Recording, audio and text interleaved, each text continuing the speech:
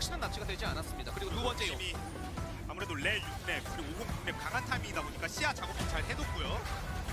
싸우고 싶은 거죠. 2500 갈라놨고 네바 1300 이미지를 봐야 되거든요. 렐 잘 들어갔어. 그 다음 공돌 수 있나요? 이 다음 돌면서 와! 이러면 농심이 와! 대박 농심이 착가님이 농심. 와! 잠시 치고 있는 거죠. 지금. 루아 노틸러스 다 들었습니다. 오히려 노틸러스 들어주고 이러면 대장을 마구 깔면서 그러면 우리 오니까 불리한 줄 아는가요? 요 아래 여기 노틸러스 등장! 와 가민이 대놓고 갖고가 있었거든요. 맞습니다. 기가 막혔네요. 가민이 대목 플레이. 그리고 아니 발까지 위험 발까지 잡아냅니다. 앞에 트래픽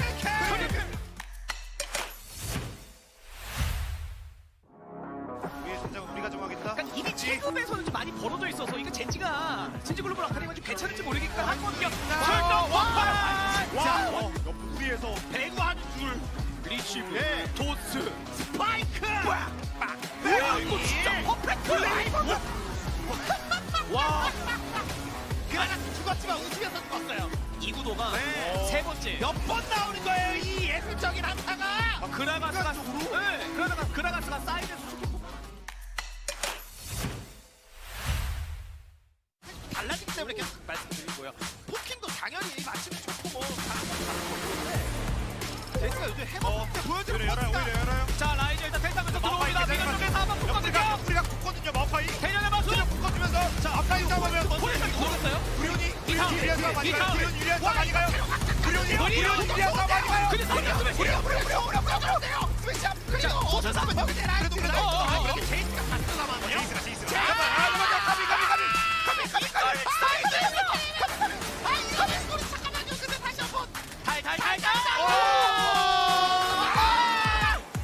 가민 제외 전부 전장이 탈.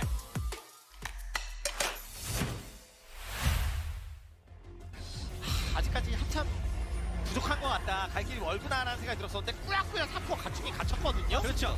그래서 이제 거의 다 왔다고 말씀드릴 수 있는 상황을 자, 만들어야 되는 상황이 물러나라. 있으면 뒤로 빠져. 대전에만 떠나 있을 때마다 옥저팀의 상대 건물을 하나씩 깨면서 땅따먹기를 위해서 뭐 이겨나가고 있는 그런 느낌입니다. 자 그러면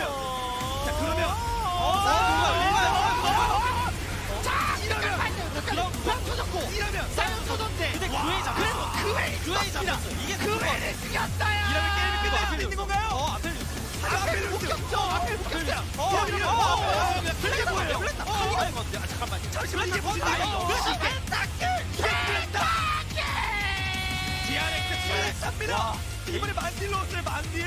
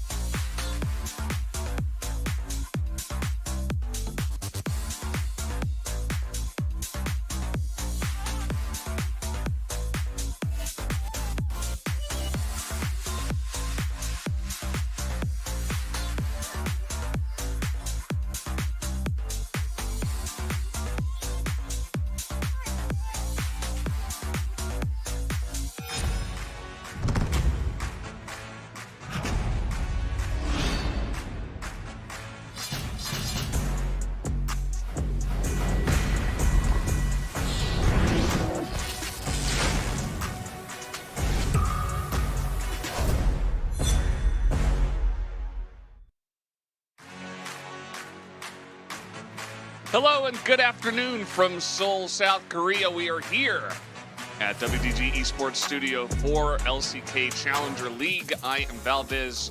That is the Korean caster desk, and that is Wolf next to me. How are you doing, Wolf? I'm doing great. I'm ready for another day of challengers. We got 3 best of 3s coming at you guys tonight. And today, is the beginning of round 2 for Challengers. We ended it last week. We just had a great week of LCK here as we crossed from round 1 to round 2. We do that in the middle of the week in LCK. We're doing it at the beginning of the week here for Challengers. So we got some awards to give out, like round 1 MVP. We will also be reviewing teams' statistics and how they went up and down the standings on their way to round 2. Yep, very true. As always, if you guys are new to Challengers, we have the chat here. So if you want to ask me, how old I am and what's my favorite color, you can do that in this chat. How old are you? In Twitch. What's your favorite color? I'm just going to ask you. I'm 7, and no, I'm 31, and my favorite color is blue, because I'm a basic Brendo. Yeah. Yeah, it's Blue? pretty straightforward. Yes, blue. Decent call. Decent call. What's your favorite color? I don't know. I'm gonna have to go with the Breon green. I wear Any like all my. specific reason? I mean, all my jackets I wear like that color. Except the puffy jacket I've been wearing recently. Kind of foresty green has always been like my thing since I was in middle school. So Okay. if I had to pick a favorite color, because I wasn't just gonna cop out and say I don't have one, but like that's kind of lame. So if I had to pick one, I'd probably be a Giga Chad. We're getting a lot of questions. Where can I get the draft pick music? I actually don't know. Probably YouTube. How are you today? We're good. We're a little good. bit tired. This is day 7 in a row for us. For Wolf and I, we did start last Tuesday with that Challenger Day. We went all through the 5 days of LCK, and now we finish off with one more day of Challengers here. Where'd you get the tie? I was looking at that. I'm like, I'll keep my secrets. Okay, this is sick, by the way. Watch this. Watch this. This is the standings. Whoa! Dude, that is so sick.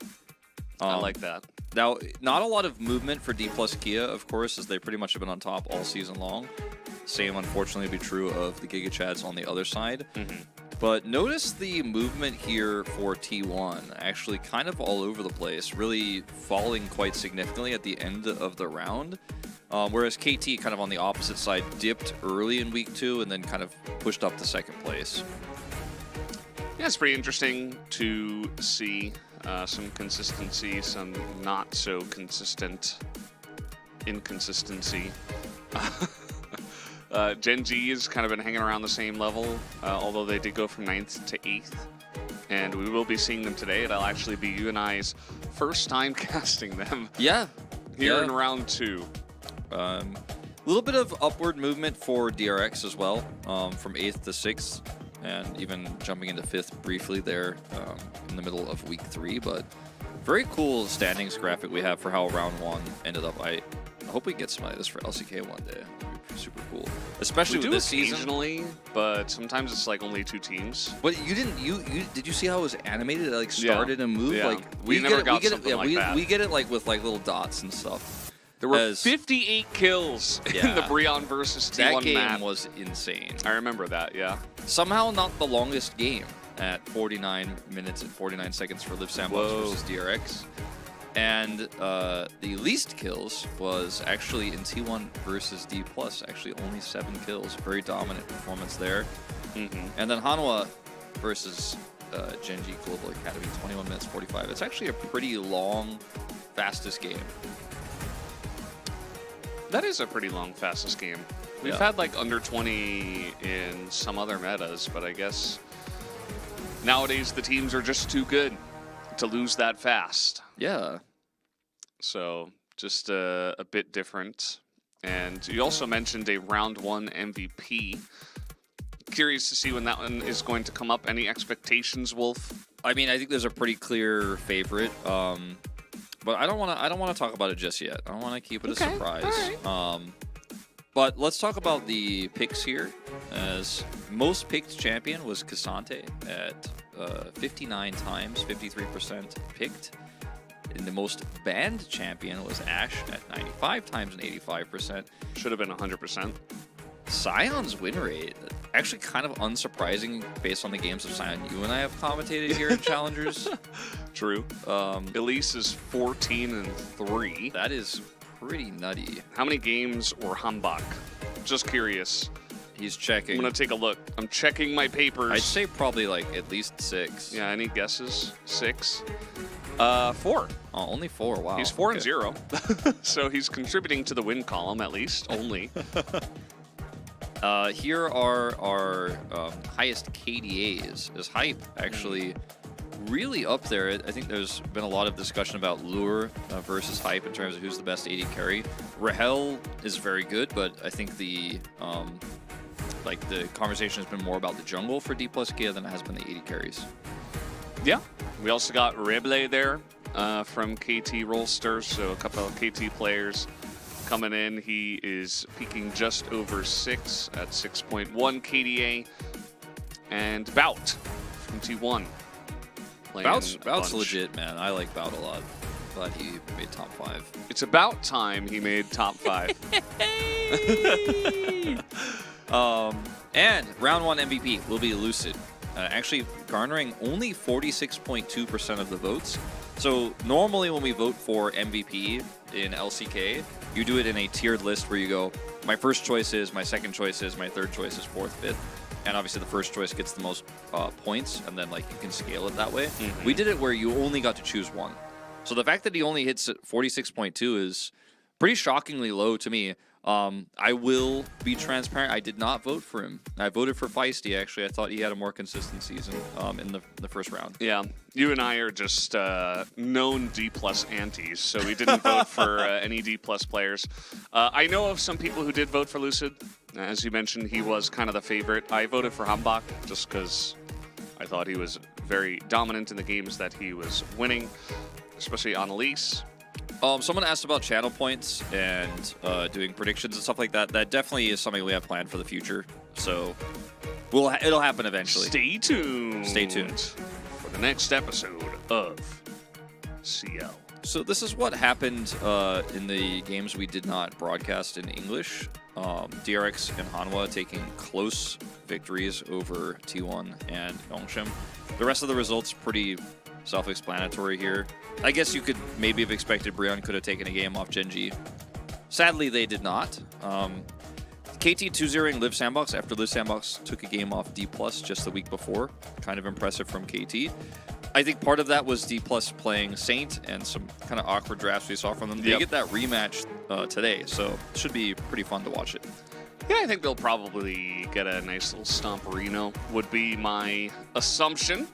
But you never know. This is Challengers, so this is the way it goes. Stare, do you have 7TV emotes? Vladez and Wolf? No, I don't believe we do at this moment. Something we can add to the list of things we need to get on the stream. KT and DK up there at the top. DK 1 point ahead of KT in terms of game score, so that's why they're in first place. Certainly our two best teams, I think, by a pretty decent margin. Like, you look at Humble IP Sports or even DRX and T1, like, in my mind, DK and KT are way above them. Yeah,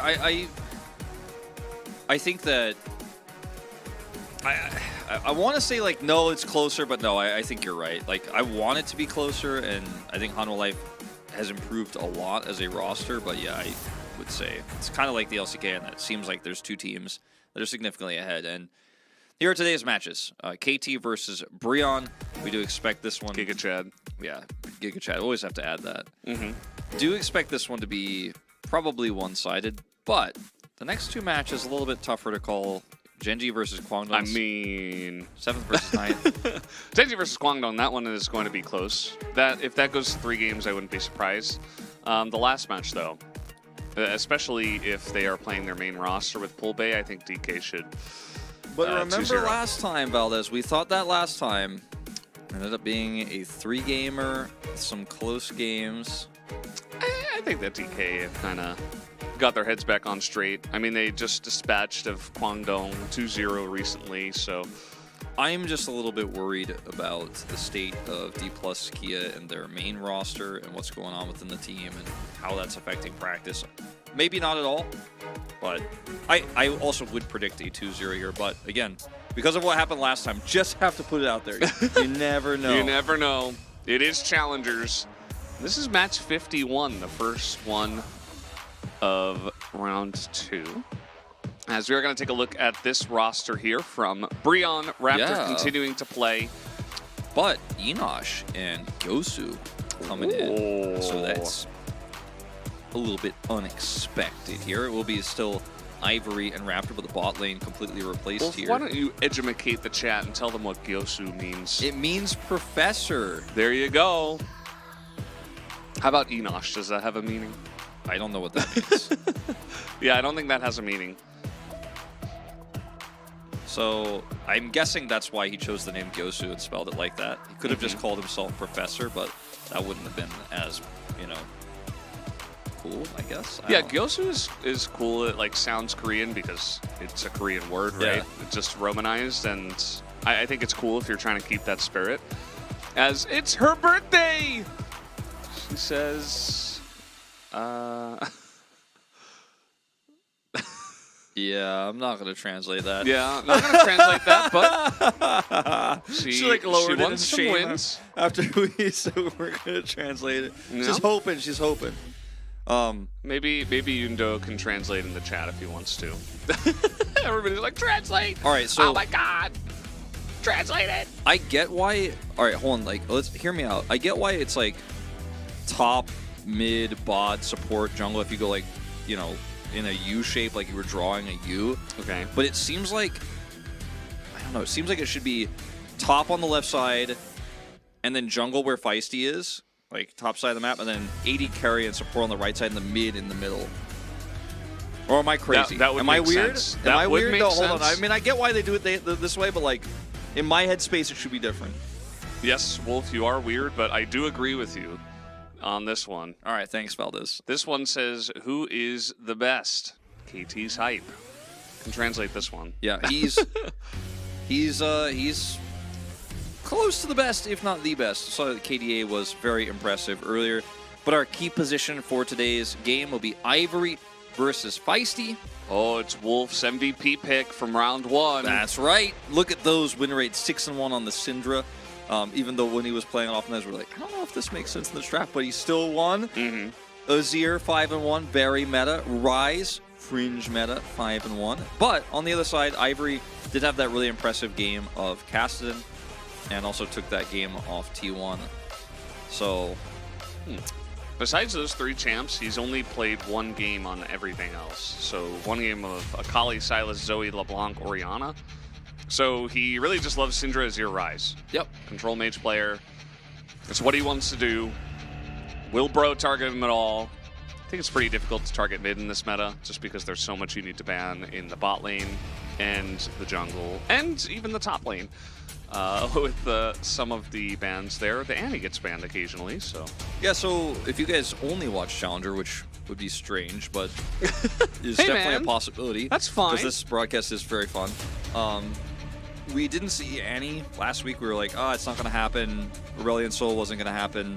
But in LCK this week, Annie was everywhere. And it's actually now a really strong red side pick, so...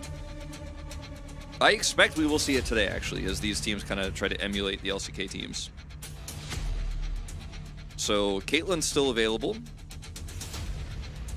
Varus, not as strong without Heimerdinger, but yeah, is Rustic, available. that's pretty accurate, yeah. She's very desperate for a bro win. That's what you could say. Dissing bro, then judging us for watching CL casters mean, Sag. I don't think we dissed bro. I think we like bro. Yeah, people Bro's keep cool. trying to say we're trying to diss them, but we're not. Uh-oh, looks like we might have had... Uh-oh. What happened this time? Hype unplugged computer by accident. His face is like, oh no. Uh-oh. And so it begins. And so it begins, chat. Here we go. Game number 1, not even into the game. Oh, no. Oh, no. Yeah. Oh. Kool-Aid Man's about to burst from the wall. We're gonna get a update shortly. It looks like it's Feisty as expected. It looked like it might have been Hype, but it was just Hype reacting to whatever Feisty did. He's like, "Did you really unplug it, dude? Like what?" He's like, "Look at," he's like, "Seriously?"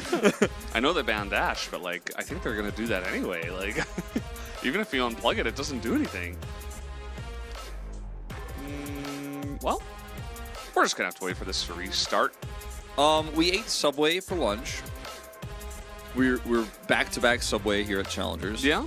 We're still figuring out dinner though. We're leaning towards it might get pho, but Yeah. it's not decided yet. But we're leaning towards pho. I was watching the YouTube chat and I was like, you know what, Vietnamese sounds great today. Yeah, I'm feeling like Vietnamese food is always awesome no matter what. Always sponsored. What kind of bread? Wheat bread. Both you and I got Yeah, wheat we got bread. wheat. But like Subway bread is not. It's not really bread. It's like it has so much sugar in it that you. Well, Korean Subway bread in particular is very different from Western Subway bread. Is it better? I think Western Subway bread is better, but I actually normally so like I get wheat because it's healthier, but my favorite bread is the Parmesan oregano. Just so you know, chat. Yeah, same. But I Somebody in always get wheat YouTube 'cause chat I'm said trying to, Vietnam, and then another person said Morgan. Two great things. Yeah, it's really one nice. great place and one great player. Yeah. Unfortunately, Morgan is not playing for this team. If you want to watch him, you'd have to watch the LCK. I'll be playing in a few days. I'm actually thinking about taking a trip to Vietnam this summer during the off season. John Oliver particularly mentions Korean Subway. Ooh, now I'm scared. What did he say about it? Yeah, I'm like, well, we didn't finish our sandwiches. We only ate half. So. yeah. Yesterday, or not yesterday, last week we talked about how Korean Subway doesn't ask you what you want on your sandwich, but what you don't want on your sandwich. After I got interrupted like 7 times by team fights, steak and cheese. Yeah, that's what I got. Yep. All right, it's time. We're back in the draft. Looks like everything's been replayed. It looks like the client was forced to restart for some reason. That's what we were told. So everything's fine. What role do you casters play? I play mid. I play mid these days. Mid jungle.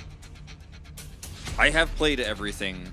I kind of move positions to what I think is like what I like to play. And right now it's mid for me. Oh, they market it predatorially. Predatorially. Really? I don't know. I mean, so what do you think about first pick Lee Sin Wolf? I think it's one of Raptors' best champions, but I think it's pretty poor choice. I think it's a poor choice, but I do think it's one of Raptors' best champions. We saw Raptor play a lot of it last year when it was very strong. Unfortunately, not the case right now. And even with the Heimerdinger ban, we see the Varus come through. It makes you feel like it's going to be a Varus Karma. Viego. But they picked Viego instead. It is Hambach, so I'm down to trust, but like... Down is this to Zeri? trust. Is this Zeri Annie? Zeri Lulu. No! Could have been Could be Zeri Varus Annie. Annie. Could be Varus Annie. Oh. Now we're It's like... just the big naughty boy. Challengers and LCK is really diverging this week, I think. Like, this is... Like, where's Karma Ezreal? Just Where's not here at Caitlyn? all. Where's Caitlyn? Where's Pioshik? Who are these players? Who are these players? Where's Morgan? Someone asked in YouTube chat what our favorite name is for the LCK, for the Challengers players, because they have some good names. That's a good question. Probably Vincenzo. Vincenzo is a good name. Or maybe Plan B. That entire team has great names. I'll have to think about it and get back to you. Oh, no, Ty's actually, I'm just got going to pick Frim. nightbotted. Frim? I'm going to pick Frim. Frim? Yeah, I'm going to pick Frim. I mean, It out of sounds like- these names, I would go with Gyosu or Hambach. It sounds like a typo of from. Like, someone types Frim. like from because they're about to run Zerglings up your ramp, but they like mistyped it because they're nervous about the plan they have, and they type Frim ? All right, LeBlanc and a Akali band from Ivory, and Ivory. They don't read the chat. Yes, we do. What? Yes, we do. Come on, Carlos. Get it together. Oh, he said I think. Okay. It's okay. He was wrong, but it's fine. It's okay. We all learn. And, you know, we were just talking about the champ pool of Feisty, right? The Syndra's band, the Azir's band. So what does he play? Rise. He has 3 picks. All right, let's see what we're getting here for solo lanes for Brion. Into Rise, not a lot of great options here. Honestly, Yeah, I'm like, you're playing Victor, Yeah. you're playing Syndra, but Syndra's banned. No. No. No. Oh, no. Oh. No. Wait, hold on. This is where it gets worse. No. Hey, I mean, he's, that's you know, not- he's got to blind pick something, so Yeah. Jace is banned. Like, you don't really have a lot of options unless you want to play Like, Gnar. what is, yeah, I think Gnar, But then you just get jaxed. Yeah. And then you get 1-3-1s and you absolutely get wrecked. yeah, I don't know. I guess Renekton next to Gragas is the safest pick, but Gragas is going to give you nothing in this comp. Like, at least Renekton gives you some single target with the Zoe. Ooh, this draft is not my favorite. This draft is fine for KT. Yeah. It's Gnar. Just team fight. You can play around. Feeling good. You can play around top side here and just kind of concede the lane. It's not a lane that you're going to lose. You're not going to be able to have the ability to push it into turret and like dive Zeri, so you just play around top side, gank the Renekton, try to put pressure on Raptor. Zoe should be very difficult to use in this draft. Oh, okay, mid Lulu support Zoe. Oh, no. Yeah. That would have been fun. Clearly. That would have been fun. But instead, Valdez, we're going to get a Zeri comp that's also trying to be a pick comp. And I don't know how I feel about that. It just doesn't go well with it. I think that the Victor Zeri is something we've seen in terms of carry duos a lot in the LCK and in Challengers, and they just said, you know what? Let's pick Zoe into Rise, which is also not a great matchup. No. And also it doesn't go with our comp. So I think Ivory's just trying something new, right? Like, Bro are 0-10, so I think they're just like, let's see what happens. try this out, you know? Who knows? Maybe he can carry. Maybe he can. It's Challengers. Sometimes these players just play what they want to play. This is a 0-10 Breon. They are really struggling right now. Ycaster doesn't like Bro. We love Bro. We just don't like this comp. No, obviously we hate Bro. No, I mean, look, I think they could have played something different. I would have liked the Victor more. I wouldn't have liked it a lot, but I would have liked it more. Yeah, they are struggling. They are struggling. They're not thriving. They're 0-10. They're not thriving. A thriving team is KT Rolster. All right? True. Hold on. We're going to go in a game. We will talk about what struggling and thriving means. We'll get there. Casters don't understand scaling. Yeah, they'll get there eventually, right? Right. Yeah, well, let's see. Maybe this is their springboard moments. Maybe they can jump off of this. Guys, we have game number 1. Let's jump on the Rift.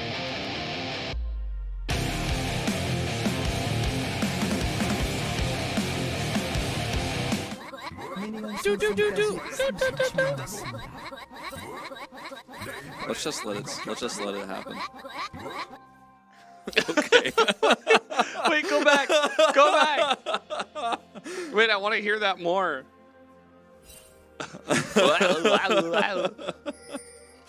All right, so let's take a look at the different. Oh, this is a perfect time to discuss this. A little pause. Hell yeah. So Nose KT is sitting at 9-1. That is what I would call a thriving team. A team that is doing well, finding their footing, excelling. No, thriving. Okay, 9-1. That's thriving. 10-0. That's not thriving. Because like, I mean, you're not thriving. You're just winning everything. I don't know. You're undefeated. Okay, but 9-1. That's thriving. 0-10. That's not thriving. All right, you see a wilted plant, you say, "Oh, he's thriving." No, you say, bro. "I'm worried about that plant. Is that plant okay?"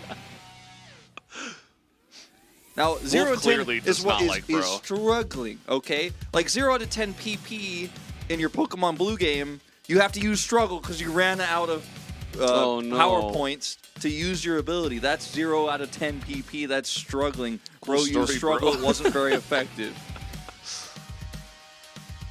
It's okay. I'm a Bro-leaver, chat. It's okay. We have a lot of Bro antis here on the desk. Okay, Ivory has a game sound issue. Look at those gloves, man. Yeah, you got to make sure that you don't touch the player's equipment. I actually really respect that our referees are just trying to make sure they don't get anyone's equipment touched or contaminated. Or do you think that's because of COVID or just because of, like, just you don't want to put your hands on someone else's keyboard? I would say the policy was probably implemented due to COVID, but think it will probably remain in place because of the other things. Like, you don't want to get like what if a player's like, oh man, the referee had sweaty hands and he touched my mouse during the pause, and now I'm really uncomfortable. You know, like just remove all of that. Not saying this ref has sweaty hands, but what if he did? You wouldn't want that. Yeah, you don't want to assume that he has sweaty hands. Although if he's wearing those gloves, he probably does. Like, I don't know, my hands would sweat in that. Yeah, I mean, but they will be, but his sweat will be then blocked by the gloves, the layer of protection. Yeah. It's fine. You think they're latex gloves? Probably, yeah. Although they might not be if he's allergic. Yeah, I have a small latex allergy. Oh no. But most stuff these days, most gloves aren't really latex in my experience because of that. Because latex allergy seems to be quite prevalent these days. It's been phased out. Yeah. Yep. We could talk about Fire Realm during the pause. so rude, calling his hands sweaty. We did not. No, I said he probably isn't. But what if another ref? That didn't happen. Danger him. This is just the day where chat trolls Wolf the entire day. The watch is pretty. Pretty clean though. Justice for the refs. What's my favorite Fire Emblem game? Probably Fire Emblem 6.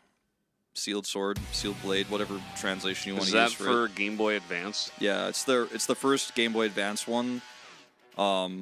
It's Roy's game, to put it into perspective, a non-Fire Emblem game. You guys know Roy. Which one is Marth from?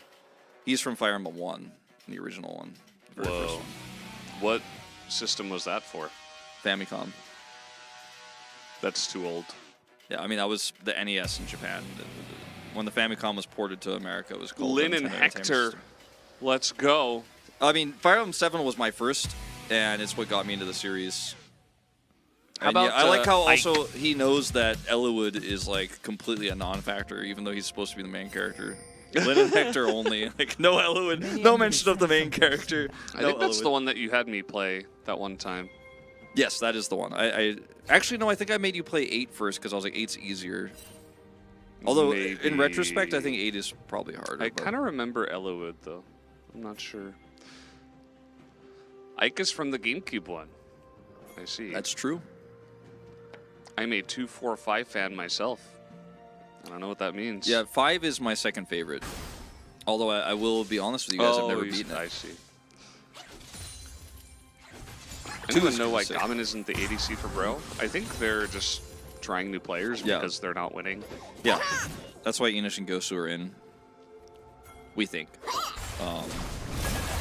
We don't always get, like this is not the league where we talk to the coaches beforehand and stuff like that. We're not even in the same building as where the players are. Sometimes we see the coaches.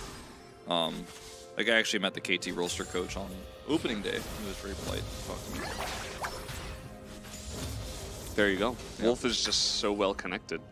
He knows everybody. But today I didn't, so I didn't know. And we're actually pretty close with some of the Brion coaching staff, in fact, but I didn't run into them today, so don't know. Yeah. Got a little hook here from Rebel. Even Ignite going to be used. There's been more prevalence of people in the bottom lane just using summoner spells, including Flash, to try to get a small advantage because they know how fast it can snowball. Yeah, it's true. Relic Shield on the Nautilus means you can just push these minions in super fast and try to put the pressure on. Once Zeri and Lulu hit level 3, though, it's going to be a little bit tougher to actually put that pressure on. You will have some, obviously, with Varus. It is going to be on-hit Varus, but Hype can kind of harass with his abilities, and eventually this lane will even out. It's not going to be the double poke lanes it could have been. It could have been Varus Caitlyn. Could have been. Could have been. It's not going to be. Could have been Varus Karma. Could not have been Varus Heimerdinger. They banned that. Yeah, true. Should not have been Varus Heimerdinger, but due to the ban, not allowed to be as. Ooh, nice Relic Shield hook. No Ignite, but they have to use heal this time. So Gyosu is just kind of eating it. There's Hanbok. Part of the reason why I voted for him, I really like his style. He's a very aggressive jungler, and I'm excited to see how he can continue to get this team ahead. I feel like he is a major part of making Feisty and Hype the carries that they are. As Gosu is just going to clear that ward. Yep, that's what he's going to do. Raptor down here on the bottom side. Would you say that Bro is thriving after that trade they just took? No. I would say they're not struggling either, though. Okay. Just curious. You know, down a summoner. That's what I'd say. So this is what we expect in this draft, right? You have bottom side is completely left out. Nice play from Frim. Bottom side is left out. Hanbok only just now coming down there to grab this crab. The Lee Sin can't really dive this because, first of all, they're not going to have much prio, and second of all, it's a Nautilus, so that's not something you want to do. So KT have a lot of power in this early game. No Zoe, also not having a great time in the mid lane. Yeah, it's kind of what we expected. I'm not sure that he's going to have a big effect on this game. I mean, the pick potential with Zoe and Lee Sin is maybe part of the reason why they picked the Zoe, something that's a little bit more proactive in setting up plays with your very aggressive jungler that they just first picked in this draft. Otherwise, I'm not sure why to go for this instead of something else. As Enosh and Gyosu coming in here, and definitely a little bit of struggle street for them. Varus and Nautilus can do some nasty things. Yeah, I mean, we saw Rebel's last play where he used Relic Shield to delete the minion that I think it was Enosh who got hooked there, who was standing behind because he was like, oh, I'm safe. And then he just deletes the minion and then hooks him right away. Doesn't need to use a flash or anything. It was just very clean. And because they have Glacial Augment, you know, it gives Hype the opportunity to hit several autos right afterwards because of the slows. We are going to have a Drake contest here from Bro. Not advised. Not advised. Not advised. They're going to flash in, and Raptor is just dead. Even flashes after the play, so early first blood to the side of KT. And just a Drake donation, yeah. Giga Chad. Yeah. Definitely not the play there. Well, I mean, that Raptor on Lee Sin was trying to get a little bit frisky, but shouldn't have. Let's watch this again because you think that Ryze is not here potentially, but you know the enemy jungler's there, you know the bot duo is there, so you're already outnumbered. Like, assuming Feisty wasn't here, which he was, and they didn't have vision, but like they could have reasonably assumed. But let's assume Feisty is not there. You still don't win this without your bot duo. You don't, and you don't have the prio to set that up. They're catching the wave bottom side. And Rebel just doesn't wait, man. He flash hooks you. That's the end of that. So, I mean, if you had Lee Sin at level 6, you know, if it's a different timing, maybe you could get a good kick play off here. As Raptor doesn't know. Raptor doesn't know. Oh, Ivory took a huge trade too, as they're trying to go in onto Raptor now, but actually flash forward from Feisty as he's going to pick up the kill there. Raptor does trade it back. But Feisty's just having a grand old time here in mid. Just 2 kills now. He is a massively fed Ryze. And that trade, I think, at the end of the day, should favor KT. Oh, absolutely. Well, let's watch it one more time. So Ivory goes forward here, looking for what I'm not entirely sure. That was a very awkward time. I think just baiting as the most realistic option I could think of. Is just really wants to pull the Ryze into it, but they just don't have the critical information that there is a Viego nearby. Good play from Raptor, at least, to shut down the Viego and then get out because he's a super mobile Lee Sin, so he won't be able to, or won't be forced to. He's not going to be killed. He can get away with it and get out to turn a bad situation into slightly less bad situation. Yeah. Yeah. Yeah. Yes, I won't deny Kate were most picking bans, but she's definitely going to pick that often since then. It's already week 10 now. Early season spam does not represent current situation, and she's not nerfed. He then says, recently is all Zeri / Varus / Lucian. Not completely, but that is a conversation we have been having for a while, and I think the reason why it's mostly Zeri Lucian is because Caitlyn is banned all the time. In Korea's Hanbok is found by Raptor. Yep. He's really fast, though. Should be okay, as Hype is going to get cleansed on and has to flash here as okay. Little bit of trouble as in comes Rebel, sets up a massive play. Gyosu taking a lot of hits from the minions. Can he dodge and the Ignite. Hype should have another arrow soon. Yeah, it's just going to be enough to push them off as Feisty also was looking for a play, but not going to commit to it. Ah! Okay. Sorry. Yundo doesn't miss those, so I was just like, trying to lead everybody into it. The arrow's coming, comes, and that's okay, fine. He could have realm warped Feisty, as you mentioned. They're still here. Yeah, when this wave crashes with a cannon, it's problematic. They're essentially saying, okay, Raptor's going to help us survive here, and in fact, Another arrow is nearly going to take Yosu's head off. Instead, it hits the Zeri, and now they have to back now at a worse spot because it's not a cannon wave. That's really unfortunate. Ivory didn't come down either. It looked like he was thinking about it. Feisty still isn't Realm Warp. He's looking for a Realm Warp play top. Here we go. Here we go. Here we go. 3, 2, 1. Time to Realm Warp. Yeah, Frim in a little bit of trouble here. As he is going to go into the Dominus. Nice play around the brush, as Feisty now has to get behind him, essentially, and Frim will just flash away. Look at Feisty's teleport timer. He's like, yep, cool, whatever. I can make this play with no risk to myself. I could just go back and straight teleport to lane. No problemo. And actually, even even Kosu is like in the mid lane trying to push it in, like, yeah, hold on, we'll make him lose some minions for that one. Nah, he's fine. Unfortunate, but I mean, look, this draft for Brion didn't leave them a lot of options. KT Rolster playing like an LCK team right now in almost every way. It's really cool to see.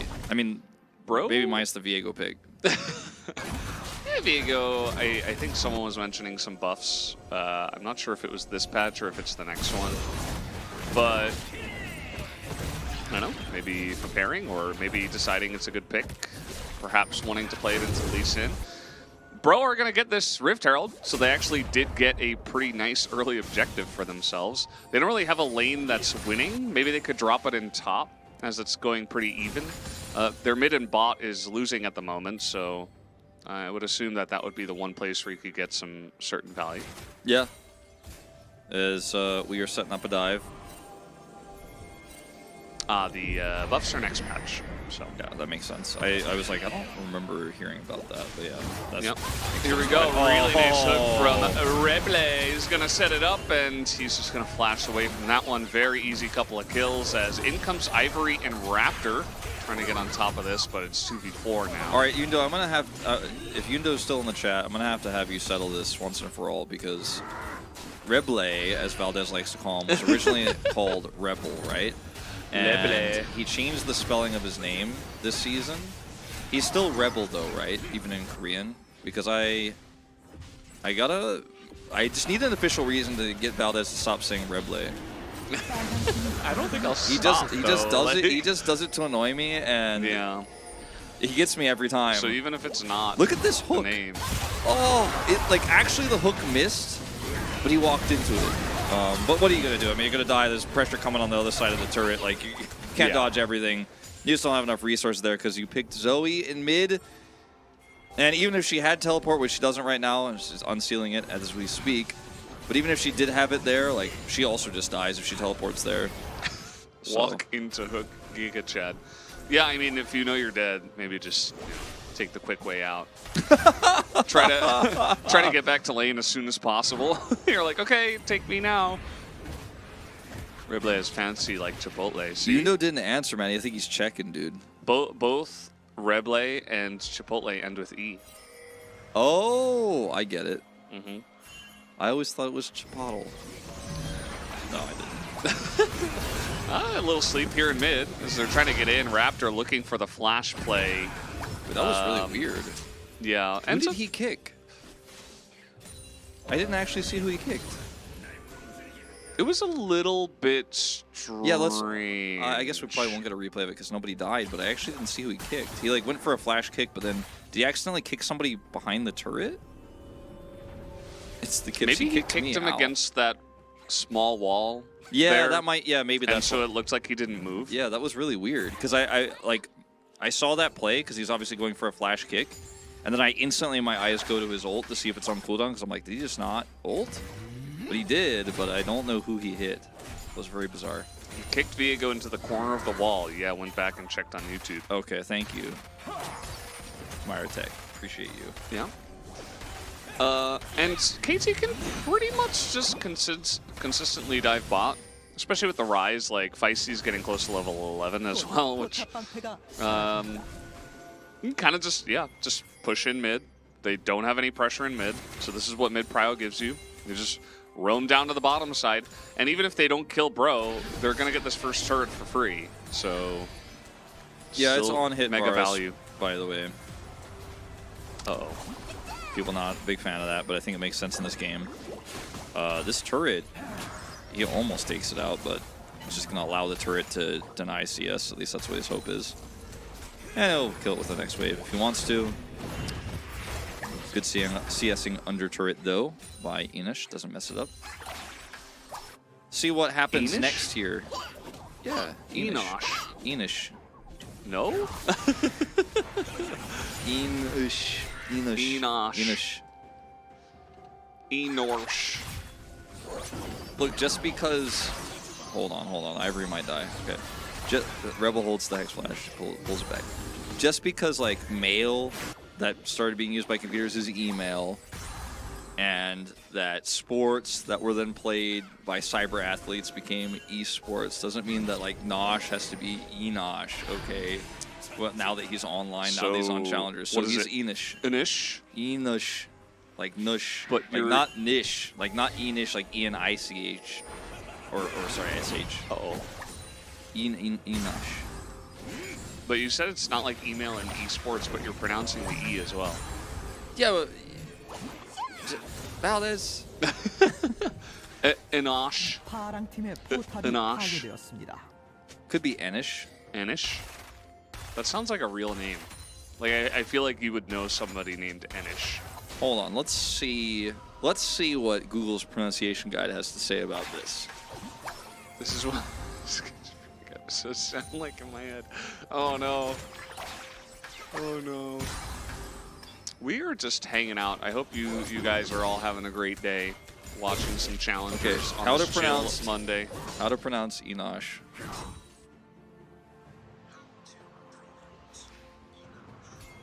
By Trevor Klinger. Enosh, yeah, so I was right. All right, you were right. According Enosh. to Trevor Klinger, which I don't know if that's reliable, but it was the first thing that came up. All right, cool. There we did it. Enosh. All right. Enosh. Thank you, Internet, and thank you, Valdez, for being right the whole time.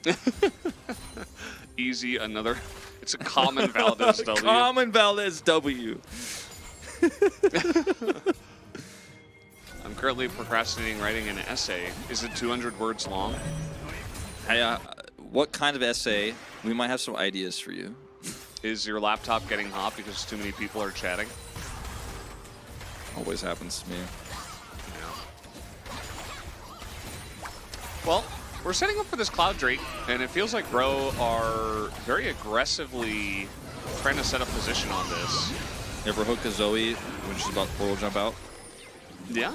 First time for Rebel. That was his first time. He's never done that before. He won't do it again.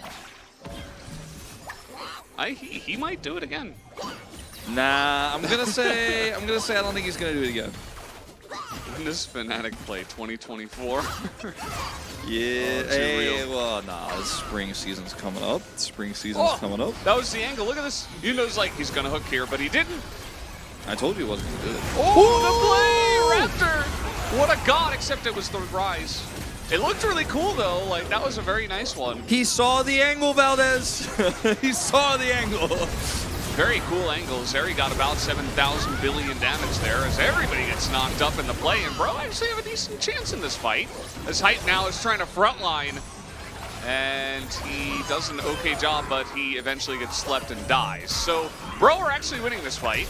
Somehow, as Flash comes in, Ivory showing why he picked this Zoe as everybody on KT's getting super low and dying.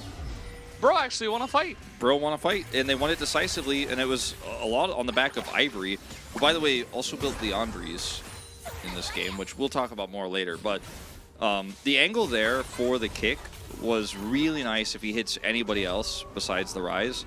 But still actually pulling Feisty out of the fight gave them a little bit more space. They could move forward. As we'll watch this one more time. The angle here that we see from Raptor, where he actually ward hop flash kicks behind Feisty, was super slick. But then Feisty backs off, but he's really low. Notice what the angle Frim gets here during this. Sleep goes onto the Nautilus first, takes a ton of damage. Some of that Leandries burn coming through. Actually, I don't think he has Leandries yet in this fight, but either way.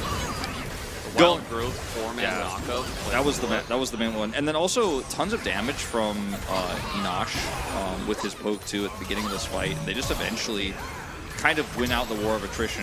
Ivory goes forward with the flash, The sleep onto the Varus is the real winning moment, though, because without that kill, you know, Varus just runs away with this. I don't think he had Leandri's thinking that fight. I'm not 100% sure. Leandri's damage for Zoe is, like, just not quite apparent because her abilities, They slap. yeah. They schlap. They won that fight from down 4,000 gold. Yeah, I mean, it was a bit of an awkward setup there for KT, but the wild growth plus the sleep on Varus, I mean, there were a few things that were really right. And if that kick from Raptor is on a prio target, which Rise will be later on if you have the damage to pick him after that, could have been more decisive than it was, actually. Hi, Peru. What's up? Casters, why is Giga Chad disabled? Well, the casters don't actually have, I know this might be a novel idea, but the casters don't have control of what happens in the chat, actually. I mean, I don't think he's trying to imply that we control whether Giga Chad is enabled or not, but he thinks that we might know why. Casters, please unpause game. Casters, pause the game. Yeah, the casters, you know, we just decided we didn't want to press the button, guys, so sorry about that. That was pretty unfortunate. Humbach was kind of mostly standing still. Yeah, that was... Is there a crowd? Yes. Where's Faker? He's farming camels. I think he's farming minions. He's always farming minions. They're going to drop this Herald in mid. I mean, they might be able to siege this turret up. There's the wolf turret for Zoe. The Wait a wolf minute. turret? I haven't used that reference in a while, huh? Yeah, who's this Zoe character? When I was new to League of Legends, it was one of my favorite color points. Like, get that turret as Zoe, man. It really opens up the map. Gotta get that turret. Gotta get that mid turret for Zoe. It's a big deal. But it is a big deal, and it is going to open up the map for potential picks a lot. If you don't have a mid turret to fall back on, the map becomes a lot more deadly. And it makes it more difficult to clear vision and stuff like that. So Deadly Flourish. not in this game, thankfully. Maybe in the next one. Hopefully not. Any Jin enjoyers? I mean, sometimes. I like Jin. He's pretty cool. He's got a nice little backstory. Statistically, how much of Faker's life has he spent killing minions? That's actually a great question. Do you think it's over a year? I Do you would think s- the yeah, I'd amount say of League so, of probably. Legends games that Yeah. he has played totals over a year of time? 100%. I mean, think about how many hours like Atlas has put into Xenoblade Chronicles 2. Okay, and he That's has. not the question. All right, but I'm just saying, like, think about it. Like, if you go to his Switch profile, man, you can see in the room. I tell you, it's pretty big. These casters sound sad compared to LCS, but the players are better. Definitely sad after reading that comment. Here's the thing. Lost in Music 222. Hope you find where you were going. Maybe where just your press the music pause is. button. Or, yeah. But we're just sad at Breon's comp because they're a good team that handicap themselves as comp. And now it's like kind of working, and that also makes us sad. I'm like, they won't learn, Valdez. They won't learn. And I'm like, oh yeah, Zoe Carey was the answer. I'm like, no, it wasn't. It was not the answer. So we're a little bit sad. Because if we played the game that we like to play here on Challenges where we go, who will win this game if we stopped it right now? I think the answer unanimously between the two of us would be KT Rolster. Yeah. They have 3 Drakes stacked, even though Bro won that really cool team fight. It's, we're hoping for a different draft in game 2. Let's just say we're hoping for a different the younger draft. dude. The younger dude. Casting on my day off. Hell yeah. He's only like 1 year younger. Like, What's what does up, that Matt even mean? Peasant? What does that mean? The wolf and the younger dude. What does It's me, that the mean? younger dude. You don't even know. He told you how old he was, but I didn't say how old I was. Wolf might be older. I you might never actually know. be. Yeah, I might be the younger dude. For all you know, I'm not. But what is that supposed to mean? I mean, I have some he's gray just hair and a enjoying- beard. He's like really positive. He's like, hey, they're casting on my day off. You know, he's having a great day, Might watching have some challengers. might have a better hairline than me, but I mean, So far, we'll see may about have in a 10 more years. cheerful demeanor than me, but like. His suit may be like a little bit lighter colored than mine, but I mean, That's true. I didn't notice that until you mentioned it. He's also wearing sweatpants, but like that's not. Yeah, it's statistically proven that only younger people wear sweatpants. Very true. What is this? I don't even know if I should say that word. It could be a bad word. What does it mean? the Casper 2231. So that was Septuagenarian? It's like if you're in your 70s. I believe. Or it could be 60s, but I think it's 70s. It's just a fancy word to say you're old. Okay. All right, this is a fight that Breon have to take. There is no... Okay, well, that makes it a lot easier. Take away half the Nars health bar. Yeah, you know, the Zoe's kind of popping off. Feisty is not here. That's fine. This is just one Cloud Drake. Like, Feisty should have just kept pushing. I was going to say, like, he's not here, so there should be no fear of, like, giving this Drake up. And they are just going to, after that hit on the castle, back away. KT rolls to let Feisty take out a turret. So a turret for a solo Cloud Drake. Any bro-leavers? There's some bro-leavers in chat, no doubt. On the cast, you know, you mentioned the game. I would also vote for KT just because, you know, current game state. Ivory is kind of popping off, you know. It's been a while since we saw the Zoe moments, right? Maybe they should have played Ezreal Karma if they were going to play the Zoe, but like, hey, who cares about competition? Just win, Forehead, you know? Just hit bubbles and attack them. Ooh. Okay, hold on. All right. Oh, that kick not going to be good enough as Rebel will flash away as in they go. They have the flank on Wild Hype. Growth He's going to combo? go down. The Wild Growth combo is huge. And KT are just running away. They get polymorphed underneath this. By the way, Castle wasn't here the entire time. So he's just pushing the wave. He's fine. Feisty's going to run for about 7 bajillion years. And finally he dies. And the bro-leavers will not be stopped today. When I said KT was playing like an LCK team, I meant at that time, and then it was also implied up until exactly that moment in which they dove a turret that had like 2 health instead of just killing it and then fighting afterwards. And Breon gonna take a Baron, the whole Baron, and they will smite it, and there is no contest from Hambach. Right. No. A little bit late. Maybe, but you know, didn't have vision, so. So no idea where the Renekton is in this fight. He's backed. They had no vision of his back. Flash comes through, and then Hambach's like, I'm gonna root him under turret. This turret has no health. Or what are we? What? And then Frim comes over here, gets the stun actually amazingly. Then there's a follow-up sleep. Hype is just 100-0, and then the Wild Growth hits everybody else. That was actually a clean fight. Ivory Zoe. Yeah. I like the sound effects in the replay. Ivory Zoe. Pretty good. Pretty solid. You know, like, like we were saying in the draft, maybe they were like, oh, Ivory, just play something you're confident in. And it's his first time playing it this season, but he's quite good at the champion. Now, is it the right move? Is it the right call? Is this a good comp? The answers to those questions are no. But if it gets you a win, and you're in the very non-thriving 0-10 scoreline, you know, you'll do what you can to win. Look at the guy on the player cam. Looks confident. He's calming a lot. He's 2-1-5. Had a rough start to the game, but popping back real big. He's got his Void Staff online. He's not doing any of those weird second item stuff. That he's not going Horizon focused, let's say. Do you think they're thriving now? No. What? No. Now, in this game, also no. But, like... What? Why? I think they're thriving. Give it 5 more minutes. Astro An Nautilus inhibitor goes down, we can talk about thriving. Uh-oh, Castle. He becomes a Mega Gnar, so they're not going to go that deep, but... Very interesting game state now. It's hard to say that KT are in a good spot anymore. Like, the gold is still even. And yes, they have more Drakes. They have, you know, a more balanced comp, you could say. But well, they also have not won a single fight. Yeah, they also have on-hit Varus versus a soon-to-be 3-item Zeri.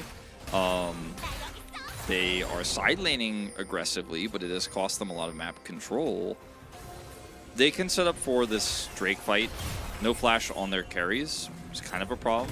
But I'd like to see them actually just look for a straight-up 5v5.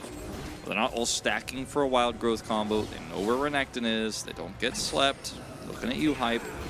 Best KDA dropping down a little bit. Uh-oh, here we go again, as they're going to get on the rise. But the Rise is one of the more tanky carries in this case, as the Varus in the backline here, Hype is getting a lot of damage done, and now Castle's gonna go. Did Bro overextend as the Meganar into the wall, gets a couple of them, and the stopwatch value is massive in this game, actually. How about doing a lot to get in the front line? So Leandres is actually kind of working out for Ivory because these fights are going so long. Would you say normally it's bussin'? I mean, it could be. I mean, I'd say yeah, like, honestly. Uh-oh. Ivory. Okay, they overstayed. Oh, no, Bro! Didn't have to be this way. Nope, but it is. Yeah. That's Cloud Soul. That's Cloud Soul, Valdez. They Broverstayed. They Broverstayed. No, never. Broverstayed. Never Broverextend. Broverextension. Oh, no. They're giving them kills back to give them a chance, you know. Broen to give, you know, they want this to be a closer game. They Brover did it. No. It's Brover. It's Brover. It's Brover, man. It's Brover, man. It's okay. They Game Brover, dude. Game Brover. They can protect the base now. This play on the Feisty. It's again onto the Rise. He gets slept and polymorphed, and then he's like, well, I got my shield. I think it's okay. But Enosh, unfortunately, was out of the fight for a lot of when they had to burst him down. It's just Nautilus things into his area, right? Yeah, I mean, he's kiting really well this fight. Prim has a really nice stopwatch, but even though Castle dies, they just stay so long here, and then Ivory goes, EV goes one step too far. One step too far. Like, messing around with this, what are you setting up for? Nope.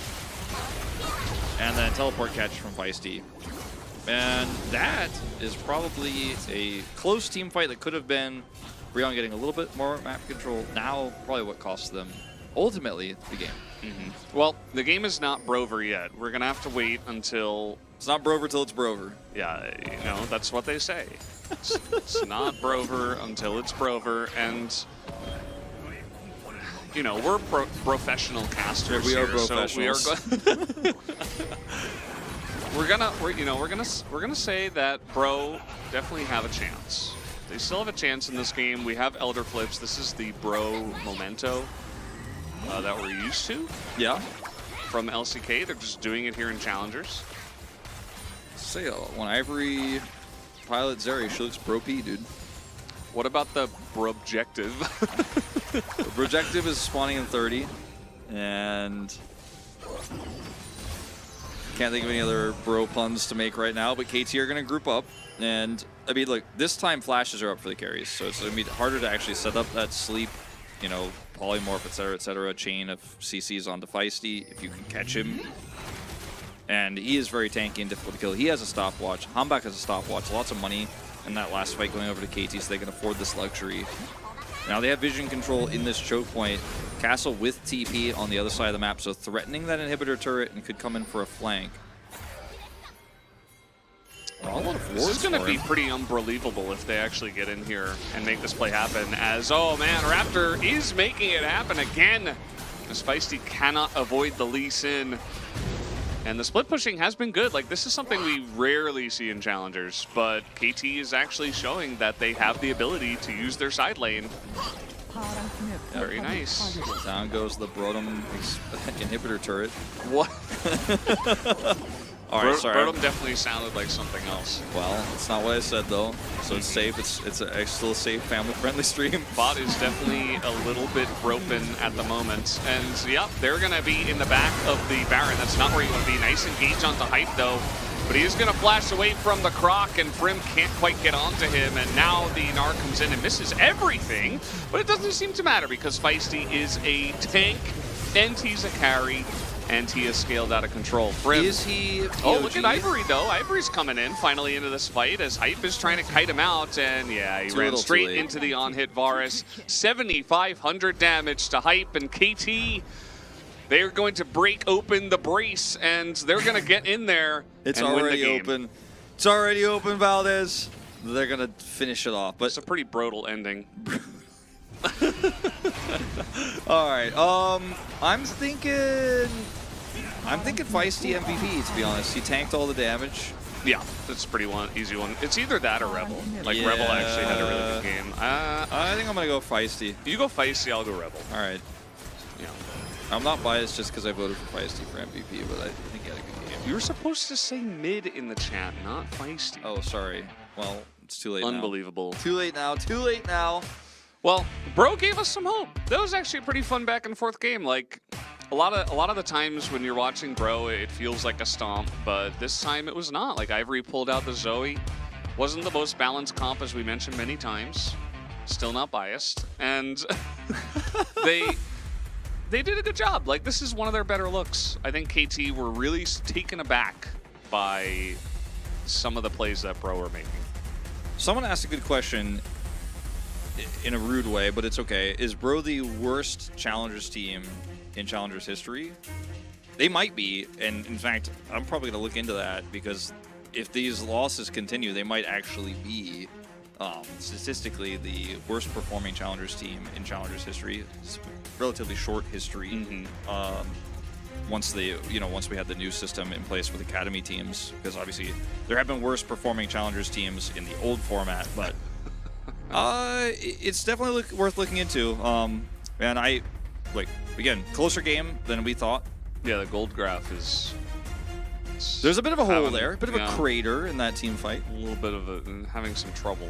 KT did maintain the lead, even if it was only like 500 gold or something.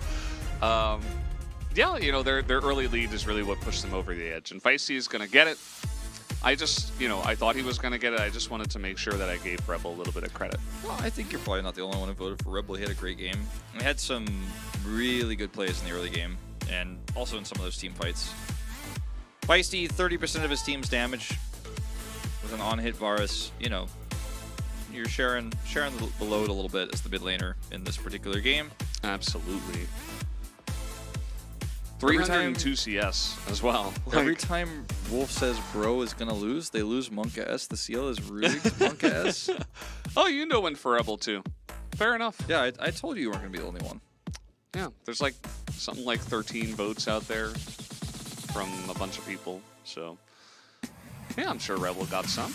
Yeah, It's he probably had a like a good nice split, where it's like 6 votes for Feisty. Wait, you got like 3 for Rebel and like a couple of random ones. How do you pronounce Rebel? How do Koreans pronounce Rebel? Is it Rebel or Reble? What patch? Patch on some patches. 13.3. Either way, guys, we are done here for game number 1. I almost said 3. And we'll be back after a short commercial break.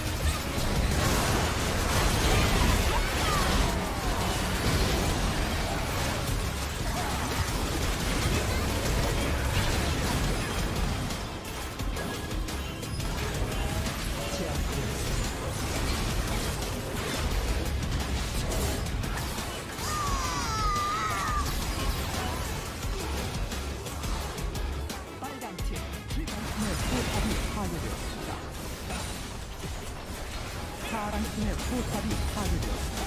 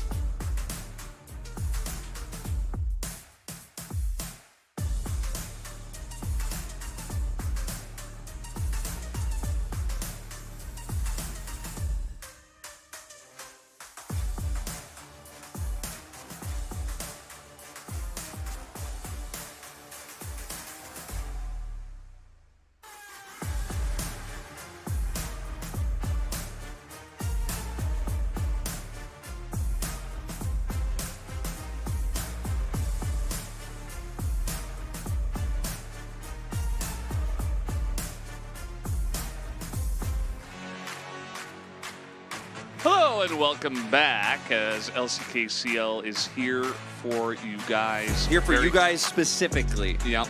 You, yes, you in the chat. Yep. I'm It's talking not about here, you. It's not here for the other ones who are not in this stream, but like they're lucky they get to watch because of you. So like people watch on the Korean stream, like they should honestly thank you guys. Yeah, they should. Looking at you. So we have some substitutions. Will be perfect subbing in for Castle. Substitutions. All right, we got to stop this.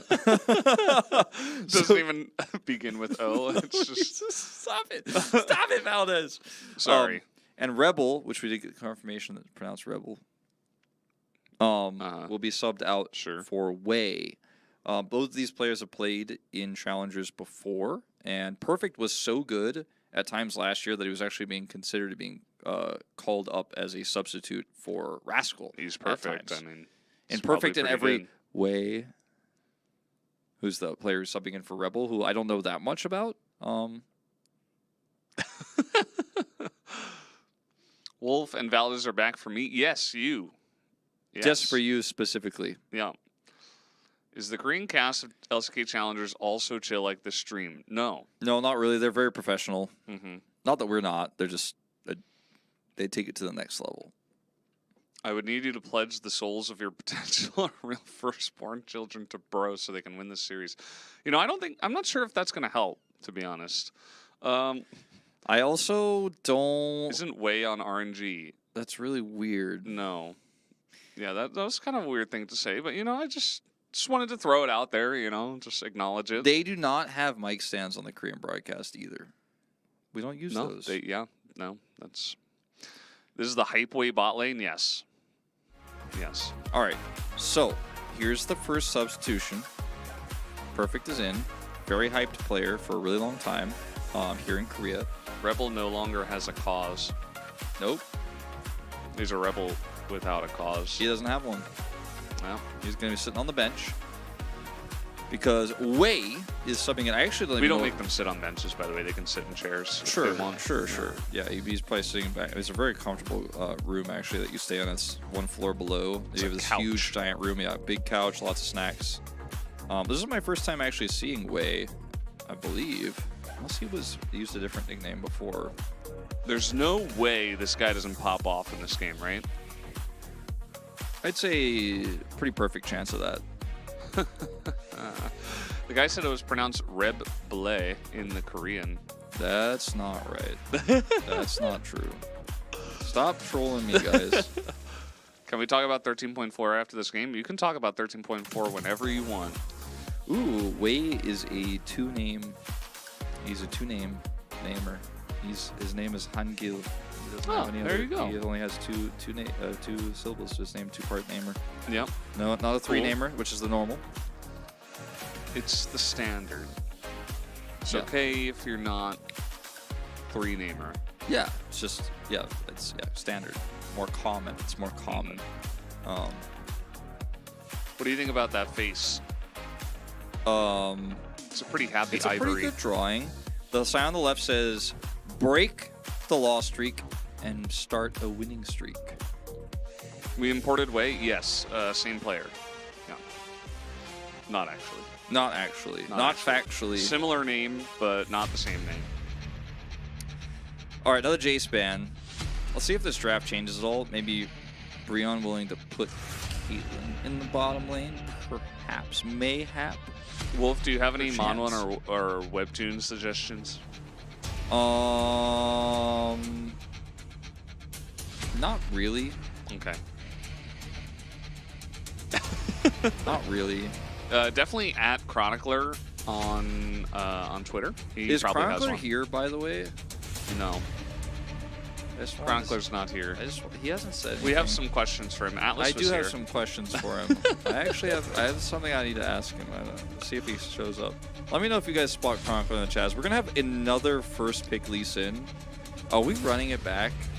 Yeah. Are we really running it back, Valdez? We're running it back. As KT, I don't see any reason not to.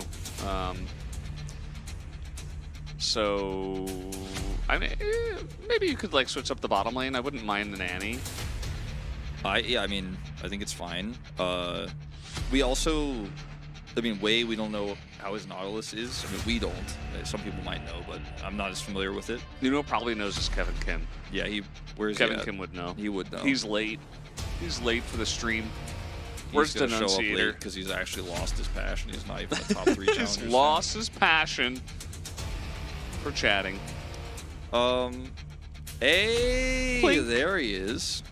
Oh, well, all right, when we get in game, I have a question for you, Chronicler, later on. Wait, it worked? Wait, there's no way Plink works, right?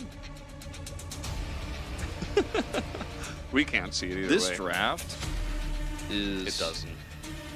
the same. Any Chronicler, what did you do to the chat? Any Zoe bans? Nope, we're just gonna ban the same champions as before. LeBlanc is banned. Any replayers? Any replayers in chat? It's a rerun. All right, the Azir ban. You know what I think they're going to ban next? Rise. Syndra. No, ban Rise this time. Come They're on. going to ban Syndra, and Feisty is going to play Rise.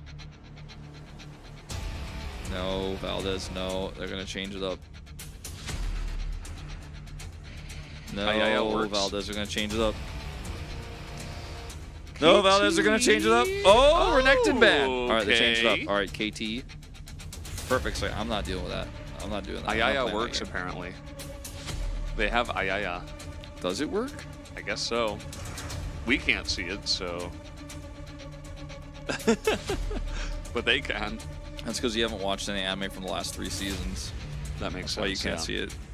You can only see it if you're Silver 3 or above. Ooh, and there's the Rise ban. I told you, Valdez. I told you they're learning. I told you. Well, he's just Told going to have you, to play Valdez. Syndra then. No, don't Yep. just play Syndra. No, don't just play Syndra. He has 3 champions. They banned 2 of them. He plays the 3rd one. That's the way it goes. No. Ooh. Okay.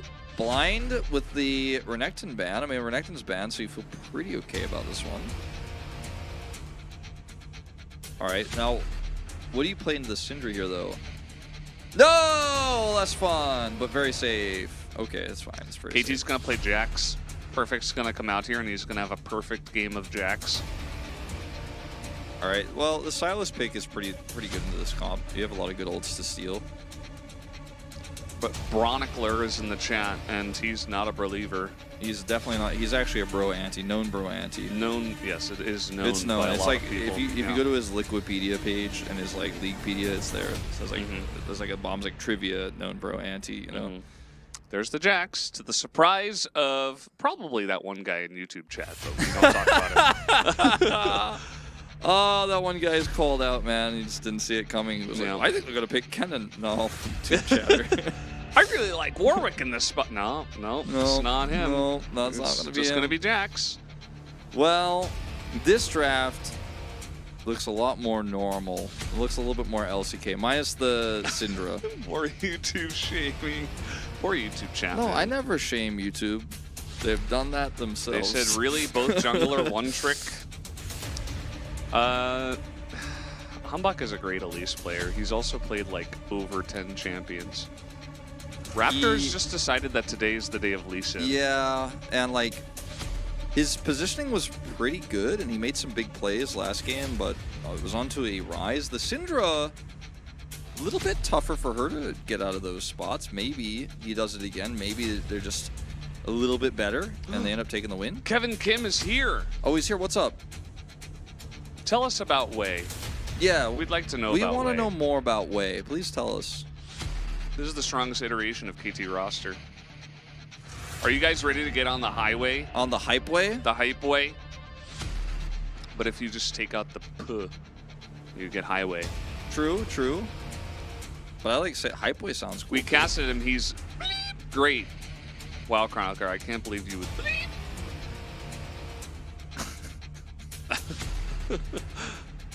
All right, Chrono, stick around, because when we get into this game, I got a question for you. Yeah. I got a question for you. We have a question for him. That was an unanswered question that's been burning in the brains of me and Valdez. And It is a burning question. so everybody wait. Everybody make sure you stay tuned, because Valdez, can we're I going to get name the my, answer we deserve. my... What is that? I don't want to say it just in case it's a bad word. Either way, guys, game number 2.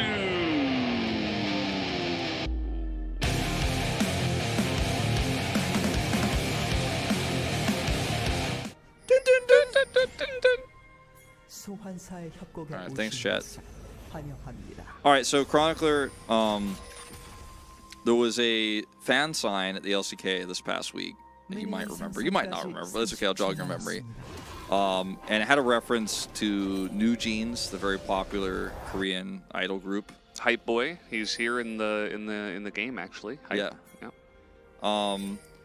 And we didn't recognize it, myself and I think it was Valdez that day, because we're not really big, K-pop people. Not that we dislike it. We just, we don't Chronicler, follow a it much. known huge K-pop person. Yeah, well, he said he follows pretty closely, I think, on Twitter when someone was asking about it, because there was a joke about, like, it's going over our heads, we had the clown wigs and all that stuff.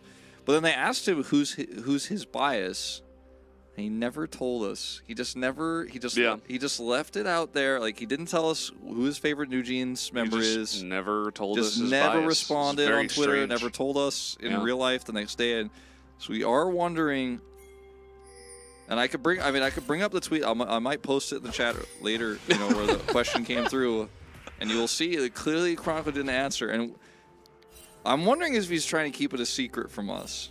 He says he doesn't know about any of the members. Yet he is a very known. Oh, little hook here. Wei already showing up. Kevin Kim said this is the best iteration of KT. I'm very curious to see how good Wei is going to be. So this is actually what Yundo told me as well. Like, Yundo texted me when the subs came through. He was like, "Oh, this KT actually is about to." I won't repeat exactly what he said, but he's like, "This might be a one-sided game." Let's just say. And Yeah. And Hani, there we go. Hani, okay. Tamara saves the day. All right, thanks, Tamara. Thank you, Tamara. We miss you. Welcome back. All right, we figured out Chronicler's bias. All right, well, that was just a burning question we had for a while. Is, man, Wei is just hitting these hooks just like Rebel did. I feel like Wei is slightly better. How can you determine that at this stage? How can you determine that at this stage? I'm on the highway, Okay, I think you're just a little bit biased because of the information we got. Okay, hold on. Secret. Oh, Hambach is right Hambach. here. Oh no, Ivory is in a lot of trouble. Has to flash away as now Raptor is DED. Down he goes. Feisty is living. Hashtag living life as Hambach steals Lee Sin's body and does a bunch of damage. Enosh has to go away. And Hambach is now 2-0, Wolf. Yep. 2 assists to Feisty. And you know what? I remember this exact play, as it turns out, from the last game. Except Whoa. this time Your it's memory a is great. Silas and not a Zoe going in. The Silas actually in a much better state of health, but yeah, he just gets totally bonked by Hambach there. G-Goff with a very important message for us. Be careful, casters. The more you praise a player, the more Papa Smithy will know. The more he'll take your players. Oh no. Papa Smithy's going to take all our players. Look, I think Papa Smithy is going to wait a little bit longer. I think he's got a pretty good roster he's working on. I think he might be trying to hold on to this one for, more than just a year, potentially. I think there's a lot of growth to be had there. I think we're safe for now. I am worried, however, about some of those LEC orgs.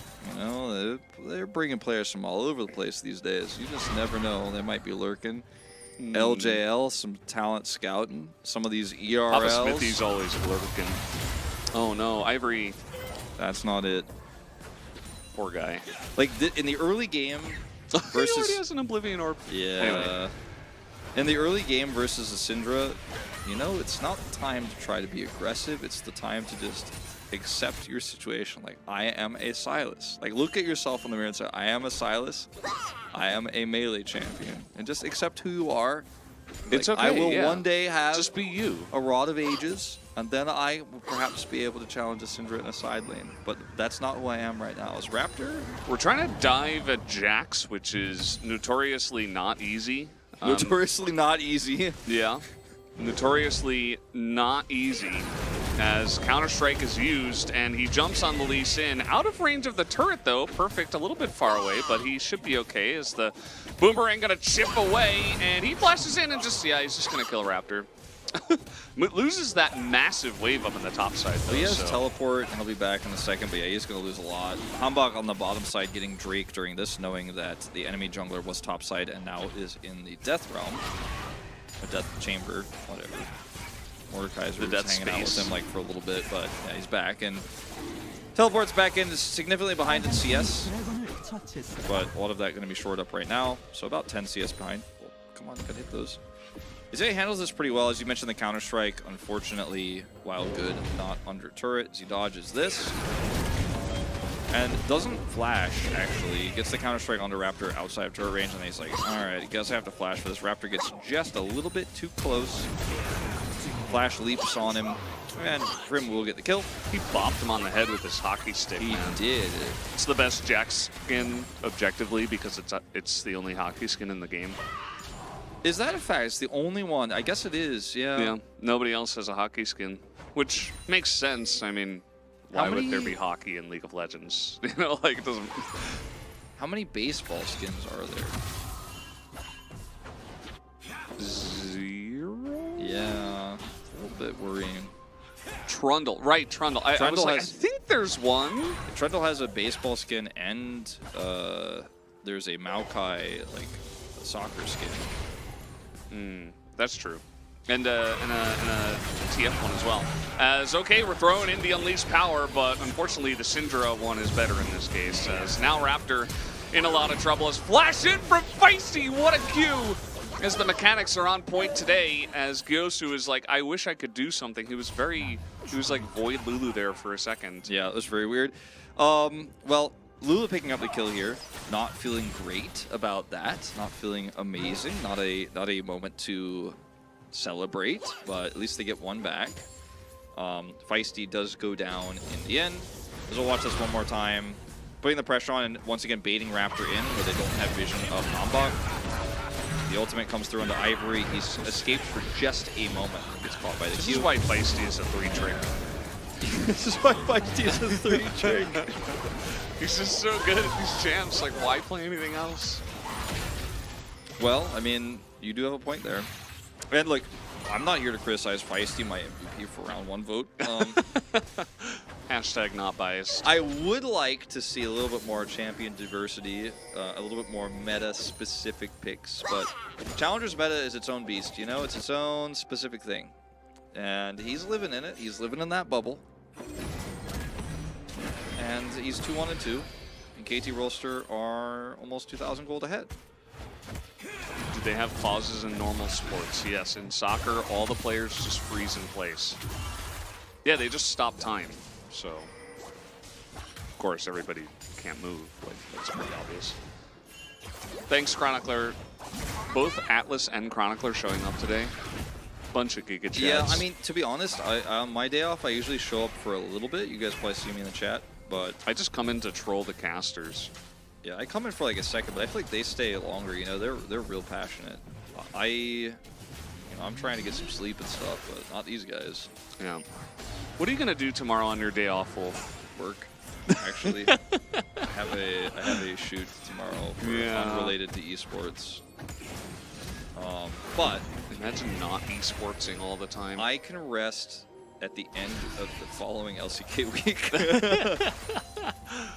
I will have next Monday off, so until then, I'll be working. But that's okay, because I love my job. I very much enjoy it. And this is the thing I'm doing tomorrow is like, in a way, my day, like it's still my LCK day off. It's just I'm spending it doing different work. But There that's you just go. what I do, man. I'm passionate hard worker, Valdez. Yeah, you're just, you know, you just have so much passion. It's just oozing. My passion. Amen.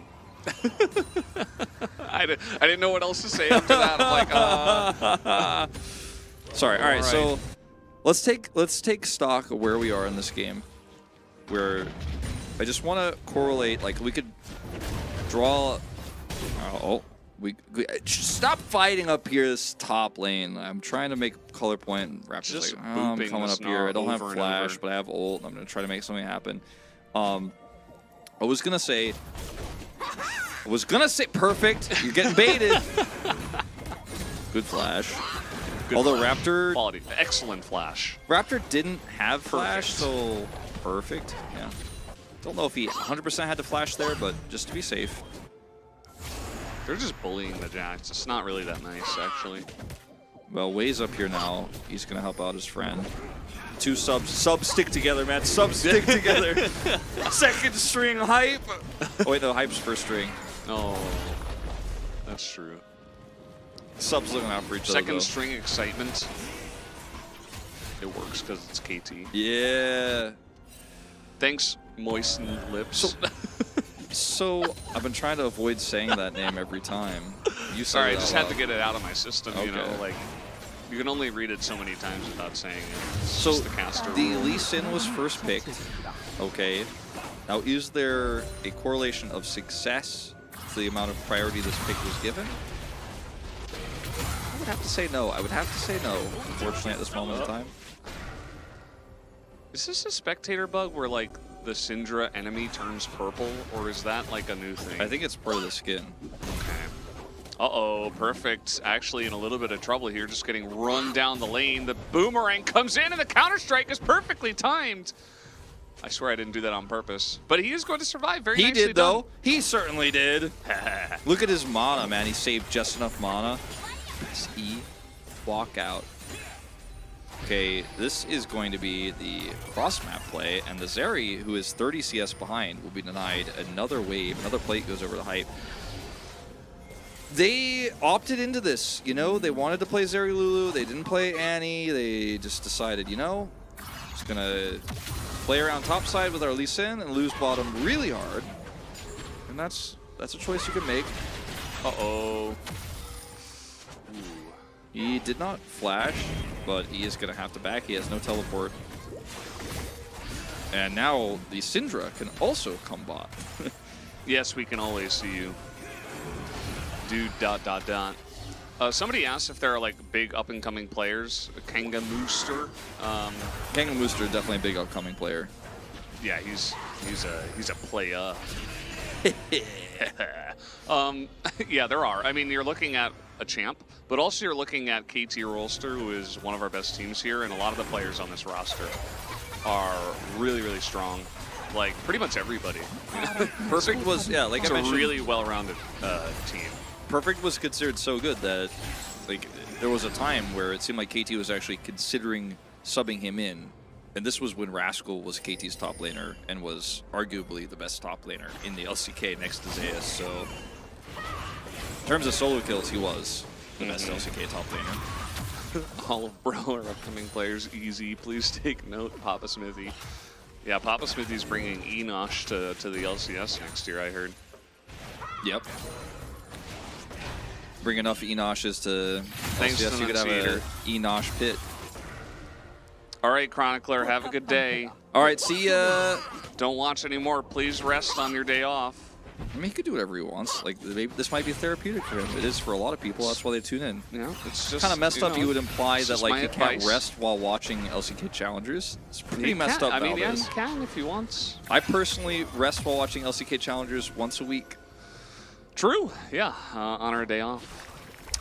Tomorrow, I am not. By the way, it's Jeff Soul.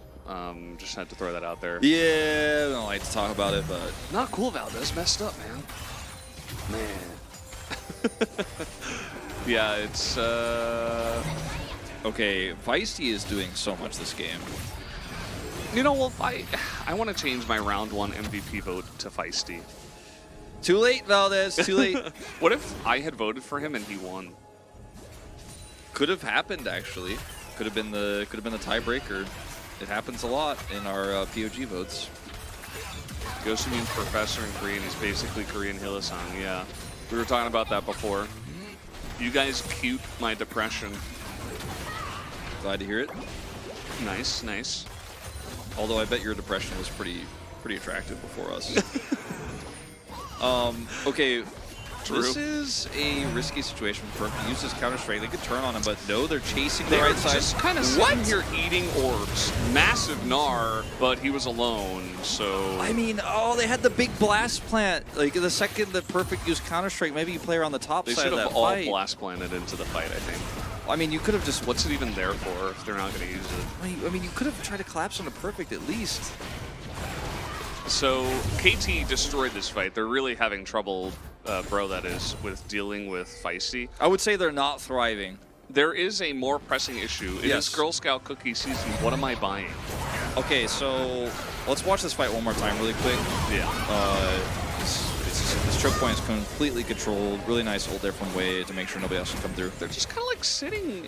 They were just in the eating shooting orb gallery. damage from Yeah. Feisty repeatedly while Silas can't engage because he's a melee champion and choke point. Yeah. The So- minty ones. Same. I would say Thin mints. yes, the thin mints are the best, but everybody knows that, so I don't think he's asking about that. But the tag-along cookies, Thin mints are dog food. No, they're not. What? Nah, that's actually There's some people that don't like minty that's- flavor. that's- Hambach might be dead. Nice flash over the wall, though. that's bannable. Actually, be careful. Nightbot's gonna get you. He knows. Hambach is living though, as they're trying to just corral him into the side here, into the alcove, and they are actually able to take him down. But Feisty is now here, and Perfect is frontlining a double Counter-Strike stun, as he's got his hockey stick and just slapping nerds across the face right now. He's able to get one kill. There's a second one as they are just chasing them down. It's really difficult to get away from the Nautilus and the Jax, as trying to do something is Enosh, but he just dies. And This is the difference, KT are going to win. Big Valdez, between. Okay. So anyway, this is the difference between an I don't LCK know what team that was. and a Challengers team. Is Poor that guy. let's wait till the replay because I want to point out something on the minimap. All right.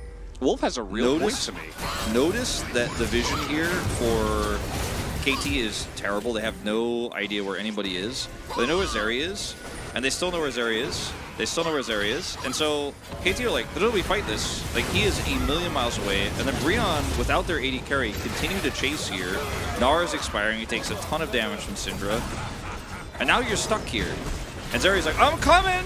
I'm coming! I heard you guys actually stayed. You guys are fighting!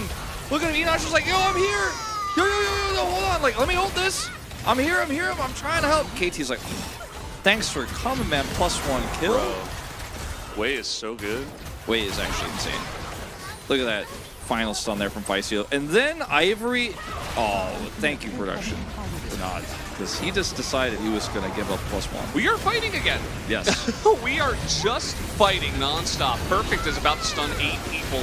Yeah, literally 8 people stunned in that fight, as they can't kill him either. Raptor's just going to go in a bit of desperation. Enosh is alone, trying to fight the Viego, who's actually going to win the fight in the end, as, yeah, this is just a clean ace. Nobody, actually, Wei did die on the side of KT, as they are slaughtering them. Just want to make it clear, everyone, that when Valdez said we are fighting again, he meant that Rion were taking a fight that we don't personally yeah, this is not endorse inner or- commentary on... No. We're actually cool. Like, me and Yeah. Valdez are fine. But yeah, when he said we are fighting again, he means Breon are trying to force an engagement here with the Narbar. And look at Ivory. He has Chains of Corruption. It misses. Good flash there from Pipe. And then the turn is real. Or the Jax. Just counter-strikes everything. Literally 8 people in this fight. Like, literally 8 people got counter-struck. Yeah. Of course, it only affects the blue ones. But, you know. No, there were like 4 champions, and then there were 4 people in chat that got stunned by the amazing stun. Ah, yes. Another one. Bam! Triple kill. Well, this game is, as they say, well and truly over. Brover. No, we're not fighting King Spartan. It's Brover, yeah. I love Grover, by All right, the way. so He's anyway, so nice. back to the Girl Scout cookie tier list. Thin Mints, S tier. Tagalongs, top tier. Samoyas, low tier. No coconut cookies, absolutely not. Yeah, sometimes that's a very niche. Like, I think it's purposely like coconut cookie flavor What's because the- not a lot of people like them, so that they can like have a very specific. Yeah, it's kind of the production. it's the hipster cookie, you know, like they're Wolf trying to market being it. surprisingly based. Yeah. Feisty is actually dead. Nice little stun there. He is going to trade it back because he's a fed Syndra, but they do get Yeah, the they kill trade and the it. shutdown on the Zeri. Yeah, Okay. it's something. 1,400 gold. Yeah. Also, a turret is going down mid here to Hype, and bottom side is getting completely obliterated by Perfect. But They didn't want to have nightmares about Bro tonight, so they wanted to hear a nice Bro story. so something more relevant on a more relevant note. What's the name? Is it Trefoils? The That sounds right. Yeah. Yeah, it's like Trefoils. I think they've changed some of the names of the cookies. I've been in Korea for the last like 12 years, so I don't know. Those ones are kind of controversial, I think, because people don't like them as much, but I actually really like them. I think they're like my second favorite. Is Feisty. Try and do some alcove gaming in here. Trades one back with his ultimate because he is just so based. I mean, fed. I mean, both, honestly. Based. Look at him. Look how based he is. You can just tell by how he chews that gum. He's like not The here to mess lemon around. cookies are S tier? I didn't What are know there were lemon the lemon cookies. ones are relatively new, right? But they're actually very good. I forgot what they're I called. love lemon flavored snacks. Like lemon cheesecake from the cafe near my house is probably what has led to me gaining 10 kilos over the last 5 years. So yeah, lemon treats are great. Based on what? It's based on reality and fact, yes. 파랑팀의 포탑이 파괴. Based on the data. Okay, Raptor looking for one of those crazy flanks we've seen from this Lee Sin. Oh. Shut down.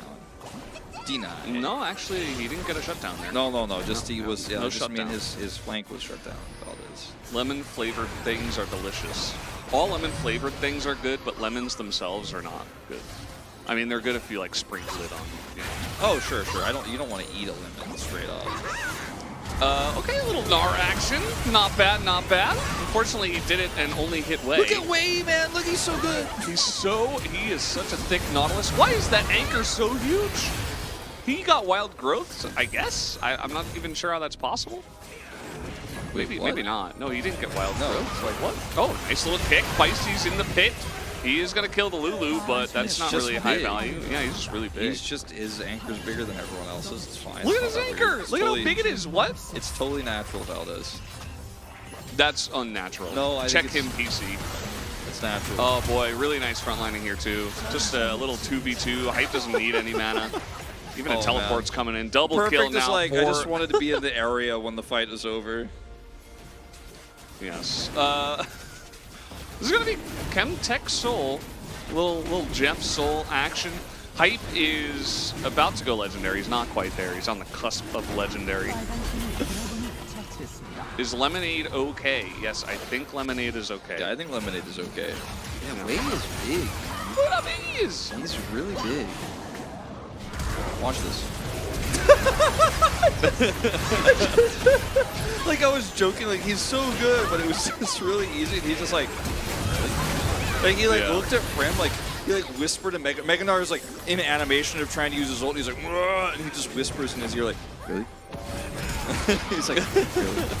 That Hype guy is pretty good. Yeah, Hype is really good. 파랑팀의 He and 포탑이 Feisty are definitely two. Like, if you had to pick two players, they would probably be the two players that you would point out on KT. I mean, Humbach is also insane. Hambach's up there, yeah. Wei is not normally on this roster, but a lot of people believe that he's actually better than Rebel. Mm-hmm. Same to be true of Perfect, and Perfect's been obviously known for a long time. 2-1-9 has his Zonias now, you know, starting it up. He's got to stop watches. Okay, Raptor. Beating Papa free scouting information, yeah. As okay, that's gonna be Feisty going down. He just keeps dying, and the Zeri is actually popping off in this fight. See that Enosh is finally, like, Bro have thrown all caution out the window. They're down 11,000 gold in the soul. They don't care. Nope. They're like, no, we're just gonna keep fighting. We don't care. Giga Chad. Humbach using his ult to actually get around here. Here we go, engage. Uh-oh. The Polymorph, the CC, massive counter-strike in the backline. He's also got Zonias, or at least a stopwatch. Very nice play from Perfect. He's going to be my POG in this game. Absolutely. Maybe not. I don't know. I'm not sure, actually. He's getting a nice little flank here once again. He's going to get on top of the Zeri, but his counter-strike is done as now his heart is broken. As Hambach is just on a roll here. He's looking for even more. Thought he would actually go in there, but with Raptor around. Not going to. Legendary Hype. Something hitting them with their wallets. something. They have a lot of gold. Yeah. I think they're going to end here, Valdez. They just have so much of a lead. 8-0 and 9. Yeah. What are you pointing at? The Wolf Cub. Ah, yes. Yeah. Down will go Raptor, and down will go the rest of Bro. They are really not holding back. They're trying to break the kill record here. They're not going to, though. Not enough kills. Down will go the Nexus, and down will go Bro again for the 11th time. KT, though, a very strong 2-0. Had a little bit of trouble in game one, you know. A little bit of struggles. Everybody has those days. Everybody makes mistakes, but they did get there in the end. I wouldn't say they had trouble. There was like one really bad team fight for them where Ivory got the pop off. I wouldn't say they had trouble. That was still a one-sided game. Game 2 though, it wasn't a believable game. You know, it was even the believers were like, they had to turn it off. You know, it hurt them to watch. And 10 KT wins. KT looking clean right now. This roster has a lot of talent. The coordination has been built, and even with 2 players subbing in, it feels like nothing really changes, right? You're not like, oh yeah, they're a little bit uncomfortable with this player. No. And Perfect also just handling that top side pressure extremely well, while the Varus Nautilus just was allowed to damage. Yeah, like 30,000 on a Syndra.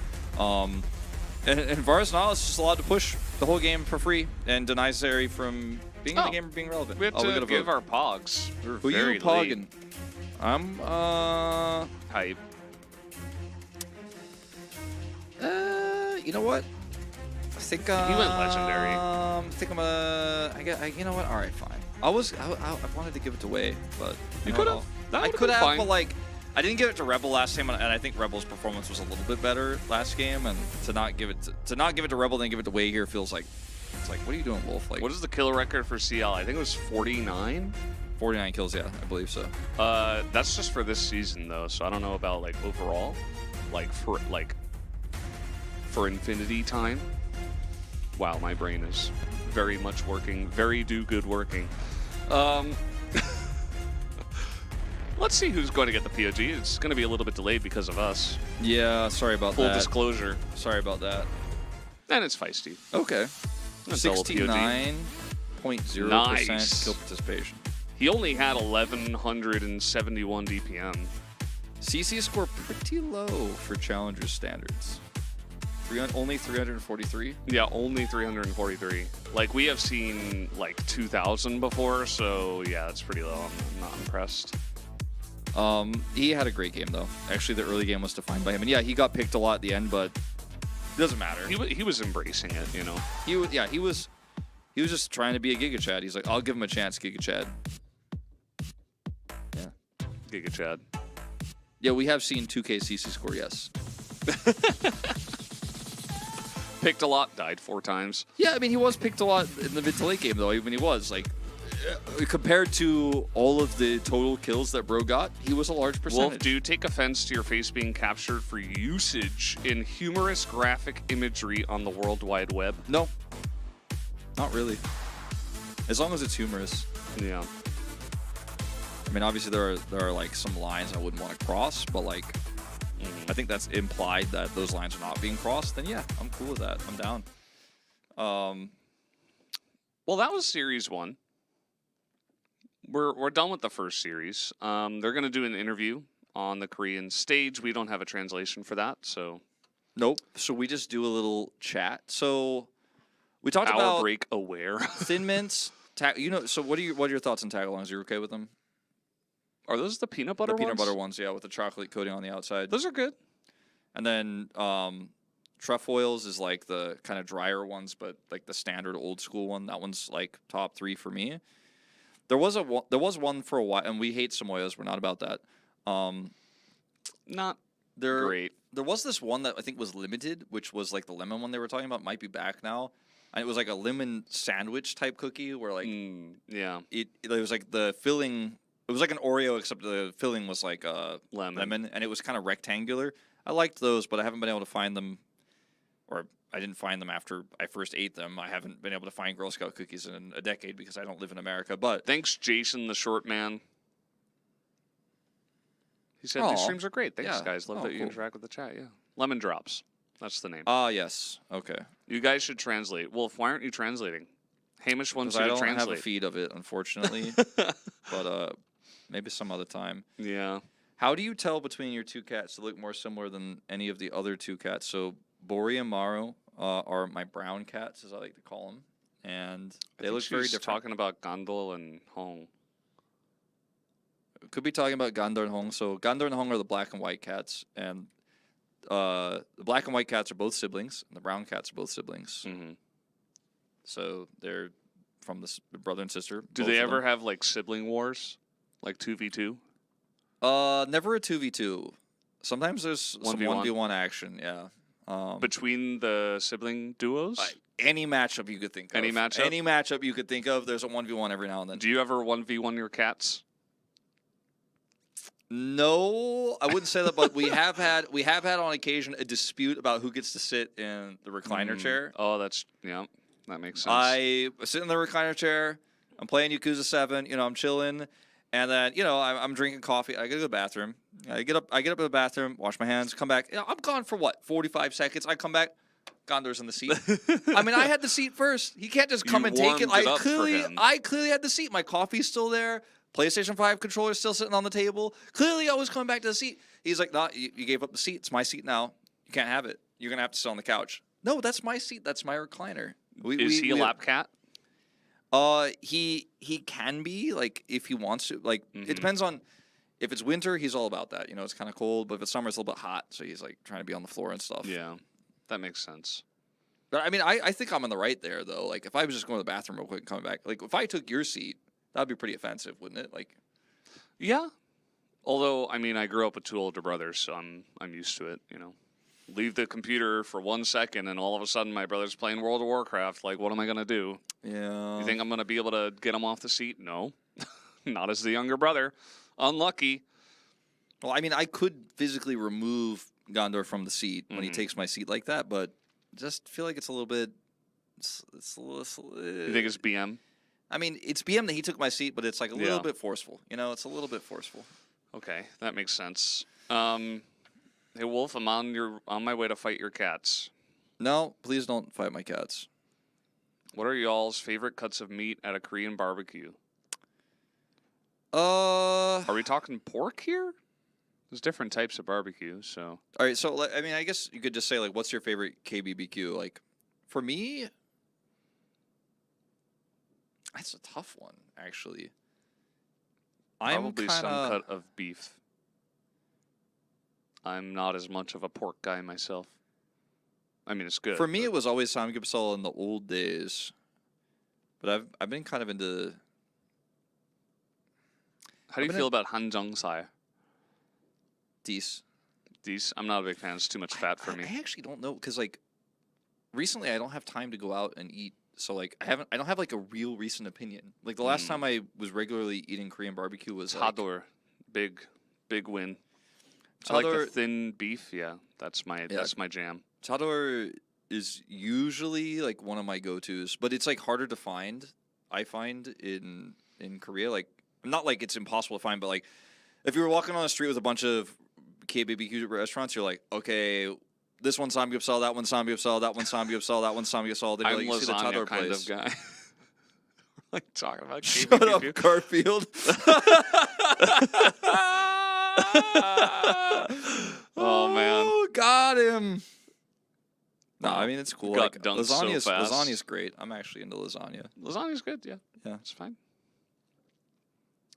Watching Atlas react to comments he sees in chat but not read them out is actually hysterical.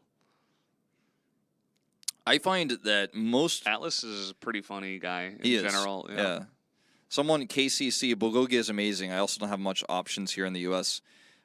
In the Korean barbecue restaurants you can go to in the U.S., like in California, for example, or Georgia, those are the two main places I end up going to. Usually those restaurants have a ton of options, actually, because they're not like, oh, this is a samgyeopsal place. Like, it's a Korean barbecue place, so you can pick everything. WTF, how can you see me? Yeah, that is... Atlas, question. please read Moistened Lips, a bedtime story. I'm going to have to stop reading that name out loud. Sorry, it's just his name. Well, what am I going to do? Just making sure we might have... I'm going to call him like ML? Doesn't sound any better. Looks like you got a stalker.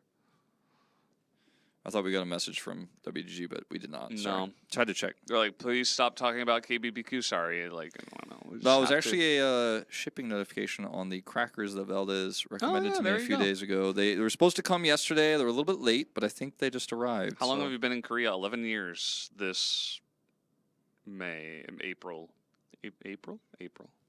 I'll It be was April 19th I came here. 12 years in May, so in 3 months, almost exactly 3 months from tomorrow, I guess.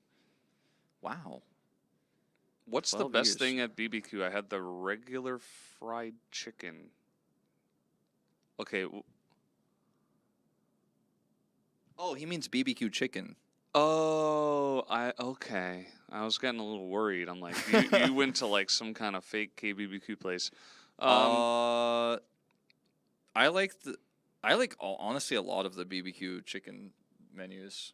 I like my chicken boneless. I know that's a bit of a controversial opinion, but do you miss Hots sometimes? Yes, I do. I actually watch a lot of Heroes on Twitch. Biased Hots caster. I watch a lot of Heroes on Twitch, so I'm always checking out Caldor streams. You know. There you go. Yeah, and Trixler when he's playing it. Sometimes J-How. You know, those are my people. How about Grubby?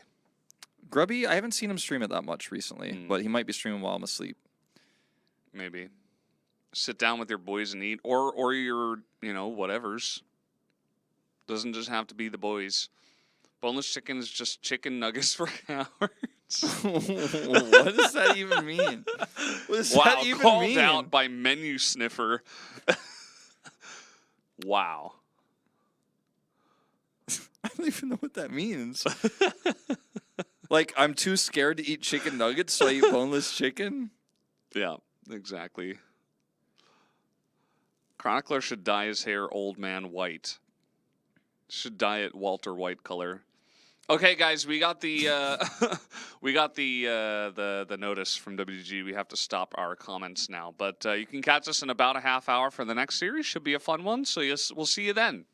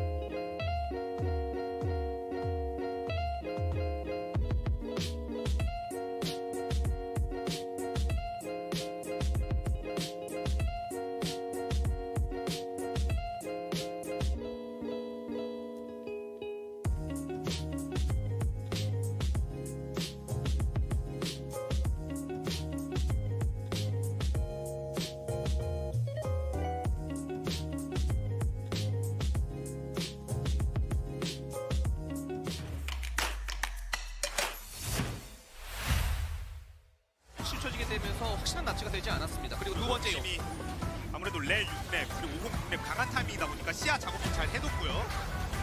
싸우고 싶은 거죠. 2500 갈라놨고 레바 1300. 이미지를 봐야 되거든요. 레잘 들어갔어. 그 다음. 고공 돌 수 있나요? 이 다음. 돌면서 와! 이러면 농심이! 와! 대박! 농심이! 착가님이! 농심! 와! 잠시 치고 있는 거죠. 지금? 루아 노틸러스 다 들었습니다. 오히려 노틸러스 들어보고 이러면 대장의 마수 깔면서 우리 오니까 불리한 줄 아는가요? 요 아래 여기 노틸러스 등장한다! 와! 포포포! 가민이 대놓고 갖고가 있었거든요! 맞습니다. 기가 막혔네요, 가민이 대부 플레이. 그리고 아니, 달까지 위험! 발까지 잡아냅니다! 앞에 트래플! 우리의 전장은 우리가 정하겠다. 그러니까 이미 체급에서는 좀 많이 벌어져 있어서 이거 젠지가 진지 글로벌 아카데미가 좀 괜찮을지 모르겠긴 하거든요. 출동 원판! 자, 우리에서 배구하는 줄 리시브, 예. 토스, 스파이크! 와, 이거 진짜 퍼펙트! 와! 그 하나 죽었지만 웃으면서 죽었어요. 이 구도가 네. 세 번째. 몇 번 나오는 거예요, 이 예술적인 한타가! 그라가스가 순간적으로? 네, 그라가스가 사이드에서 수비 달라지기 때문에 계속 말씀드리고요. 포킹도 당연히 맞추면 좋고 뭐 잘한 것도 많은데 제가 요즘 해먹을 보여드리고 오히려 열어요. 자 라이즈 일단 탱크하면서 들어옵니다. 미간 쪽에서 한번 붙거든요. 우리가 붙거든요, 마우카이. 대련의 마수 붙어주면서 자, 앞라인 싸움하면 포레상이 돌았어요. 구련이 이타운, 유리한 싸움 아닌가요? 이타운. 구련 유리한 싸움 아닌가요? 구련이 유리한 싸움 아닌가요? 근데 상대 스매시 그리고 오셔서 한번 여기 내라. 그래도 이렇게 제이스가 다 들어가면 제이스가.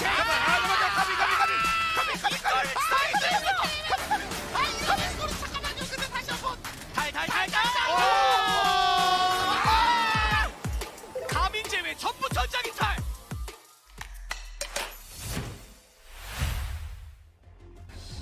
아직까지 한참 부족한 것 같다. 갈 길이 멀구나라는 생각이 들었었는데 꾸역꾸역 3포 갖추긴 갖췄거든요. 그렇죠. 그래서 이제 거의 다 왔다고 말씀드릴 수 있는 상황을 자, 만들어야 되는 방향으로 있으면 물러나라. 뒤로 빠져. 빨간 팀의 이 대제르만 떠나 있을 때마다 옵젝티브에 상대 건물을 하나씩 깨면서 땅따먹기를 위해서 뭐 이겨나가고 있는 그런 느낌입니다. 자 그러면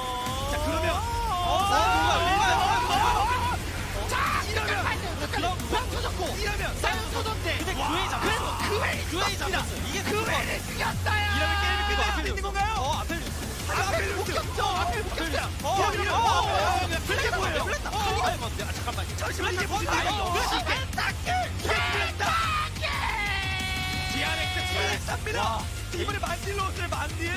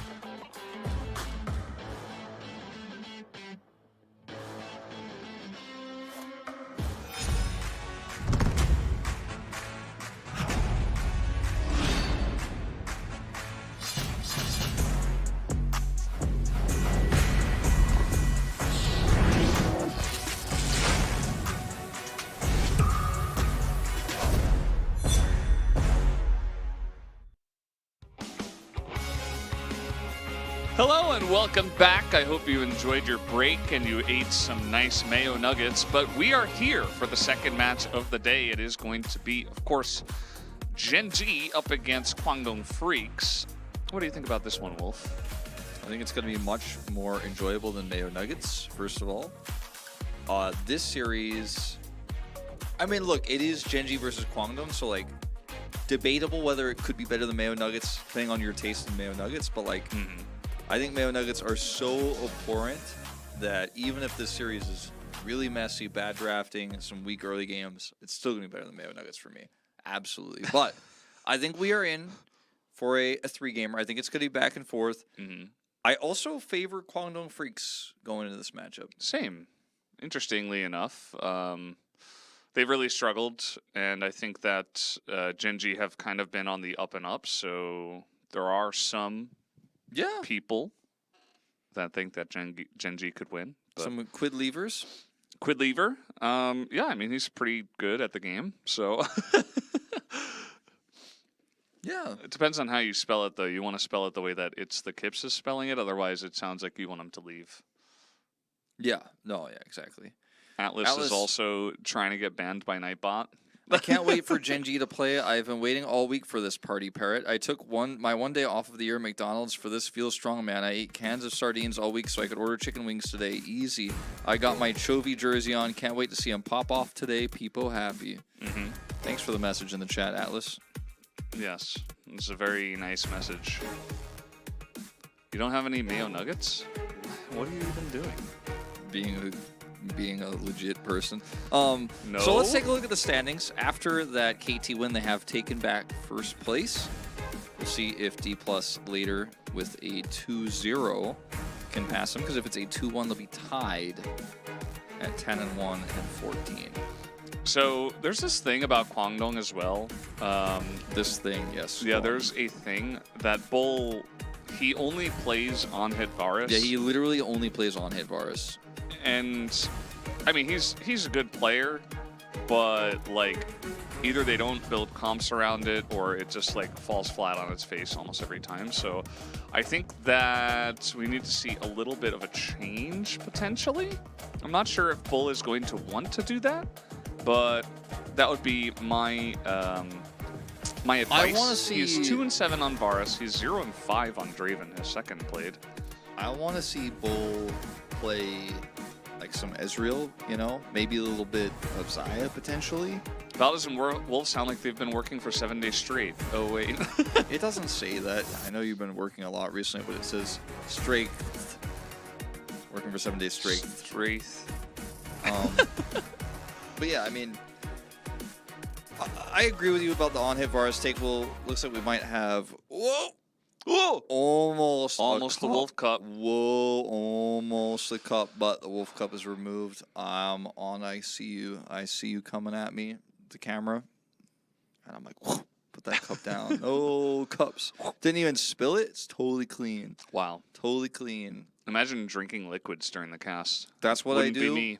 I mean, he doesn't do it. I don't know how he does it. I drink. I actually do it, just not this time. Yeah. I don't know why. I guess I forgot. This is kind of the wrong series to not bring liquids to, if you know what I'm saying. Yeah, I bet if Valdez doesn't eat Mayo Nuggets, he could read what chat says. But Anyway, I just read what chat said. Yeah. Drinking is pretty cringe. Yeah, not gonna lie. Is it? I think it's really good to be hydrated. I think it's actually good to make sure that your body has enough water. That's just me. So we might have a little bit of a delay with the players coming out on stage. That's my theory, based on the fact that we showed the standings and that we didn't show the teams after. Okay, here we go. All right, match 52. We're 70% water. Why do we need to add more? Because you're also Checkmate. leaking water at all times through perspiration. And other I means. personally don't leak water. I think you do, Valdez. You may want to get that checked out. I think you do. Why don't you have self-closing containers so they don't spill? Wait, what? I don't know. Anyway, Carfe is going to be playing mid today. We have Casting, Quid Winner, and Lospa. I think someone Carfe compared... is playing 80, sorry. He's in the middle of the thing, which always messes with my brain. Someone compared us to Keanu Reeves. I think this is the highlight of our careers. I don't know who he was talking about, if it was me or you, but he's like, wow, we got Neo from The Matrix here. I'm like, oh, damn. I think it was probably you. I don't think Keanu Reeves has a beard, so probably wasn't me. Should I buy a Kazakh's body pillow? No. Problem solved. Case closed. There you go. There's your answer. I'm gonna say no. League of Quid. Quiz has a lot of fans, obviously. We're also casting for the first time. Yeah, I'm pretty excited to cast casting. We'll see how he performs today. It's been a pretty middling, not piddling, a pretty middling. What are you peddling? Performance from we've seen from Gen.G so far this season, but they keep moving all of their top tier talent away. And so this is what we're left with. Is Bull is going to be starting today. Lancer, once again starting. Illuma is he's just out, man. He's not the main top laner for this roster anymore. He's just gone. Yeah. We've cast Kwangdong a lot, and we have not seen Illuma, maybe besides the first day. Yeah, I think we literally cast him one time, and then it's been Lancer ever since. I think even in that series, he was like subbed out for Lancer, and then that was maybe it wasn't like that, but I feel like maybe we cast Lancer's first game and I'm misremembering, but either way. This time it's going to be Winner versus Courage as our key player matchup, not Such Bold positive names. Yeah. And such positive win rates on these point picks as well. 3-1 on the Maokai. I do not think Winner will be allowed to play. No. 3-0 Elise. If I'm not mistaken, Winner was also the jungle player to play Jungle Silas earlier this season. So he will pull out some pretty unique and strange picks. Courage, on the other hand, his Lee Sin didn't inspire us, but I've actually liked his Wukong and his Elise a lot more. I think his Wukong win rate is pretty low, that's why it's not shown here, but I think it's his most played. It's the one I always associate with him. So we'll see if he wants to play it. We haven't seen it yet today. Playing the Viego. Yeah. Viego, pretty interesting. I'm not sure what the jungle matchup is going to look like between these two, honestly, because a lot of what they have mostly picked, as you did mention, it gets banned very often. Maybe we're going to see more Vi out of Winner. They mentioned his 3-1 Maokai and his 3-0 Elise. They did not mention his 2-8 Vi. And the 1-4 Sejuani. So I feel like he's probably going to go for one of those because he has played them more, and Maokai and Elise are just not real champions because they got banned every game. Nope. Yeah, not going to happen. Probably, right? Surely not going to happen. Surely not. Okay, there's the Elise gone. So we know that's not happening. Don't stop doing it, Valdez. Caitlyn. Okay, Yone also banned. Interesting. Yeah. I remember when Yone first came out and I'm like, is he Yone? Is he Yon? How do we pronounce this guy's name? And then I watched the video and figured it out. Pretty easy to do. Very easy to solve. Remember Neela? Yeah, that one was a little bit tricky. Nyla? Nobody knew? Nobody knew? How about this Kalista ban? I mean, Kalista is pretty strong, but I don't think it's first ban phase worthy, even for Bull, who seems to be pretty set in his ways, let's say, in terms of what he wants to pick. We're going to see winning on the Sejuani already, but we have seen this flexed by this team to play the Silas jungle. I don't think that is going to happen again. I don't think that should happen again. But we have to mention it because it is a possibility, a small one. There's the Annie. Oh, A-N-N-I-E. And Courage's Wukong, not a surprise. I'm liking this start for Kwangdong. Definitely very flexible with the Annie. The Sejuani, though, very high prio. That is why it does get picked early on and blue side nowadays, depending on the team. Varus, definitely a good choice, although Lucian Nami is available. True.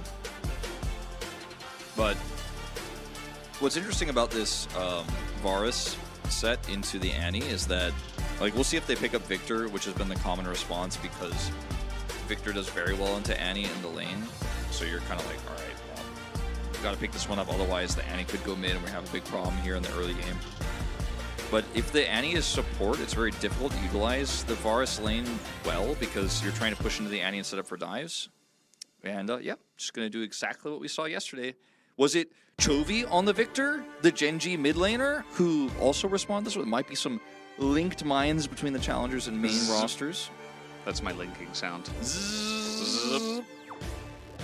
just mind link with Chovy. Look at that Renekton prio. Yes, grabbing that one here. Not showing us an 80 carry at all, which means that Zeri is probably getting banned away right off the bat. I just ban Zeri Karma here if I'm Gen.G. I'm like, nah, no Zeri, no Karma shenanigans. I mean, now that Heimerdinger's banned, you'd 100% ban it. Right, Gen.G? 100% ban. At least the Karma, come on.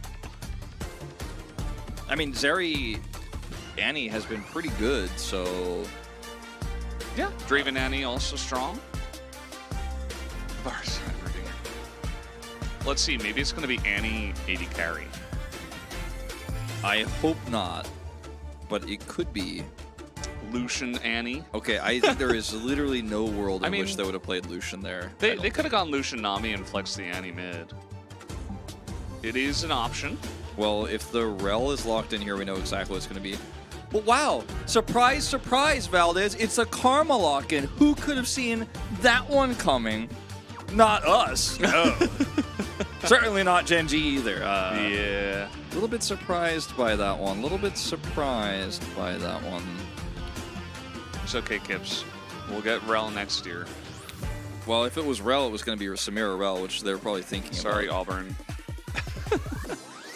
Is ASOL enabled yet? He's been enabled for over a week, but in Challengers. But he is not good for Pro. I can't see anything. My glasses are dirty. Clean your glasses. That's my advice to you. Yeah, I would say that's a Gnar? good start. Gnar into Renekton with a Sejuani setup here. Not a big fan. I like this more. I like this a lot more. It's going to be on-hit Varus, and it's going to be, you know, scaling Victor. Decent setup here. And it's the easy Ezreal lock. Easiest Ezreal lock of Bull's life. And, like, this is what I said before the draft. I want to see Bull's Ezreal. And for some reason, Gen.G just said, I'm not going to ban Karma. I'm going to ban a Lucian instead. Yeah, man. Got to be careful. You never know when the Lucian Nami's going to come back to haunt you in your nightmares. I think Quantum Freaks, obviously they're the favorites coming into this one for me.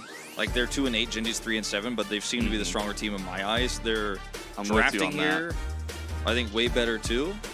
It's red side, so you have a little bit more flexibility, but besides the Heimerdinger ban, which also made it super obvious they were going to play Karma Ezreal, I thought the draft was pretty clean for Kwangdong, and I'm giving them a thumbs up on this draft. I think this draft can do big things.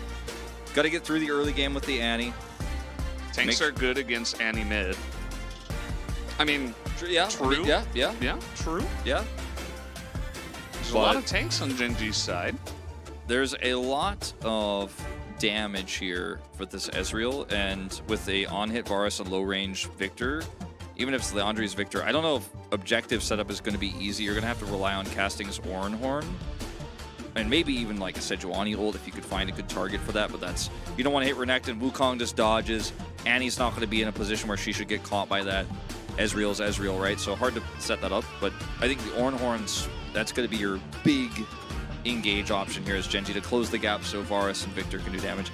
I do not think this is going to be Lethality Varus, and I really hope it's not. And I'm surprised I'm saying that, but this is the world we live in. Don't play Lethality here. Yeah, I mean...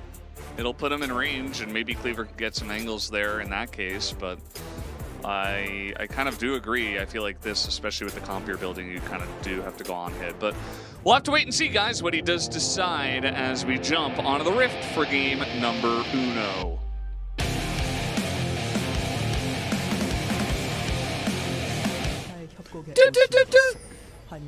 That was perfect. Wow, pretty good. We finally got there. You actually are more musically inclined than me. Valdez used to be a musician. I've never used played to. I mean, Yeah, I don't know I'm how kidding. much keyboard you're playing these days. Not a lot. I tried to learn guitar for like 2 weeks, and I was like, "Wow, it's like hard," and I quit. Yeah, when I was really young. People. When I was really, really young, like 4th grade or something. He still is, but he used to be too. I mean, I'm pretty sure that LCK proper teams unbenched the Kens yesterday. Yes, they did, and yeah, it got Hey, it got boom boomed by Live Sandbox. That was not my first choice of how they could have played that one out, personally.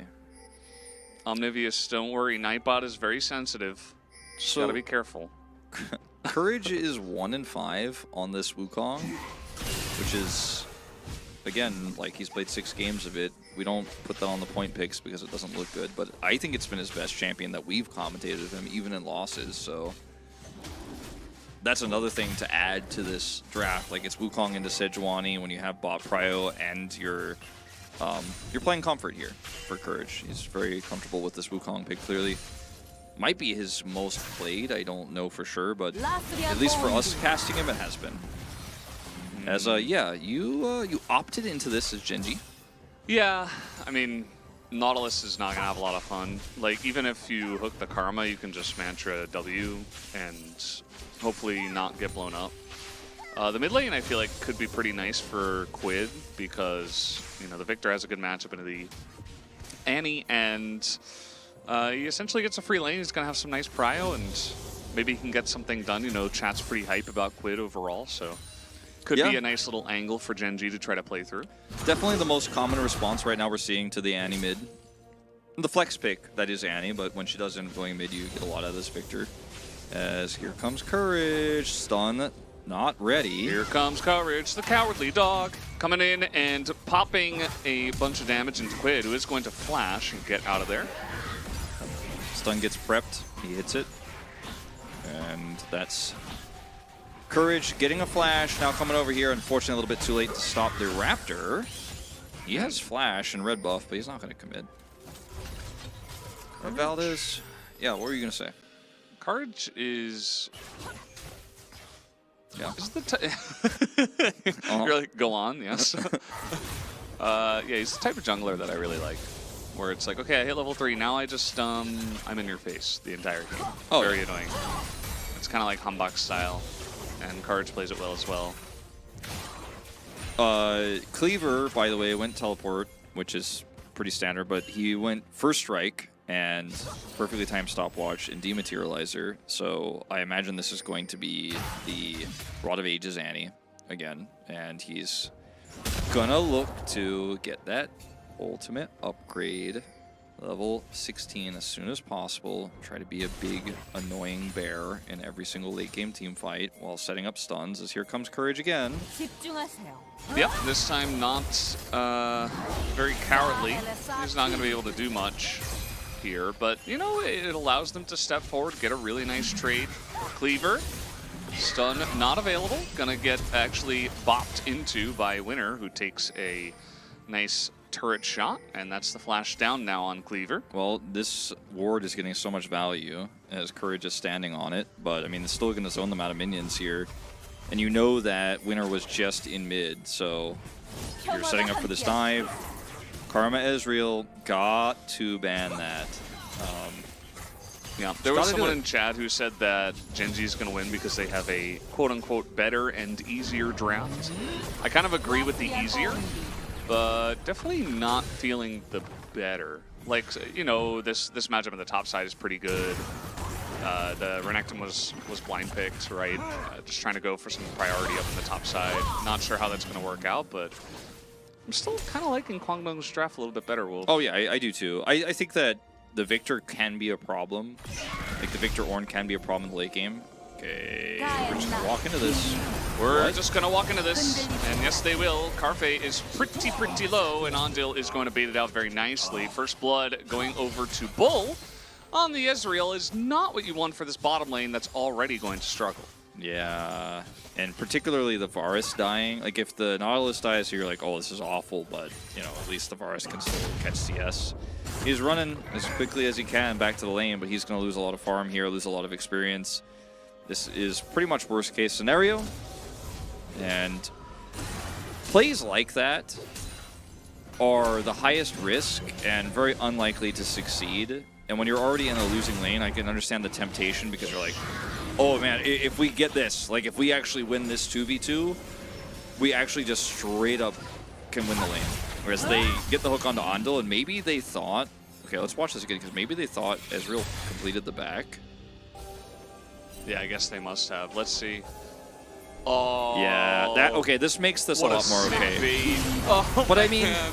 흔들리지 this is something that comes with experience. But if the karma is seen by your scanner and stays there like that, there's probably a reason. But either It way, is a little bit suspicious for sure. either way, Why is he standing there? going back to what I was saying, like you feel like, oh man, if we kill this karma, like we can actually survive. Like we're gonna get a bunch of money here, and this lane becomes okay suddenly. So you feel like really attracted by this option of like, all right, let's go. Like let's make this happen, and it backfires big time, unfortunately for them. Yeah, definitely does. And now, we're gonna have Bull in a really good spot down here in the bottom side. At least Carface is keeping up in CS. He's not really falling too far behind in that manner. The lane is not in a good spot for him though, unfortunately, and he doesn't currently have a support, so just going off the mini-map here. Looks like Bull and Andal have done a good job of kind of freezing it in place. As we're looking at top lane, I'm not sure why, but we like to do this occasionally for fun.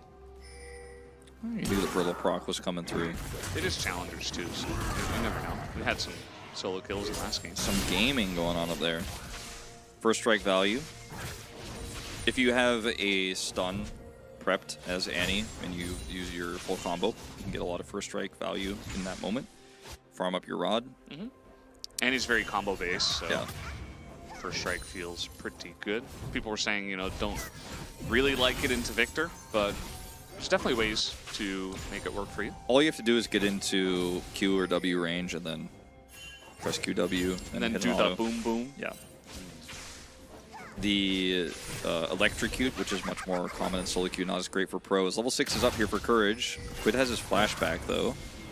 Yeah, and Cleaver does not. So if he had Flash, could have just been Flash Tibbers into Cyclone and maybe the Victor dies, but not going to be the case, as Courage now just going to go and take the Rift Herald. Yeah, still a good play here because they have topside prio, and he doesn't have to flash or do anything. Like he just walks up and pushes the Victor out of lane, and they still get the Herald, which is going to be, you imagine, probably dropped bottom side here, considering the amount of control they've had in this lane, but really going to be strong to put anywhere.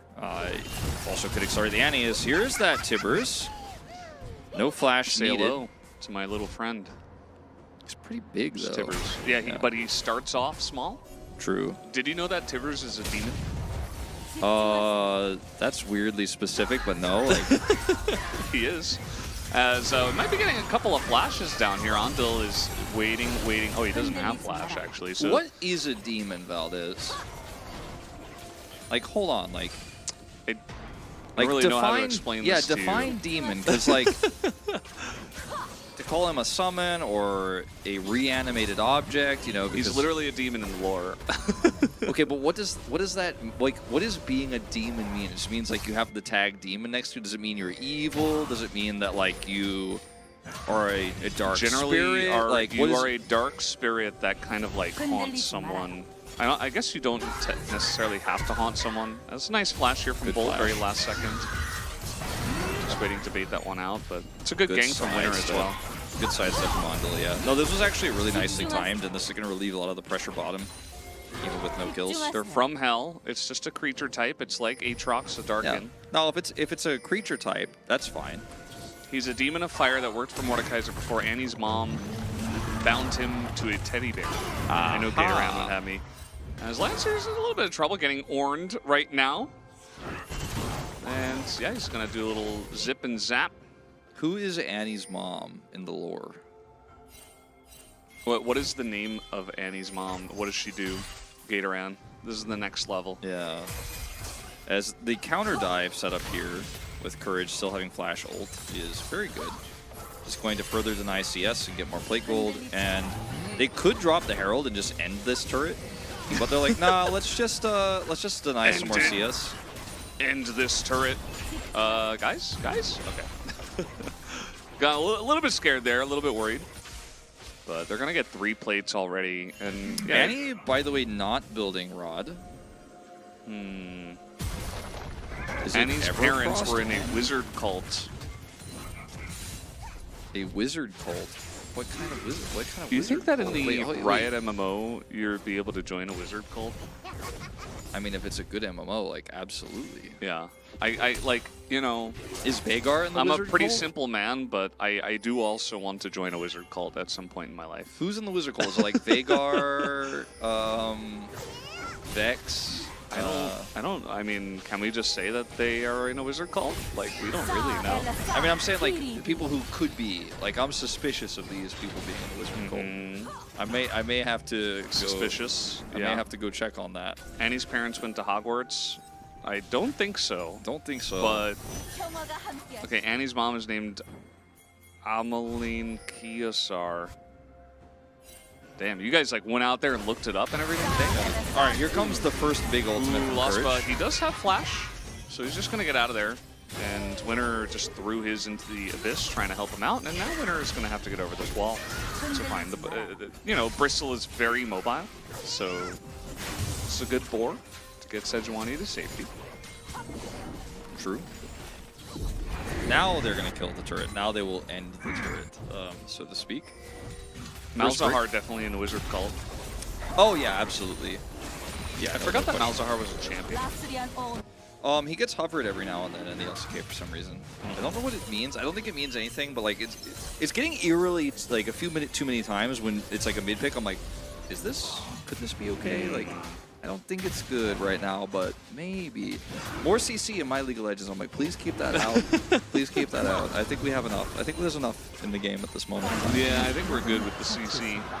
All right, Hextech Soul.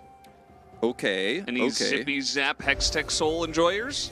Any static Shiv enjoyers? No, not me. Wouldn't be me. Can they get this last plate? I think so. They got 55 seconds. Carfe, man, he is keeping up in the CS, but he is not having a good time. Annie's mom died and Annie killed her dad, stepmom, and stepsister. Jesus. What is this lore?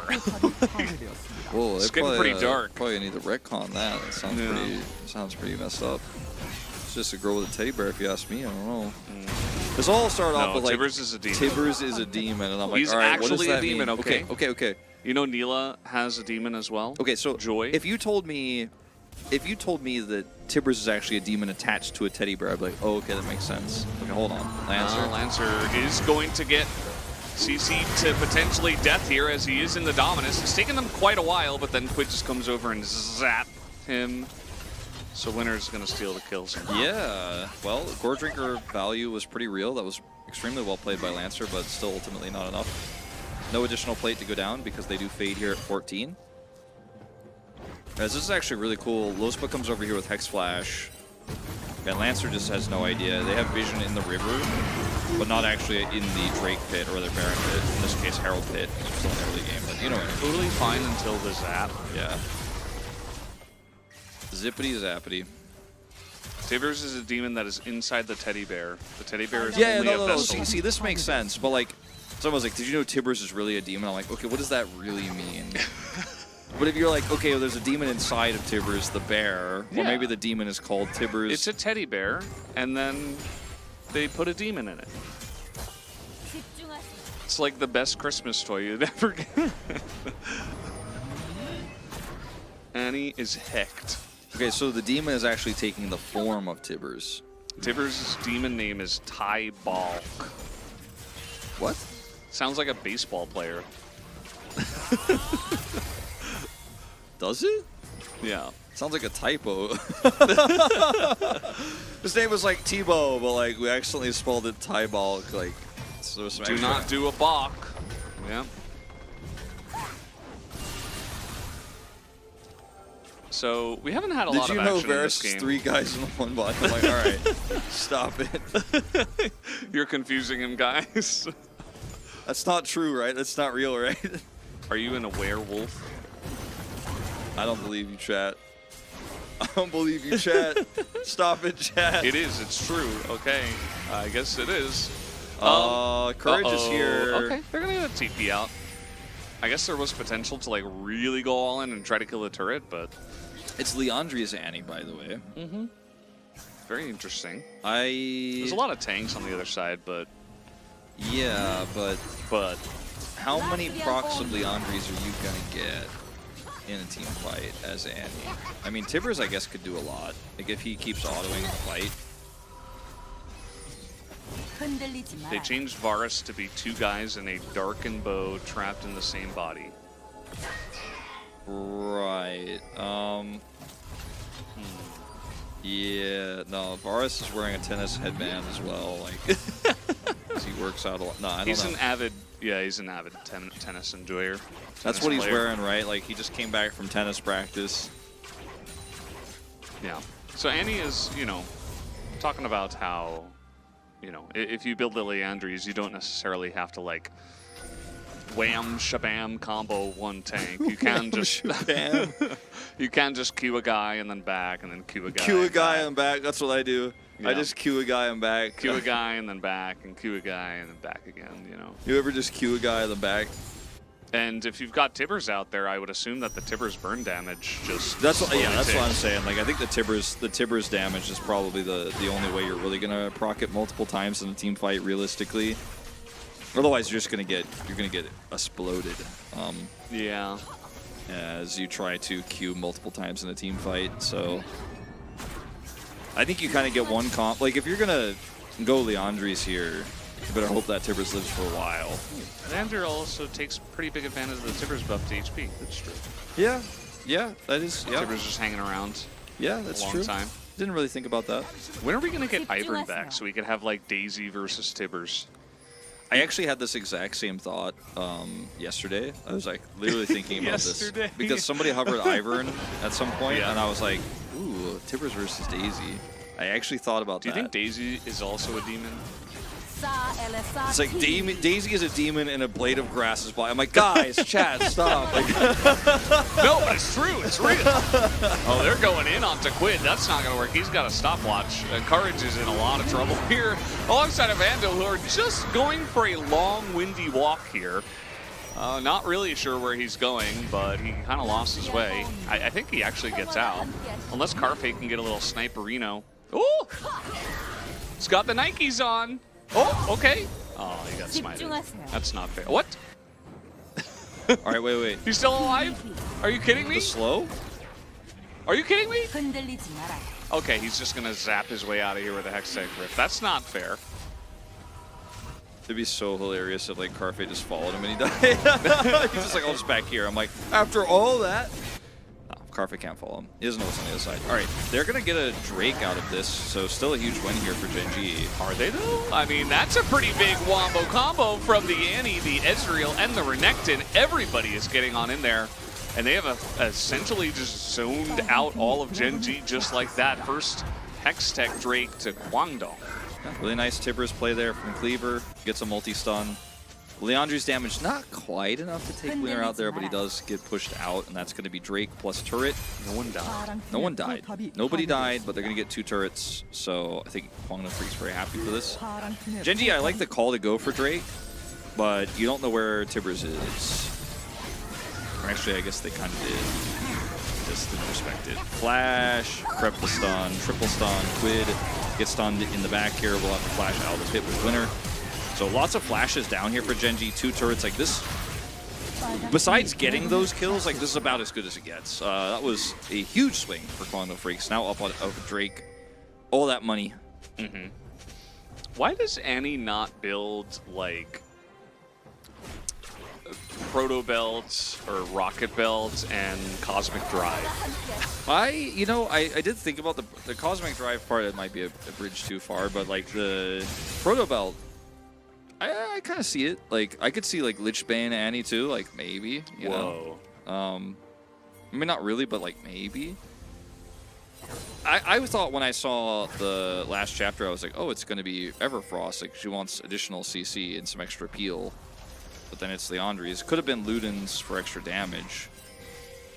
Rod of Ages is the most common we've seen in the LCK. Okay, a trap has been sprung. Proto got bonked a bit too much. Yeah, that's might be it, as we have a man in trouble. Quid no longer has a stopwatch, and now they're just getting chased down. This Ezreal's going to get so much value from ahead. And that is a dead Nautilus. And now, you know, there is a Baron. You could consider it, but don't necessarily have to. Looks like they won't. might be like clearance of vision and pushing this mid wave first, but they could. Lancer doesn't have TP. And yeah, I think you're right. They're just going to let it go. Proto is more of a solo queue build, it seems. Makes sense. Yeah, no, I mean, it's not going to do as much damage as Leandri's is in a team fight. And like, if your entire reason for being Annie is your stun only, like, that's why you picked Annie. But if your stun isn't big, like, then you're literally nothing if you choose the Proto Belt. Like, you can't actually get that stun off or you get punished. Are you saying that stun size matters? Yes. Just curious. Yeah, you no, know? I mean, that's why, like, Tibbers is good. The hitbox is really good, and he comes out instantly. Pretty instantly. I have sparked a very big discussion about item builds now. Yeah, I mean, it seems like it's pretty good in solo queue. Was kind of the result of it all. And we just had someone asking a question. Now I forget it. Oh well, maybe next time. It's okay. If your question wasn't answered, ask it again. We'll notice it. So, this game is pretty rough for Gen.G now after that last Drake exchange, and then obviously the trap that was sprung on the top side of the map. This is Annie just kind of running the map. There's no vision. I mean, look at the map. It's completely dark. Which some of that's on Kwon. Oh no, not again. God, no way. Yeah, Quid doesn't have Flash here, but this time he's got Zhonya, so might help him out, but he gets hit by the second activation of the Cyclone. A lot of help from his teammates as we do have the Renekton going in pretty ham by himself. Didn't seem like the rest of Kwangdong were really committing to that, but Lancer's teleport forced him to. Looked like the Ornhorn got interrupted. Could have been even worse for Kwangdong if that actually hit. It's going to be just a pick onto Lancer. I guess pick is not the right word. He's the only one who goes down. As it was their attempt to fight, and then he is the casualty. The next Drake is up in a minute. He'll be alive for that, but will not have teleport. So let's watch this one more time. Yeah, this is. They have so much CC. Lospa is here. Carpe's over here. Lancer just caught on the edge, and the stopwatch buys so much time for Quid. Actually, no, it did not get canceled. Still hits the Renekton. He does die. Yep. Just booped him. And there certainly is a ton of wombo combo potential on Gen.G's side as well. And they have some good scaling aspects, right? Like the Leandri's for the Victor is pretty easy to proc. Like that's actually relevant damage. They have the Ornn that can engage from so far away. That, I mean, it's not a done and dusted game by any means. TP coming through here for Quid, and they're going to look for this fight for Drake. Cleaver with Flash and Tibbers, and no vision on the Annie. Uh-oh, that's pretty huge damage, but it's all onto the tanks. Is it enough to really chew through it? Looks like a no, as down will go the Croc. And now the rest of Kwangdong are on the run. Cleaver can't do it by himself, and the Varus is getting so much value in this extended fight, as Quid is just going to zap that Karma to death. A big win in this team fight for Gen.G. Well, now suddenly Gen.G are back in control of the game, and they're going straight for Baron. They have the damage to do it. They have a Victor with Leandri's. They have a full team alive, and they can just rush this down. There's no contest. There's no jungle for the enemy team. They could take this, then go straight to the Dragon, and make it a 2-for-2 Dragon. There's no one on Kwangdong Freaks that could do the Dragon alone. Cleaver himself is not going to be able to do this on his Annie. Went for Rylai's second here. Again, trying to get more value out of Tibbers. Now, this engage is cool. You have the Renekton follow-up, you have the follow-up with the Wukong, but where is the damage here? Like, Bull just can't do enough yet.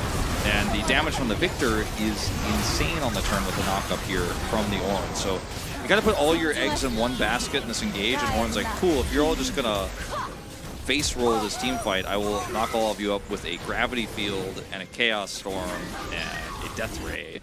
And the fight is turned on a dime, basically, in that moment. Kwangdong Freaks need to play that a lot more subtly after the stun engage. All of our Korean players just love to throw everything into Sejuani. I'm not sure why. As, oh, it just had one fight, but how about another fight?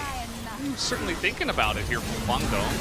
As once again, over the wall they go. This is a huge wombo combo. Can they actually kill anybody? Yes, they get the Nautilus, but again, where is the extended damage in the fight? It's all on the side of Gen.G. The Victor and the Varus getting insane value As, yeah, Tibbers not doing enough to that one as nearly stolen, actually. Nearly kills Quid. Much closer fight this time, but it feels like these are going more and more in Gen.G's favor. The follow-up to the Tibbers engage is really just Renekton damage, Karma damage, and then Ezreal can hit one person at a time. But he actually, unless he true shots instantly on the combo, he does very little. He's not even really in range for this. Like, look at watch Bull in this fight. He's in, Q, an auto, misses everything. Like, Bull does no damage compared to Carfe and Victor, who do all of the damage when the turn comes through, the re-engage from Gen. Like, looking at this comp, I think I completely overestimated Kwangdong Freaks' ability to close this game out with the Ezreal lead because he just doesn't do the same amount of multi-hit damage that Gen.G can if we're just going to ball into one tiny square on the map. Yeah, they're also pointing out, at least in chat, the build of Bull is not really suitable to take down tanks, right? And if you're Ezreal in this game, you're going to be hitting mostly tanks, like probably 95% of the time. So, you know, some kind of shred, a little bit, and not lethality probably would have been the better choice. And yeah, I mean, it might have been good from ahead. Maybe that's why he went for it, you know, just really trying to snowball. And, you know, it's very good for cleaning up fights and stuff like that. But now that the game is more even, I think it's kind of expired, you know. I mean, I think the game is over. I think actually Gen.G have won the game. This is actually insane. What a turn. Over? No, not until next time we cast Bro. I'm not going to say it anymore until then. Okay, all right. Makes sense. Yeah, I can't argue with that. Unbelievable you would do this again to me, Valdes. Yeah, sorry. You know. Well, I mean, they do keep their inhibitors alive. And it's not Soul. There's another upgrade this time. Yep. Kwangdong going to be lamenting some of their choices in this game as, that is a dead frog, most likely. A huge wombo combo onto Lancer. He is finally just dead as in goes the Wukong. Just going to do a little spinny. Actually did a lot of damage as here. Now Bull's got an opportunity. Not going to get hooked. Yeah, this is his best chance. He has flash too in Quid heal. is just too big, I think. So many low health bars. He would love to get his True Shot Barrage back. Yeah, try to use the minion wave to get a few of those back, but it's not going to be fast enough. Oh, he's getting close, but yeah, not fast enough. He will fire it off in shame, right? Fire it off in shame? No, we didn't. He definitely fired it off in shame, though. Yeah. Yeah, this fight is just a really good engage here from Gen.G, and the counter engage from Courage is nice. Does a ton of damage here. The Tibbers is on top of it as well, but yeah, Tibbers actually did a ton of damage. Yeah, like the Leandri's Tibbers with Ryle's with the slows could be amazing. Like you could see it in this fight. Like okay, if everything goes great, it feels like the team. Weirdly enough, in these comps, the team that engages second has an inherent advantage. As yeah, 22,000 damage for this Ezreal, but. Wow, still. He's still got most in the game. I think it's rough though, like he needs to get his, that was really weird running from Ezreal. Maybe that's because he threw off his ult in shame in the last fight. He really needs Serelda's, and he is going to get it here. Now, it's not going to be the absolute ideal build, but once he gets Serelda's, he's definitely going to be doing a lot more in these fights. Question is it too late, right? Gen.G can only get womboed so many times, yeah, right? Surely. I think Gen.G should just frontline with the Sejuani and then look for the turn with the Ornn when the Annie engage comes through, because it just prevents any follow-up damage that they have. They just Ornn Horn with Chaos Storm, it's done. Like, yeah, Varus can come in and like Q and do some damage, whatever. Not even that important. He has QSS, by the way, in 3 items. Stopwatch here for Lospa so he can engage deep. This next fight in 45 seconds, I mean, doesn't matter how good your wombo is if you actually can't kill Quid. Like, if Quid lives, yeah, doesn't matter. You can't kill Ornn, period. Like, so don't try to kill him. You're like, oh, stop him from ulting. No. Yeah. Now, if you somehow could interrupt his activation with a flank or something, maybe that could be the way. But still, you're dealing with a ton of damage. This Magi has 16 stacks. Didn't even realize that he bought that until just now. Yeah, it's not looking good. It's not looking good. Bit of a rough scenario, but you know, it is challengers. You never know. It's not over until it's over. You could have some funky Drake fights. It looks like Gen.G want to start this on spawn. They will be able to. Knight's Vow enjoyer in the chat. Yeah. And here we go. They're trying to get into the pit. Let's see the steal. Very close, actually. Very close again. Nice try. It is going to be, though, just big wombo up on the top side here as Guards is desperately trying to survive, and he will, actually. Tons of damage taken by the front line here of Gen.G. They've got to be careful as Cleaver is going to get a bit caught, though, on the bottom side. He tries to combo onto Carpe. That's not going to work out. And insanely low health bars from everybody except Ornn, of course. And it looks like Gen.G just barely able to push this one over the edge. I think we could see some of the strength of Guangdong Freaks' comp in those last two team fights and how they wanted to play it out with the Annie Slows, with those Leandries taking away, with the Ezreal just kind of constantly being away from this low-range composition and chipping and chipping and chipping, but they're just too far behind at this point with these upgraded ornaments. It is going to be Gen.G who win the fight. Close fight, but this is going to be the fight to win. That's GG. Get him, Tibbers. Get him! Yeah! It's actually He's got another stun. Chunk down winner there a little bit. But yeah, this is probably going to be Gen.G just hitting. No, they're going to give up on it as, okay, we're just taking the teleporter here. Quid, a little bit of an issue as, no, he's just going to turn around and zap down the Annie. He's doing insane damage. Guangdong just wishing they could do insane damage themselves. Quid and winner. Oh, here we go. We got a little flank going on finally as, okay, you know, he's dead now. Nice little try. As the Ezreal does get into that backline, though, as casting should eventually take down Bull, right? No. Bull? Bull? Bull? Bull? Bull? He's not going to go for it. Go, Bull? Okay. Stopwatch? Yeah, stopwatch. Wow. TP back in. That was the moment he went in. That was the timing. That was the moment. All right. Okay. Let's go to game 2, fellas. I'm ready for game 2. I'm ready for game. Yeah. I'm ready. I've had enough of this game 1. I've had enough of this game 1. We're good. We're good. Yeah. I've seen enough. Congrats, Gen.G. You've outplayed this. I've seen enough. That's enough. Yeah. Quid was insane. Quid was insane, and Gen.G absolutely knew exactly how to deal with the Annie combos and setup with the orange, or rather with the orange. Can they not end? Yeah, they can. They can end, right? Right? Guys? Surely. Definitely. Okay, well, Quid, he's just trying to build up those damage numbers, you know? He really wants to get up to the top of the charts. He doesn't have TP. And, yeah, I guess the game isn't over. Okay. Valdez, I think it is over. We just have to watch it for a little bit longer. Courage. He's okay. Bull? He's not going to true shot the Drake? Oh, he has no vision. But it would have been cool if he got another one that was really close randomly for some reason. We got a message in chat asking for our votes.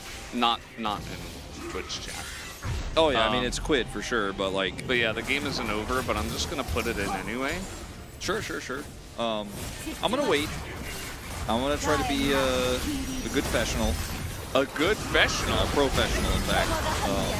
Try to wait till the game is over to vote.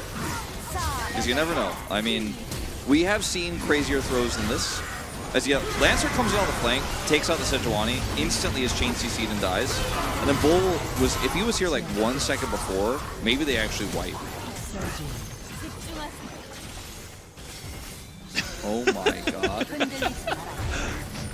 Bun, I just showed Wolf the thing that you made. Where is this even?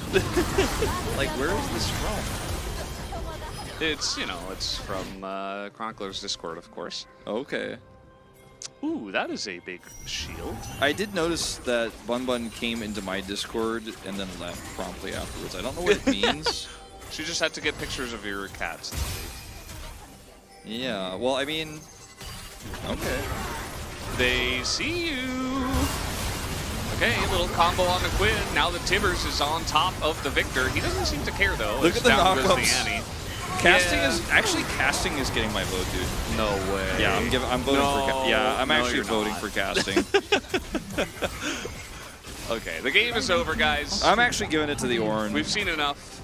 He turned all of these Tibber fights beautifully. He set up for this, like, okay, who's more impressive? The Ornn that's always in the right position getting the knockups? Quid. Or Quid who pressed E and R sometimes and did shoot, pew, pew Quid damage? who pressed E and R sometimes and did shoot, pew, pew damage.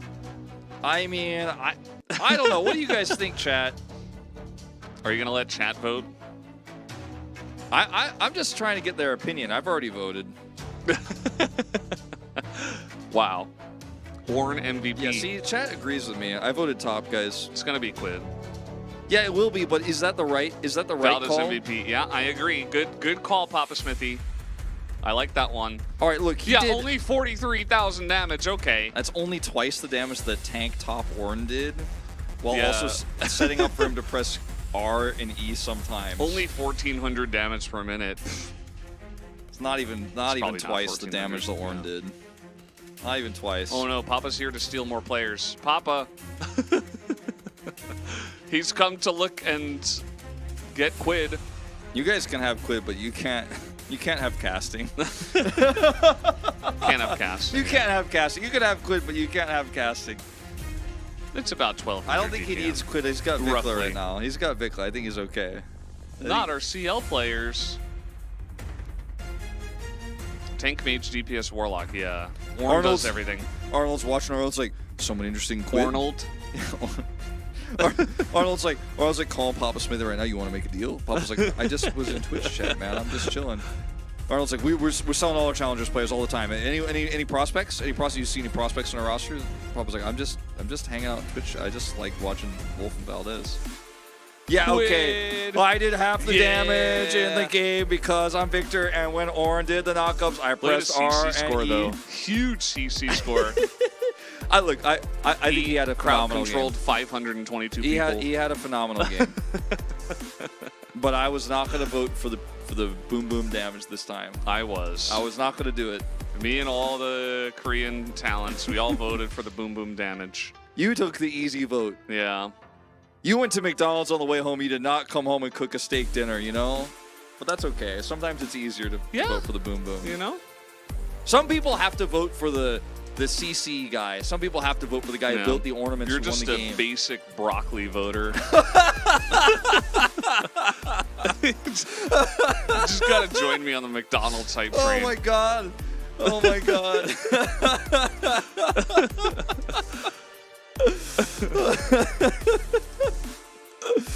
All right. Eat your vegetables, get your fiber, chat. Sometimes you just got, like, okay, maybe it's a 13 out of 14 for Quid, but somebody's got to tell the truth. Somebody's got to get the real story out there. Maybe somebody has to be different. It's going to be me.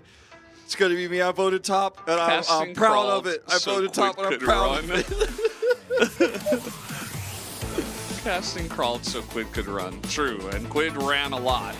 Guys, we are done with game number 1. We'll be back after a break.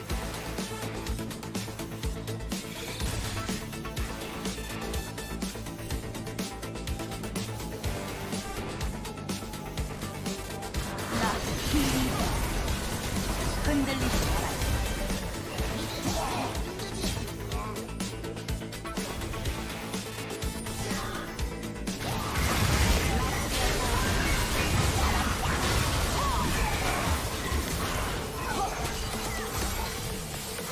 흔들리지 마라.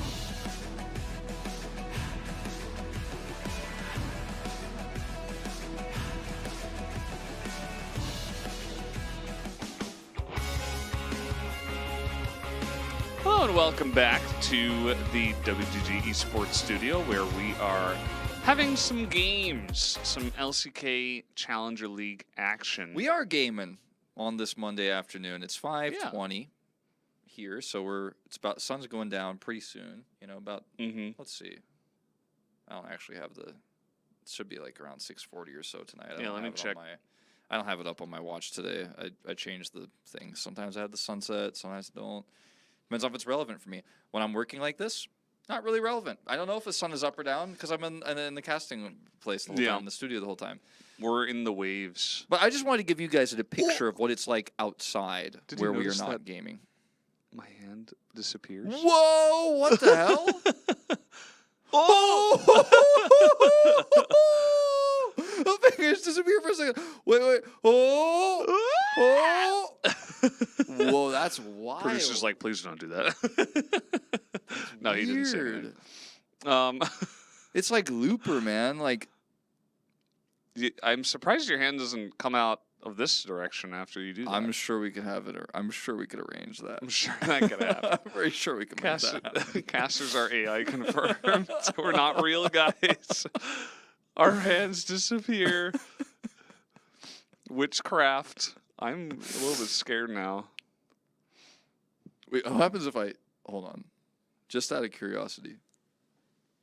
Okay, No, that's not a thing. Our What about this boundaries are we're defining our boundaries right now. Like, where are Just the figuring boundaries? It's like right there. Yeah. Okay. Wait, hold on. Well, let's do it at the same time really quick just so we can get it clearly defined. Yeah. I was wondering if like our shot was maybe a 4x3 and that's why, but no. No. Definitely robots. He didn't even bleed. All right, so Guangdong Freaks have chosen... It's going to be blue side. Blue side. Yeah, it's blue side. Not a surprise. I would like to see a Karma ban, even though suddenly irrelevant in that last game. Lord Grompulus Kevin Ribbiton of Croaksworth. That's the name of the Gromp. Yeah, people keep telling me the name of the Gromp. Is like every time they tell me what the Gromp's real name is, it gets longer. I'm not sure what's going on with that. That's the way Long it goes. of Legends. No, it's Long Longs of of Legnons. Yeah. What are some off-meta picks / builds you've enjoyed playing in the past or are currently playing? I played AP Volibear one time and won. I guess it's not really that off-meta, but I think the most fun I had last year was playing AP Kaisa. And I always got flamed in solo queue on the Korean server for doing it, but like it was really fun to play and I really liked it. And even after it was nerfed, I still tried to do it because it was really fun. But that was pretty dumb. I actually thought that was like bad for the game. Well, but I was down to also abuse it. So, Wolf, would you howl with us, please? Maybe if we get a big full moon in our League of Legends client. We need Diana versus Aphelios, I yeah. think, and then it's possible. Are there any other big moons? We were trying to figure it out during the break. Any other big moons in the game? I don't think so. Maybe a skin I forgot. All right, Caitlyn is banned. Jace once again. Let's see where we're going here in terms of the 80 carries because I don't think we'll see Guangdong Freaks. Leona is a sun person. Yeah, that's from Targon. I mean, I guess like if they accidentally put up the LCK opening with Deft on the moon, Lunar you know. skin on Leona. I'm not familiar with that. Malphite is like the moon. All right, chat. All right, you've had enough. Come back to me with serious suggestions only. All right, Maokai's gone. Bull, he was given a free laning phase last game, couldn't do much with it. I wonder if they prioritize something else here in this first slot. Like Varus. Well, I mean, I hope not. On-hit Varus. I hope not, but I think you're probably onto something. First picking Karma would be pretty cool. Yeah, I wouldn't mind that. It would obviously put us back into the Ezreal situation and maybe Gen.G just stack a bunch of tanks again, but there's other stuff you can go with Karma, such as Jhin.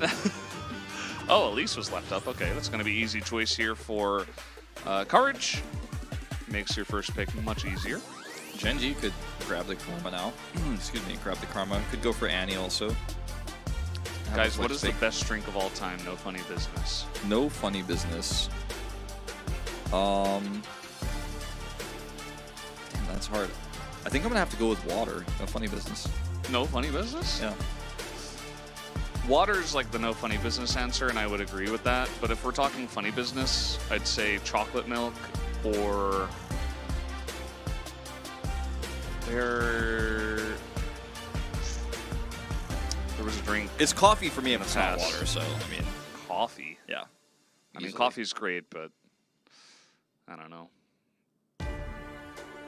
I can drink coffee anytime. Renekton locked in here with the Varus pick, so denying that one from Bull. We'll see if Quantum Freaks just go for the Karma lane. This time... Tropicana Sparkling. I remember Oh, yeah. that. Tropicana Ooh, Sparkling! Look at this. Yeah, the Callista that was banned last time, open this time. Is it a Callista? Leona. Yeah. Yeah. Yeah. There were a lot of other lanes they could have played. They could have played Callista Draven, but I want to have a melee support here. Swedish Fish Ghost Energy Drink. How do you actually not a draft thing. against this now? You kind of You play can't. Braum, Varus Braum, and you hold on. Ooh, this is absolutely not it. This is absolutely not it. I actually think this What is is that? one of the worst choices you could have picked. Not Like, only I'm like does it actually get trying to countered think of by a Callista Leona. I'm trying to think of a worse pick. Like, I don't know if there's a worse support pick you could have locked in here. Well, No, like seriously, like tell me which meta support like meta support. that Okay. that like when you you have to press like support. Meta support. Like if you go in the client, you press the support thing, and there's a list there. Like which support in that list would actually be worse than Rakan in this case? I don't know.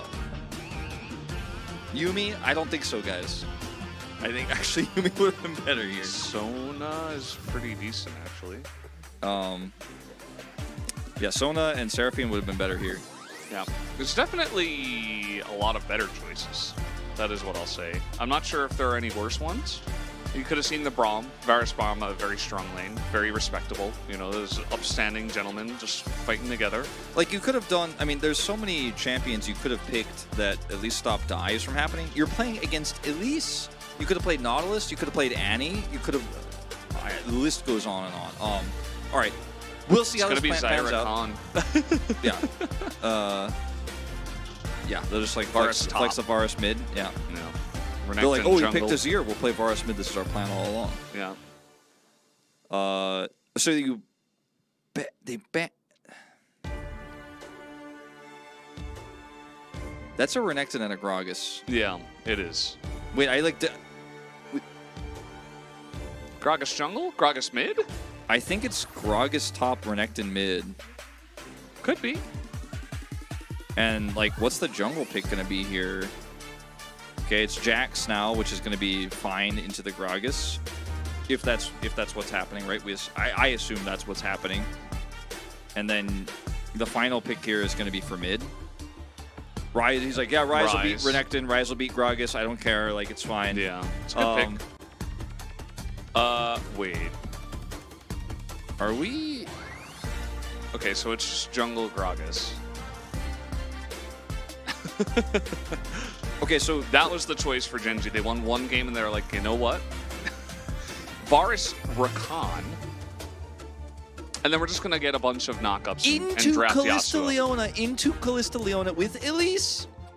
They were like, yeah, Rakan will be the way. You ever wake up some days and you're just like, I do feel like I'm going to do a little bit of trolling today. Yeah, you ever just like load up a video game and then you've never played it before, you're not familiar with the mechanics, you don't even know this, you don't even know the series, you don't even know the name of the game, but you like scroll down to the hardest difficulty, you're like, ooh, normal, hard, very hard, extreme. You're like, yeah, I'll pick that one. You like lock in extreme.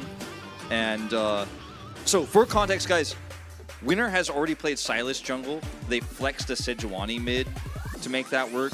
This is Yasuo into Ryze. Chronicler just got back. Hey. Nice timing.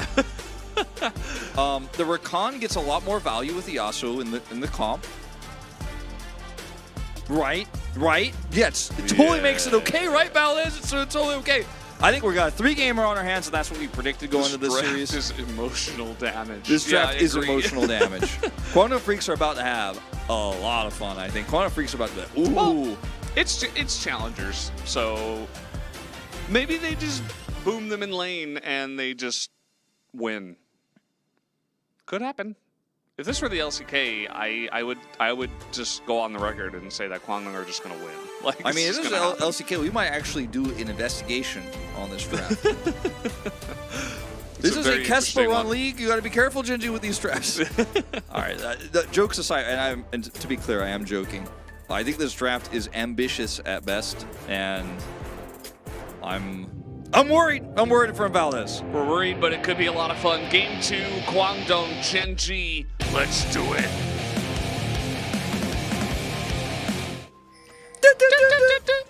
We were a little bit off there. Yeah, we were a little bit out of sync there. We had a perfect one today. The draft got me a little bit. You know, I haven't been the same. It's okay.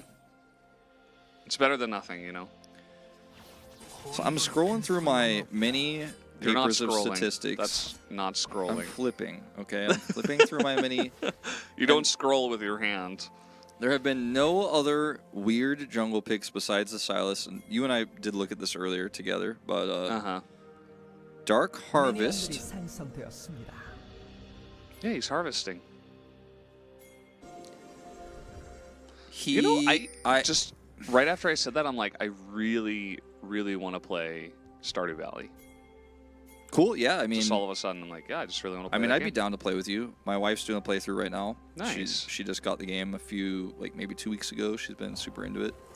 And then I got one of my friends' wife into it too. Like, she was like, "Oh, yeah, you're playing this? Everyone's playing it now." I played it a long time ago, but I only played for like 15 hours because Dragon Quest XI came out, and I was like, "Ooh, I really want to play that." And then I just never played Stardew again. But it was fun for those 15 hours, you know. Uh-oh, we engaging. We're getting engaged. Wolf and I to be engaged. Yeah. Yeah. So that didn't go so well, the level 1 there, but it's it's okay. It's not over yet. Dragon Quest, is that the like the JRPG with like the pretty cartoony grafix? Yeah, with the big orchestra music. Yeah. Yeah. I think I like tried to play Dragon Quest 6 one time and like I didn't finish it. I think that there's a weird charm to Dragon Quest games to where even though they seem like they're for kids because they're very cartoony, I think you appreciate them more as an adult. Like that's kind of my take. Because when I was a teenager and young adult, I was like, these weird cartoony games. But as I got older, I was like, oh, this is actually pretty deep and kind of dark in a lot of ways.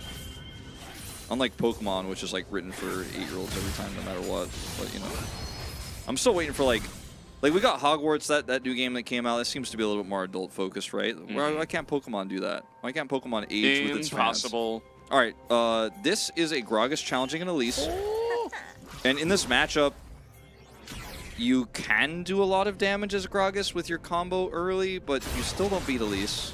Don't let Atlas hear that one. What you said about Pokemon. I mean, I think the thing is, the gameplay is what Atlas enjoys Pokemon for. I don't think he enjoys it for the storyline. I could be wrong, but that's just my take. I think I know Atlas as a gamer. He enjoys the gameplay and training the Mons and making them really strong. Pokemon Conquest. Pokemon XD isn't really a thing, right? That's just a meme. No, it is a thing. I didn't play it though. Pokemon XDD. Oh, nice. He didn't actually. Yeah, he didn't actually steal that. Courage. Courage is dead. Oh no, he's okay. Maybe he's not. He's gonna flash. Yeah, he's okay. And now they're actually engaging. As Andil has no chill at all, jumps into 17 billion people, and now he's got a flash as well. Seems like both these teams just want to press their buttons on each other, and it's looking like Gen.G are getting the better. They are pushing the buttons better. Flash comes in, and will the spider go down? Yes, he will. Eventually, right?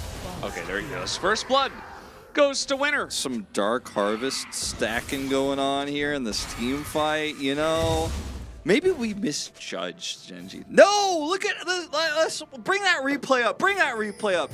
Where is my bot lane? as Elise. Where is my bot lane? You guys drafted Callista Leona and you just let me die? And then you engaged really late here. You came over and it's like a 1v4 and Cleaver's like, hold on, I'm coming. This could not have been less connected here, unfortunately, for Kwangdong Freaks. Like, the draft works if everybody's on the same page and you use your prio for the Elise, but if you don't and you're like, uh-oh, then yeah, things can get really bad. And they did. Goat pick. Goat pick.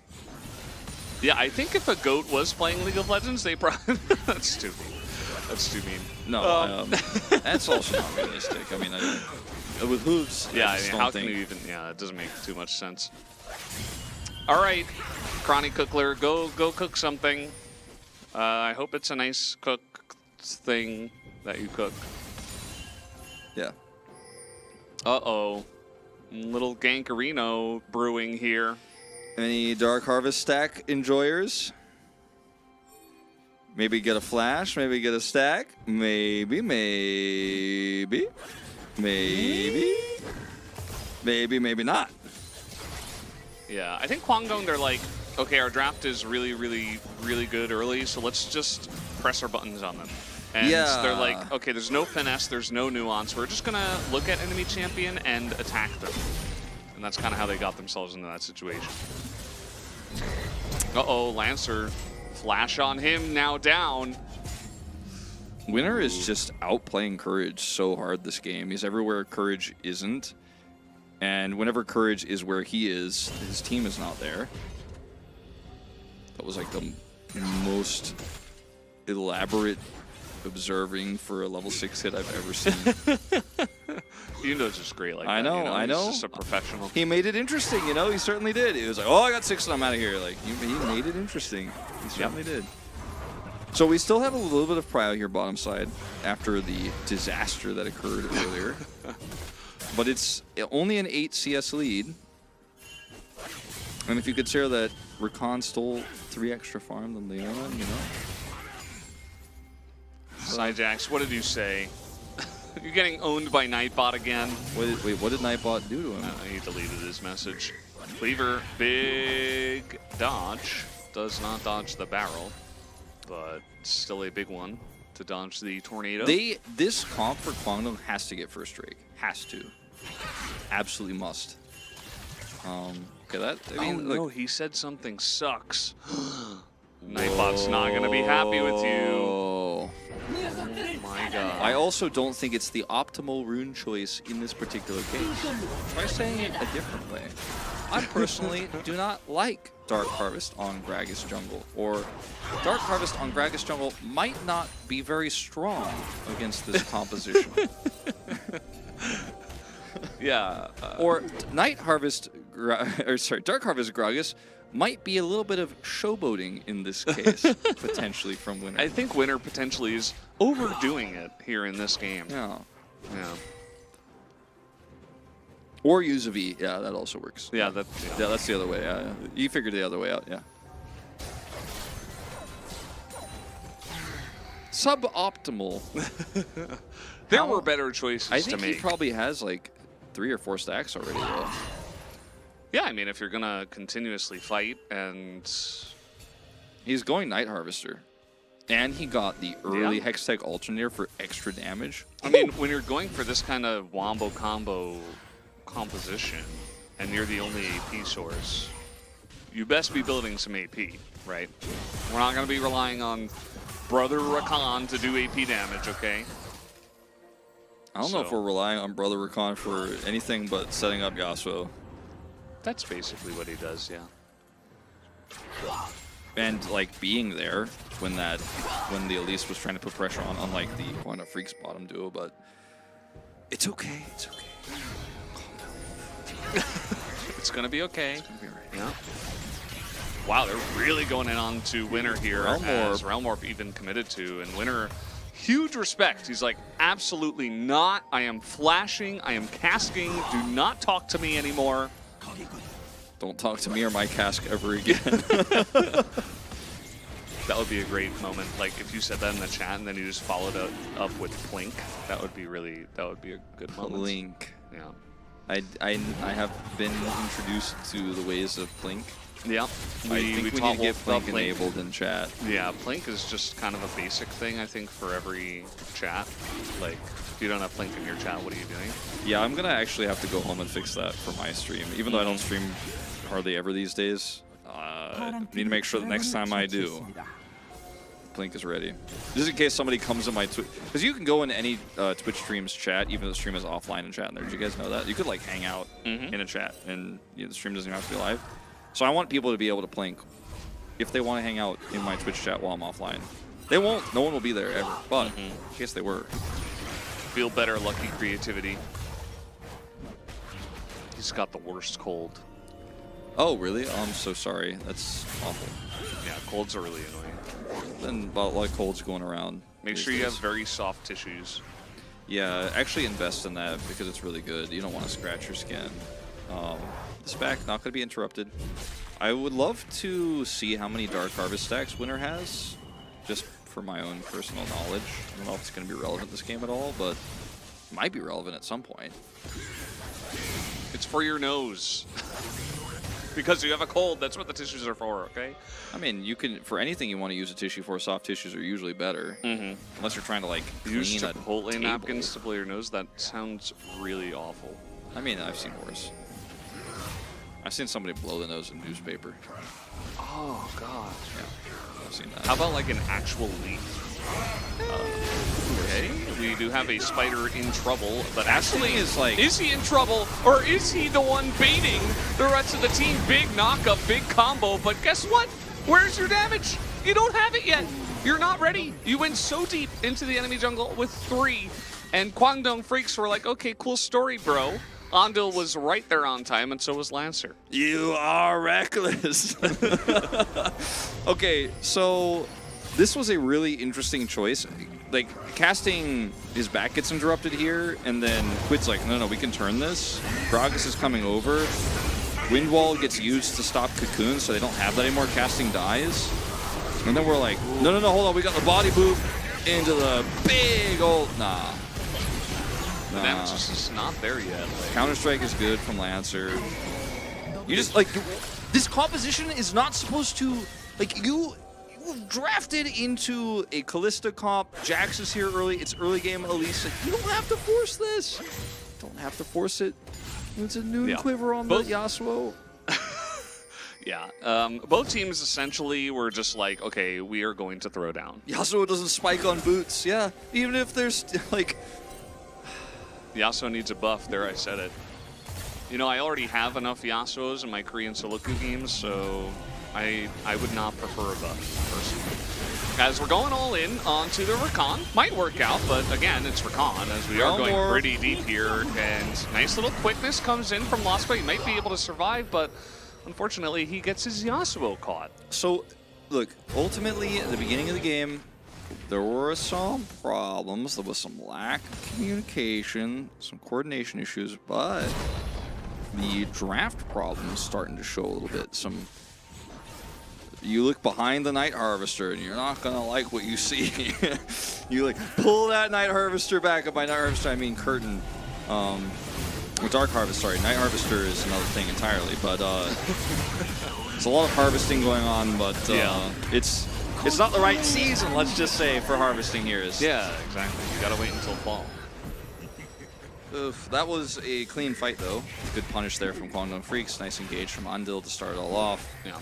Kwangdong Freaks, not only do they handle pressure really well, like they have a bunch of sturdy members that are quite slippery. You know, you look at Callista, very slippery. The Rise is somewhat tanky. The Elise can repel all the stuff, so they deal with engage really well. And at the same time, if they want to go forward, they can easily do it, right? Like, because everybody on their side can. Either they're going to run at you, or they're going to have, like, cocoons, stuns, etc. Andil has been playing a really awesome game as well, and looks like Quid is once again going to be caught out as these solar flares just do not miss. As Andil is knocked up, but at the same time, seems pretty good here for the Yasuo. I mean, so much damage coming through from this Rise, though. As long as Cleaver doesn't get engaged on. Damage coming out here from Carfe. Looks like Kwangdong still considering sticking around and going in on the fight. I said Yasuo, but I meant to say Kwangdong Freaks. That was weird. We all get one. You can have as many as you want. Nice. Blink. There's the there's the Rift Herald charge before you got plinked in the blink. And no plates to go over. Of course, this is a pretty late Herald. And we're looking at a mid game here now where Gen.G have somewhat stabilized. You know, you have a Varus with an item. Yasuo's almost there. As casting, he doesn't know. He doesn't know. He has flash. How's your reaction time? How's your reaction time? Okay. He doesn't know. He is not a knower. Now he knows. He knows. All right, who's going to stand here the longest? Andil is moving up towards the top side, but yeah, they spent a lot of time up in the top lane, so maybe they just don't want to take the risk of Gen.G's wrath. I mean, they got his ult, but I just don't think you... I mean, you pull people topside and you get something else. You don't want to force anything here. Herald's up in 40, so...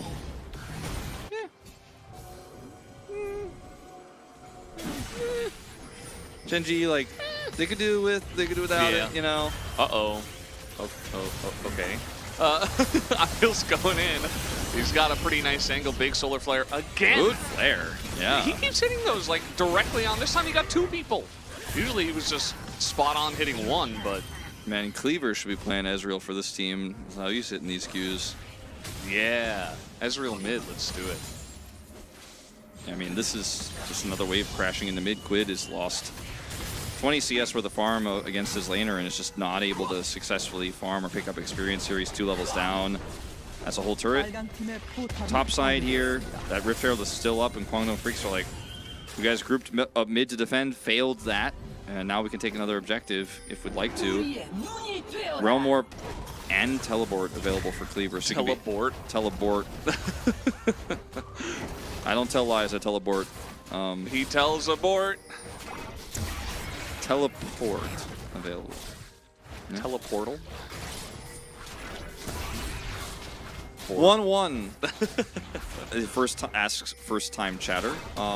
It does appear to be that way. Yeah, you know, we are certainly leaning that way.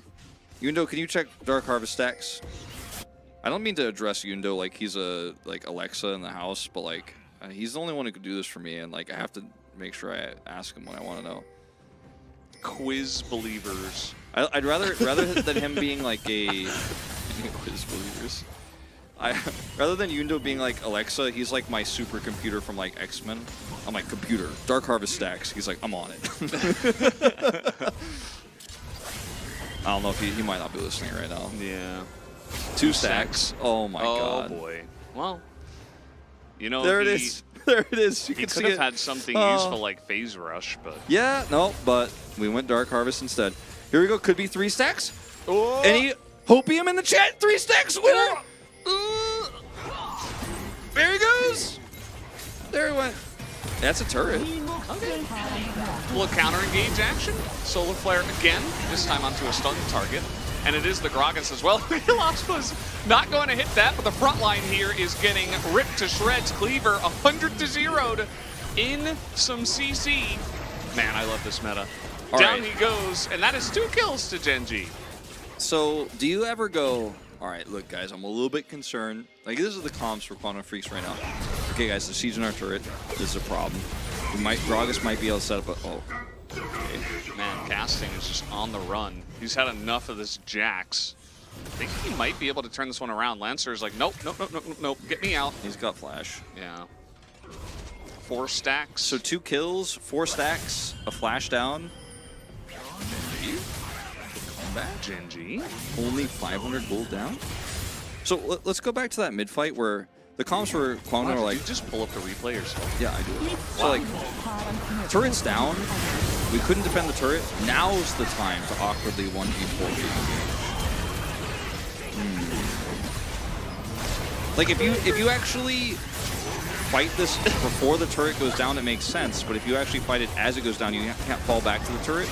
Like if that Leona setup there from Andil actually gives them the opportunity to tank a few extra, like to use the turret for a few more shots, they come through, Ryze comes through with the re-engage, you fight under turret, like feels great. Maybe you defend the turret. You do it after, Not as great of an engage there, unfortunately. Failed to defeat the turret, or failed to defend the turret, and gave over 2 kills. Flashes down on top side. And Gen.G, you know, maybe this is a real fight they could take. Like, they still don't really have champions that do things, but Soon. maybe. It's challengers, you know, like Kwangdong, they get a lead. As you guys can probably tell, they've struggled with closing out games in the past in round 1. So you get enough time, your Gragas gets fed, your Yasuo gets fed, Varus exists. You know, it could be the start of something new. All right, look at casting. Sweeps it. He's got a flank angle. He could go behind these minions. Undetected. Gen.G is lurking. Any lurkers? Oh, okay, well, yeah, they see him. So yeah, they're just going to jump on him. Kalista very good for taking objectives, but will they be able to actually take this one? Very nice stuns on the front line as Quid has to go in onto the Jax. Lancer tanking up so much, big knockup on the left side as well, but the damage of Kwangdong can't get into the fight as all of this is happening. And Lancer goes extremely deep into this one. Take a look at the damage here from Bull. 0. Not able to join the fight at all. Now, despite the good team fight here, and the 1,000 gold lead now for Gen.G, I will not be inviting them to my LCK Scholastic Academy of Good Drafting, and I will reject their application. Even with a win here, it's 2-0. I'm just going to say, look, this worked out for you. It was very fortunate this time, but I would like you to come back with more fundamentals. And Gen.G's gonna be like, no, but I mean, the draft was so cool. He had so many Dark Harvest stacks, up to 6 now. He's tripled his Dark Harvest stacks in the last 5 minutes. Yeah, huge. But no, I will not be inviting them to my cool kids club of very awesome drafting. So I want to watch this Rakan and the Kalista in this fight. The Kalista pulls the Leona back, and look at the re-engage from Lospa. Yeah, this fight, the focus is wrong here for Kwangdong. They're pushing on the top side, which is the hardest targets to kill, while a Rakan just skitters around the back line and hits everybody with a charm and gets a big knock-up. Way better focus fire here for Gen.G. And Bull. What? No, just Chad is being mean. But there were some funny comments, even though they were a little bit mean. So I don't want to repeat them, but yeah, you know, Bull just identified early on that that fight was not going to be won. So even if he did a little bit of damage, wouldn't have changed much. And possibly could have gotten himself killed, as now we do have Quid being chased down. Again, this Yasuo is of course, he's not very tanky, right? He's trying to build into BT, I would imagine, but yeah, at this moment in time, he's yeah, if he gets caught like that, he's dead. He done. Casting gonna get a bottom turret at least with this Baron buff. So still a lot of gold being picked up on the map here for Gen.G, despite the pick onto the Yasuo.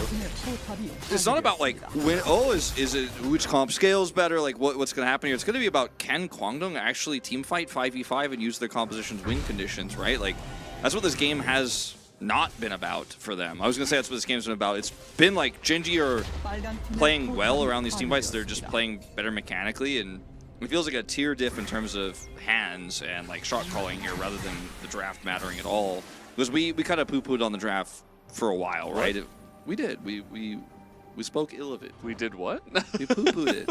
We spoke ill of it. We kind of X-stayed it. We said like this is not just optimal. A very interesting way. No, it's a common expression. Yeah, it okay, is. who thinks that that is a common expression? We poo-pooed on the draft. Yeah. No, I don't think so. I think so.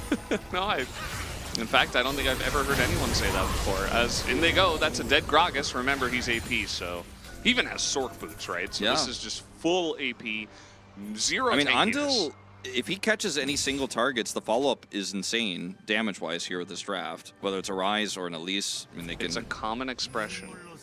Yeah. Common Wolf W. Yeah. Valdez just doesn't know. Okay. I guess, you know, you learn something new every day. Sorry for poo-pooing on you for not knowing this. Yeah, it's okay. We don't see that in New York. I don't normally use the term for casting because it can be, you know, misconstrued, but this is Challengers, so I thought it was appropriate. Okay. I mean, look, if Gen.G's going to draft like this, I could say poo-poo on the show. That's how I feel. That's how I think it's fair. I think it's only fair. Am I right or am I right? That makes sense. That makes sense. That makes sense, yeah. I can get behind this. I think it's a fair exchange. Yeah. Arnold could call me if he disagrees.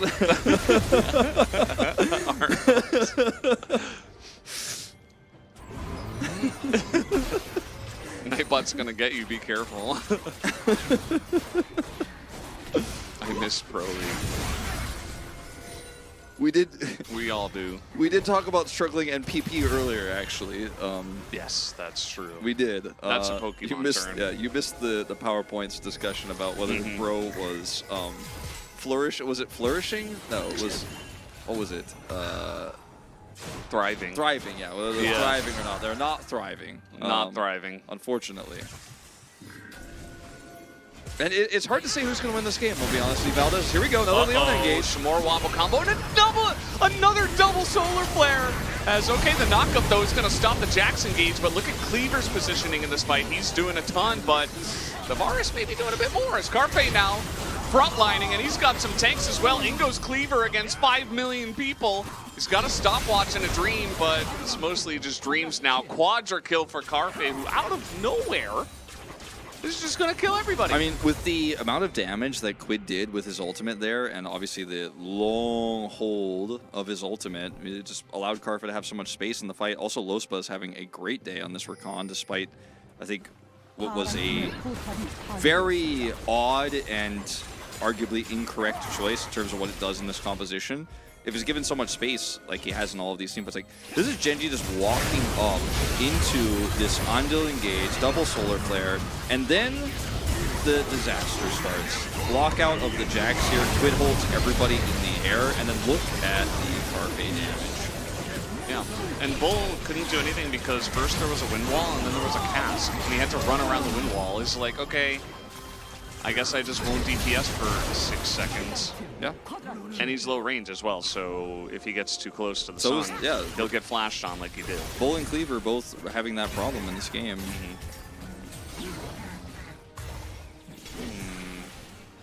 This is getting pretty interesting. Callista is picked for lane dominance that Bull did not really get.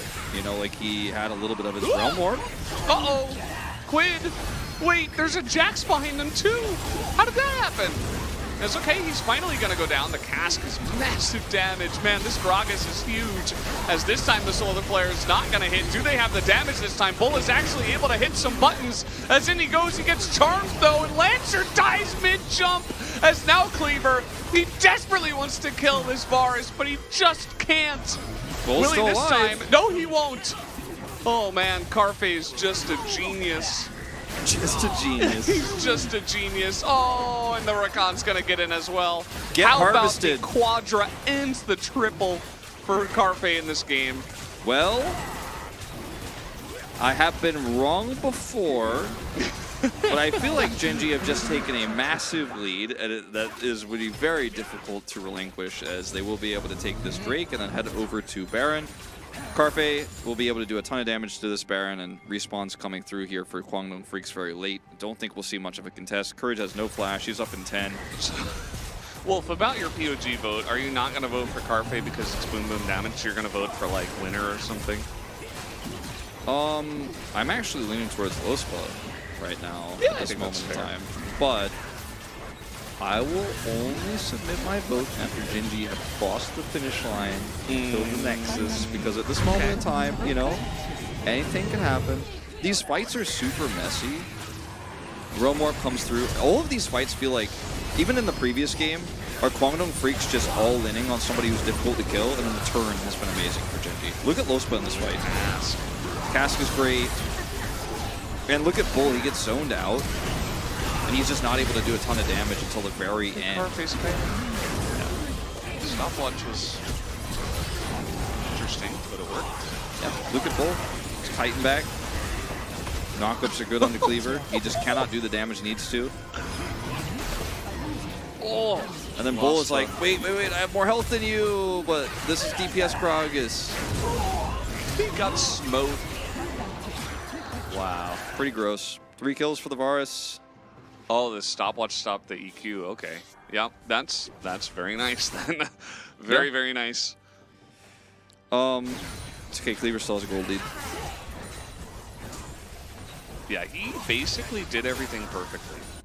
Did Carfe in that fight. He and Lospa are just genius. He has a GA now. Say he has a PhD now. Yeah, he's a genius. You know, he got his PhD. He does have a PhD as well. Okay, we're diving. And this time, when you're this far ahead, it's going to be excellent. Cleaver does 0 damage in the fight. Looks like Gen.G want to go home early today, as they will be able to press their buttons down. Goes pretty much all the DPS full, to be honest, at this point. Not really able to do too much.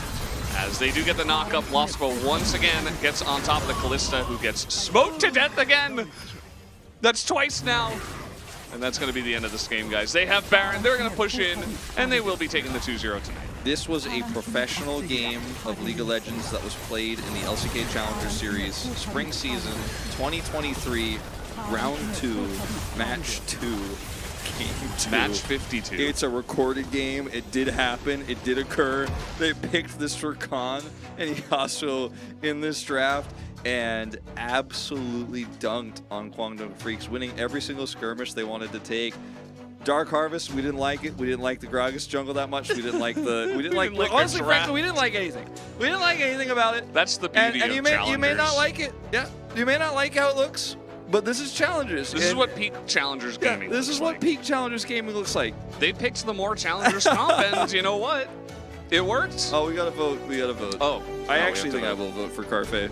Yeah, that's. I will vote for Carfe. Pretty clear. Yeah. So let's vote. I'm not Lospa, gonna. right? Get out of here, Chronicler. I wanted to vote for Lospa, but I think it has to be. This time it has to be a. Didn't Forest watch. Yeah, I mean, Lospa might get it, right? He also had a sick game. I just thought that the Varus. 14, is that the Dark Harvest stacks he had at the end? Wow. Some damage. I mean, I saw one of his procs of the last team fight was actually pretty big. Pretty big Dark Harvest damage. We got a mad Korean person in the YouTube chat. That's not the Challengers energy we're looking for. Yeah. So at the end of the day, we had 22444 Varus damage. Very nice. Big opportunities for Kwangdong Freaks, I think, blown in this game. Like, I didn't want to say it until now, but I will say it. I think unanimous they had votes. Unanimous votes for Carfe. Yep. Sorry, Lospa gets 0 votes. Unbelievable. This game had angles all over the map. Kwangdong, they blew it, and Gen.G outplayed them in those skirmishes. This team needs to work on his coordination. Carfe, unanimous votes. 908, 0 No deaths. CC score? What? I want to see how much CC score he got. Well, you'll have to ask Yundo. It's probably like in the thousands. Yundo, CC score. Report casters for Pog votes. Yeah, you're gonna have to report us and the other people who vote and all these people. Yeah, he had a really he had a game. That was a game of League of Legends that he just played. Yeah, He was the legend. We have Carfe, and we have Pleta. Okay, what's going on? Carfe sounds like carpe, and carpe in Latin has the meaning to reap, to pluck, and to harvest. Yeah. Winner picked Dark Harvest rune for Carfe to pop off. Okay, we figured it out. Thank you, Kevin Kim. That's the official understanding. Wow, 365 CC score. Huge. Yeah, my favorite Carpe Diem to pluck the day. Yes. To Pluck harvest the day. Harvest the day. Man, I gotta play some Stardew Valley. I personally like to plink the day myself. Personally like to plink it, as Gen.G did in this series. Thank you guys so much for watching what was a very interesting best of 3. Hey man, that was peak Challengers. Now, That was great.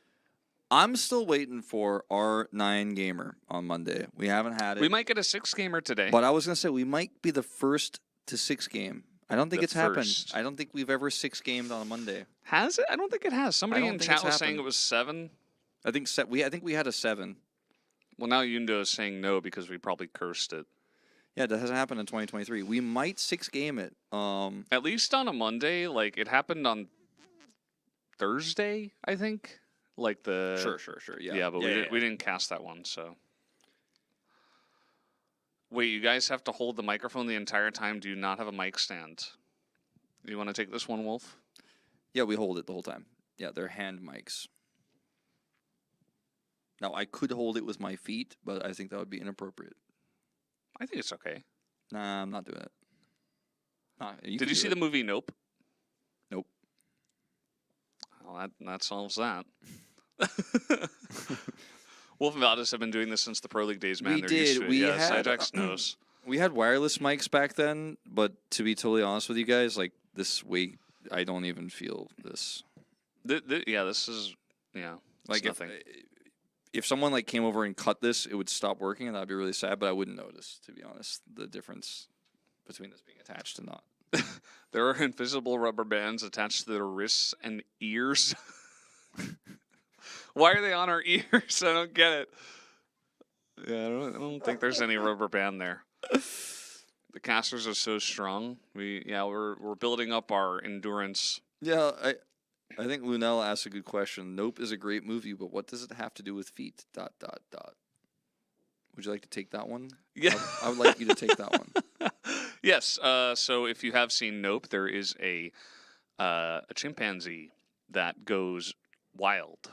So I was just thinking, like, if you were a chimpanzee caster, you probably would hold the mic with your feet, at least sometimes.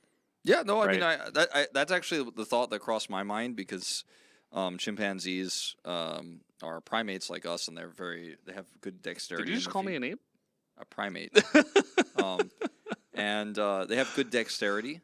Okay. So, like, for example, because of the hand mic situation, I couldn't, like, drink my coffee and also text the producer for my pog vote while commentating, so I kind of can only do one thing at a time. You But know if I me, used my Lunel. feet- I'm really good at mental gymnastics. Yeah. If you cast enough challengers, you know. If I used my feet, though, I could definitely pog vote while sipping coffee while also commentating. Like I said, like you can if you want to.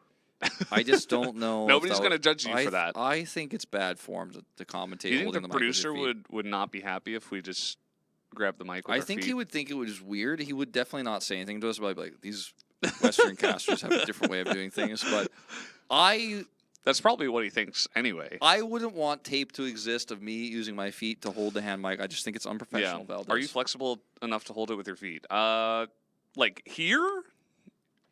Probably yes. But down there, yes. Definitely. I mean, that you don't really have to be flexible. Just the mic would have to be flexible. Well, I mean, you'd have to be able to raise your feet to if Yeah. you're sitting in the chair. I mean, that. I'm not requires going to some do it because, flexibility, because it would be unprofessional. But I think raising your feet, I mean, it would be quite complicated. You'd have to like lower your head down, or you'd have to be quite flexible, like Chat was saying. True. We're talking shoes on or off. I would imagine off. Off for sure. Yeah. What about socks, but though? Socks on, however. Yeah, just like the refs are wearing the gloves. You know, we don't want to. Yeah. Maybe we should be wearing gloves. You ever think I that don't care like about Chronicle that much. maybe like like Atlas and my hand sweat is like coming to? Okay, this is just. I'm not gonna go down. I this do road. wonder if other. I mean, I know for a fact that other people use this room in the studio for other things besides True. challengers. I just don't think they are during this season right now. Like for example, Achilles and I have used this room for Overwatch. Do you think it's more professional to hold the mic with socks on or off? Probably on, right? I think on for sure. Yeah. That makes sense. But I think it's a rhetorical question considering that it's inappropriate. What other either way. things do they use the studio for, Wolf? That's what I was saying. Like I know they use it for other things. I just don't know which things. Could be those anything. Are. Yeah. So I never know. Yeah. So we're just hanging out, guys. If you're wondering why we're just sitting here talking to you, it's because the interview's going on, and that's why we're here. Yep. So I was gonna save this question for like if this series went to 3 games and like we needed something to talk about, but you know the LCK logo is 2 triangles, right? But it's also a bird. Okay. there's been some debate over the years whether it's an eagle or a falcon or whatever, but it's a bird, right? Those are both birds, yeah. What is the Challengers logo? Now, before anyone says it's a ward, the ward's wings don't clip out like that. They're actually all together, and they go upwards more. It also has a gem on the top, and the bottom of that is like. So I don't think it's a ward. It looks like maybe something that like Cleopatra Bird or like an tail. Egyptian woman would wear, or like some sort of neck piece that a woman would wear. I can see that. That yeah. could be what it is. It could also be. It's an angel. I thought it was like a crest of Leona's shield or something. Is it an angel? That's a. You know, like the top of the shield. Yeah, no, I see what you're saying on that. It's like yeah, it's the tail of the know if it's an LCK bird. angel though. I don't think it's a bird. Like I could see like someone's like it's an Nivea. I'm like Clearly, it's a maybe. whale. I just Guardian don't. angel. It's kind of bizarre that we don't know this, and I looked it up. I tried to search for this in Korean and English. I couldn't actually find what it is. There's no information that I could find about this officially. So I just want to know, chat. Like, It's a watermelon. but like in all seriousness, the angel argument is the best one we've heard so far. But I don't buy it. But I'm like, okay, maybe. Yeah, it's like wings, you know. But why would the LCK Challengers logo be an angel? That doesn't make sense. Because you thematically. ascend to the LCK. By dying? Like what? Yeah. I don't know. It's not a religious tournament. Like this doesn't make any sense at all. It can be Doesn't if even you have want it it to doesn't be. even have a halo. Doesn't even have a halo or anything. And angels don't have 4 wings as depicted in modern times. 4 wings? Yeah, look, if it's an angel, there's a body, and then there's like 2 wings on each side. A 4-winged angel? I mean, it could Yeah. have, but usually it's 2 wings, right? I mean, it could be, but I don't buy it. Like, I'm not convinced. Okay. All right. I'm not convinced. If we asked Atlas, he'd probably think it's a snake. So I wouldn't ask Atlas personally. Don't really see that myself, yeah. Yeah. I think it might be it might be a depiction of a ward, but it doesn't seem ward-like to me because I looked Have at you the not ward pretty seen closely. Kale? Is she not an angel? Papa Smithy put a leaf in the chat. Any thoughts? I think he's just promoting FlyQuest, which is the #1 team in the LCS with 2 of our ex-players, Vikla If they're ex-players, do you think and Impact. All right, Does that mean that we broke up with those players? they broke up with us. They broke up with us. They did. They did. I guess they just had a better offer somewhere else. Papa Smithy, what is the Challengers logo? Papa's here to poach the LCK bird. Atlas thinks it's a huntsman What spider. is that emote that he sent? I don't even know what that is. It looks like a bird person. That is Tracer. What are you talking about? Look. Oh Papa yeah, I guess put it is a Tracer in the chat, I yeah. don't know. It didn't look like a Tracer from here. Definitely not a bird. It's a bird person. I'm like, looks like some sort of bird person ex-Overwatch caster over here. What is this weird bird person? Is that a Korean Band-Aid? What is that? It looks like a ticket. I don't know. It's very far away from me over here. What do you think about King Wolf? Oh, I love the King Wolf. Yeah, that's a good one. It's a good one. Papa Smithy was there for that. Uh-oh. It looks like it might be time to go to a break. Yeah, it is. I saw the moving mic. You and I are on the same page. Okay, guys, we'll be back in about 30 to 35 minutes approximately, and we'll see you then for the 3rd and final match of the night.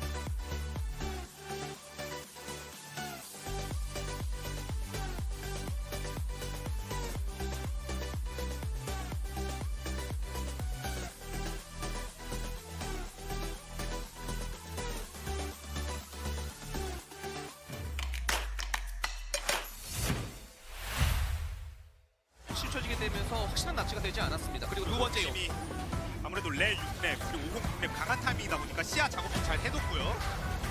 싸우고 싶은 거죠. 2500 갈라놨고 레바 5, 1300. 레바 5 이미지를 봐야 되거든요. 레 잘 들어갔어. 공공 돌진데요. 이타. 돌면서 와! 이러면 백지 농심이! 와! 대박. 농심이! 착가님이! 농심. 와! 잠시 치고 있는 거죠. 루아 지금? 루아 노틸러스 반 들었습니다. 오히려 노틸러스 들어주고 이러면 대장을 마구 깔면서 그러면 들어가는 우리 어디가 불리하는 아닌가요? 요 아래 여기. 노틸러스 등장한다. 와! 포포포! 가민이 대놓고 갖고가 있었거든요. 맞습니다. 기가 막혔네요, 가민이 대목 플레이.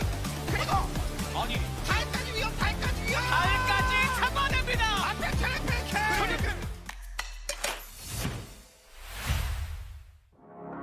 위에 전장은 우리가 정하겠다. 그러니까 이미 체급에서는 좀 많이 벌어져 있어서 이거 젠지가 진지 글로벌 아카데미가 좀 괜찮을지 모르겠니까 한번 뛰어. 출동 원판. 자, 옆구리에서 배구하는 줄. 리시브. 예. 도스. 스파이크. 빡. 와, 이거 진짜 퍼펙트. 와. 그라가스 죽었지만 웃으면서 죽었어요. 이 구도가 네. 세 번째. 몇 번 나오는 거예요, 이 예술적인 한타가. 그라가스가 쪽으로? 네, 그라가스가 사이드에서 달라지기 때문에 계속 말씀드리고요. 포킹도 당연히 맞추면 좋고 뭐 잘하는 거 제이스가 요즘 해먹 보여주는 오히려 열어요, 오히려 열어요. 자 라이즈 일단 텐타면서 마우파이 들어옵니다. 계속 미는 쪽에서 한번 붙거든요. 우리가 붙거든요, 마우파이. 대전의 마수. 붙어주면서 자 앞라인 싸움하면 포리스가 모르겠어요. 구련이 이타. 유리한 싸움 아닌가요? 이타. 구련이 유리한 싸움 아닌가요? 구련이 유리한 싸움 아닌가요? 근데 사이드 스매시. 자 옷을 사면 형제 라이즈. 이렇게 제이스가 다 들어가면 제이스가.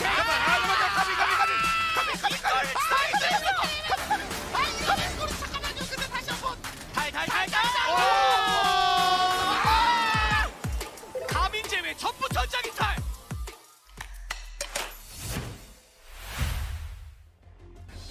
아직까지 한참 부족한 것 같다. 갈 길이 멀구나라는 생각이 들었었는데 꾸역꾸역 3포 갖추긴 갖췄거든요. 그렇죠. 그래서 이제 거의 다 왔다고 말씀드릴 수 있는 상황을 만들어야 되는 상황이 물러나라. 뒤로 빠져. 대제르만 떠나 있을 때마다 옵젝티브에 상대 건물을 하나씩 깨면서 땅따먹기를 뭐 이겨나가고 있는 그런 느낌입니다. 자 그러면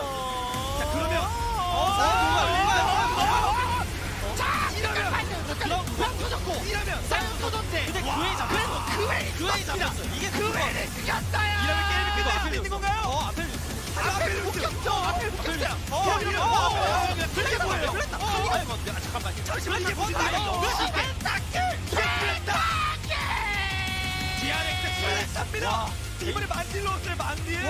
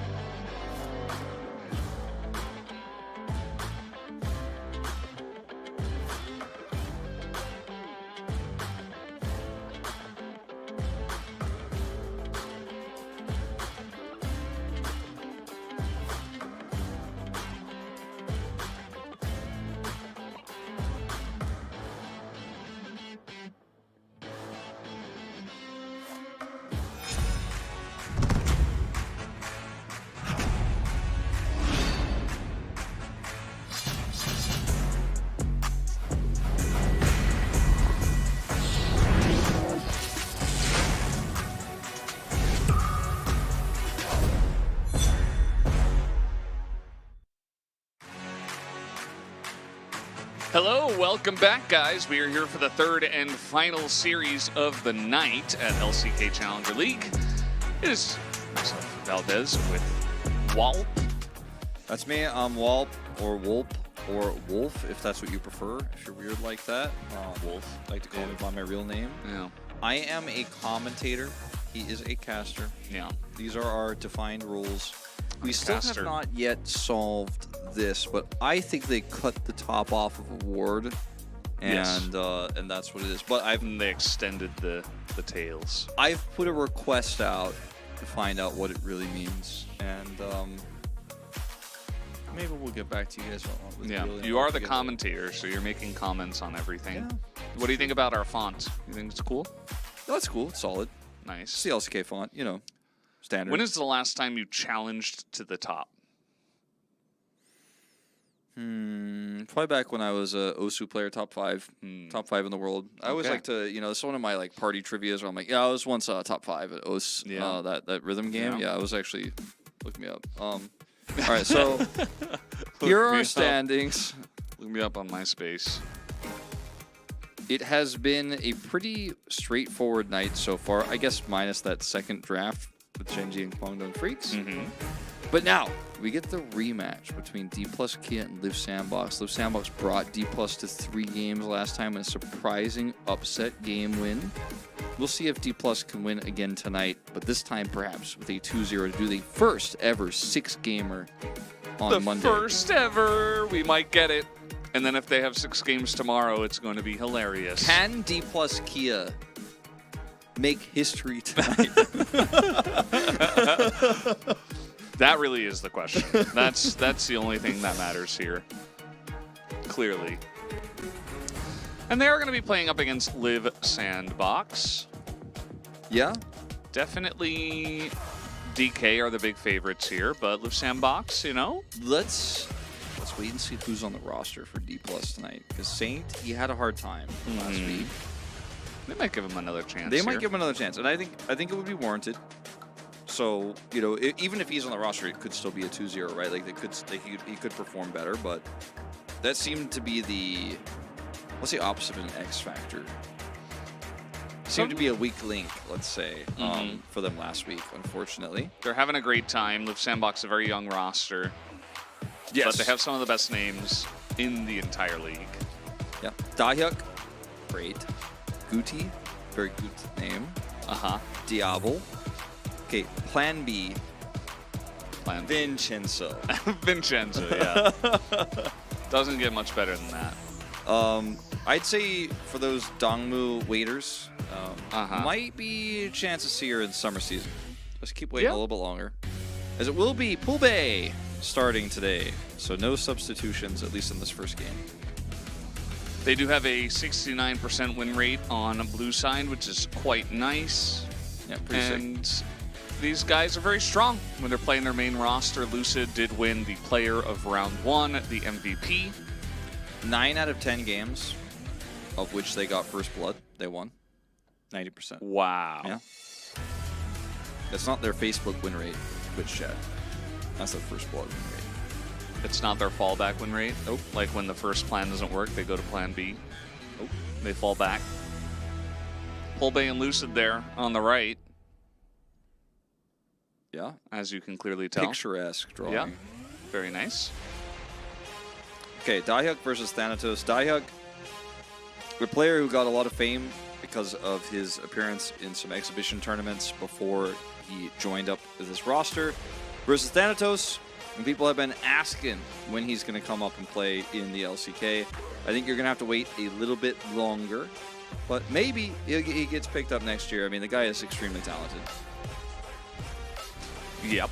The point picks, as you can see here, he has 2 clear favorites, the Gnar and the Renekton, but the Jace, a close third there. Yep. Jace very strong. Lots of wins for this squad, much like KT.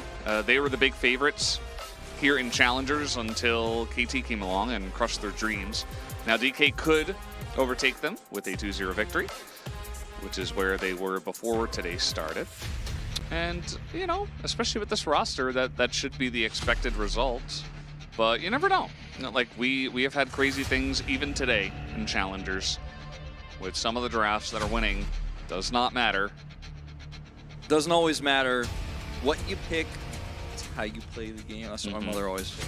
You know? That's true. You want to, you know, run a marathon in your sandals? If you do it right. How do you do it right? What? Maybe you should tape your foot to them. Look, I'm not going into the intricacies of running a marathon in sandals. You guys can see my personal Not a lot of stream for support. that. Well, you guys can see my personal stream for that one. You know, there are Not telling all my secrets here. there are people who run marathons with no shoes. You know about that? Yes. I don't know what it's called. Why do you think they do that? As a challenge. Challenge to the top. It all comes back to It challengers. all comes back to challengers. It all comes back, guys. Never forget.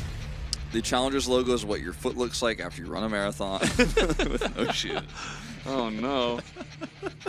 What is this band here? What are we doing? Okay, it's There you Ezreal. go. Interesting. Instead of the Karma. Karma shawarma, okay? Sounds I love delicious. shawarma, yeah. It's so good. Okay. It's going to be that Sejuani first pick that we've seen a lot in the LCK on blue side. Or, because Maokai is open, a much stronger pick. I didn't realize actually he had gone through. This will, of course, force the Sejuani here for Lucid. All right, so Liv Sandbox win the draft of game 1. Well, let's not get ahead of ourselves. We don't have to. We already Varus. saw that they picked Maokai. Varus is available for D plus Kia here. Annie also strong. Also, Varus, Jin is available. Varus, Jin, a very strong lane they could play here. I don't think they'll pick both of them right now. Hey. Jin Maokai is the real combo, but we're not going to be seeing that. As Jace actually gets picked up here for Thanatos. Usually not allowed to play it. He's only played it 3 times this season. Where they'll prioritize it even over jungle here because they still have that 3rd slot. Okay, this is Tsunami. risky business. Yeah. It's okay. They still got Maokai, so they still won the draft. Also, Varus is banned. Oh, you're right. Oh my god. Yes, thanks Time to wake up, Wolf. Tex Tour 91. Actually, I think this Jin pick is Jin Karma. really weird. Jin Annie. Okay. Let's see what jungle pick I they like have, it. because if you play around top side, you can, like, if you bait out, I don't know, a Gnar, I mean, it's hard to bait it out. You've already picked the Jace here, but if you could maybe play around top side and just sit on your Jin Annie bottom, you could feel okay. I think it's still flex pick this Annie. See what they do with it, but not feeling great about this draft so far here without the Varus potential. Like, what else would you lane with Jin if you're not going to play the Annie? So a lot of questions I have. Is the Sejuani that was the tier list jungle with this comp is automatically removed? Very good with Jin and Annie too. Mid Annie, support Jin, top Jace. No, it's jungle Jace. You got it wrong. Oh, oops. Oops. Scion ban. We saw what are Tings can they do to Annie. gonna play here? Because Gnar does not feel safe when you don't know what the jungle pick is going to be. Love this Lucid Lee Sin ban. Is it all about draft and a vacuum, Something is or gonna does get- skill diff make it fine? You have to reveal your strat now, D+. What's the strat? What jungle are you playing? You have to lock in jungle here, otherwise this draft becomes very obvious. What is Lucid gonna play here? No Sejuani. I think an aggressive jungle pick. Poppy. Bopey. Okay. This is a strong jungle into this comp. See what Liv Sandbox want to bring, because Renekton's still available. The Renekton Azir would have been the easy option for this comp, but obviously the Azir is banned. So the good old blind Tristana mid. yeah, and then they just put Annie bot and have a fun time. Not a huge fan of this, but they're Okay, gonna do it. There it is. Okay, This is Guti going off the rails. and they're gonna keep the Annie mid Wow. as well. And Jin is support. In fact, All right, so Rahel and Loopy. Jin Draven, we've seen Jin Callisto, we've seen a lot of weird stuff in the bottom lane over the course of this year, but Jin support for this pushing lane on the bottom side, it's going to be about, honestly, Aqua Prisons a lot of this lane, because if you hit good Aqua Prisons, you can win this lane, actually. If you do not, you're going to have a little bit of trouble, but you should still have some mid-prio on Aqua Prison Maokai. is the bubble, by the way. Yes. You may have worked that out. Yes. I'm trying to use Aqua Prison more because it's not a hard name to remember. But I always usually just say Bubble. I'm like, I should use the term, but then like Bubble is more clear. I always have this, as a fairly new League of Legends commentator compared to everybody else, I have this kind of inner conflict about whether I should use a descriptive term or the actual ability name. And Aqua Prison in particular is one of the really tricky ones for me. Like, I have real inner conflict. It keeps me up at night, Valdez. Yeah, I understand. All right, let's go into this draft. I think D+ need to get ahead early with this comp, or things can be really hard in the mid game. There's a big dip for them where things get hard, and then later parts of the game, you've got Poppy ult, you've got Annie engage, you've got Jace poke. Yeah. There's a lot of different ways to engage from range with DK's comp, and they'll be looking to keep the low-ish ranged comp of Live Sandbox out of their hair and out of their sight. Out of sight, out of mind, Yeah. into Annie stun range. That's what they're looking for. Exactly. Yes, Gatorland, we're back. It is fine. And this is Challenger, so anything can happen. Sometimes the drafts don't matter. Let's jump onto the Rift here for game number 1.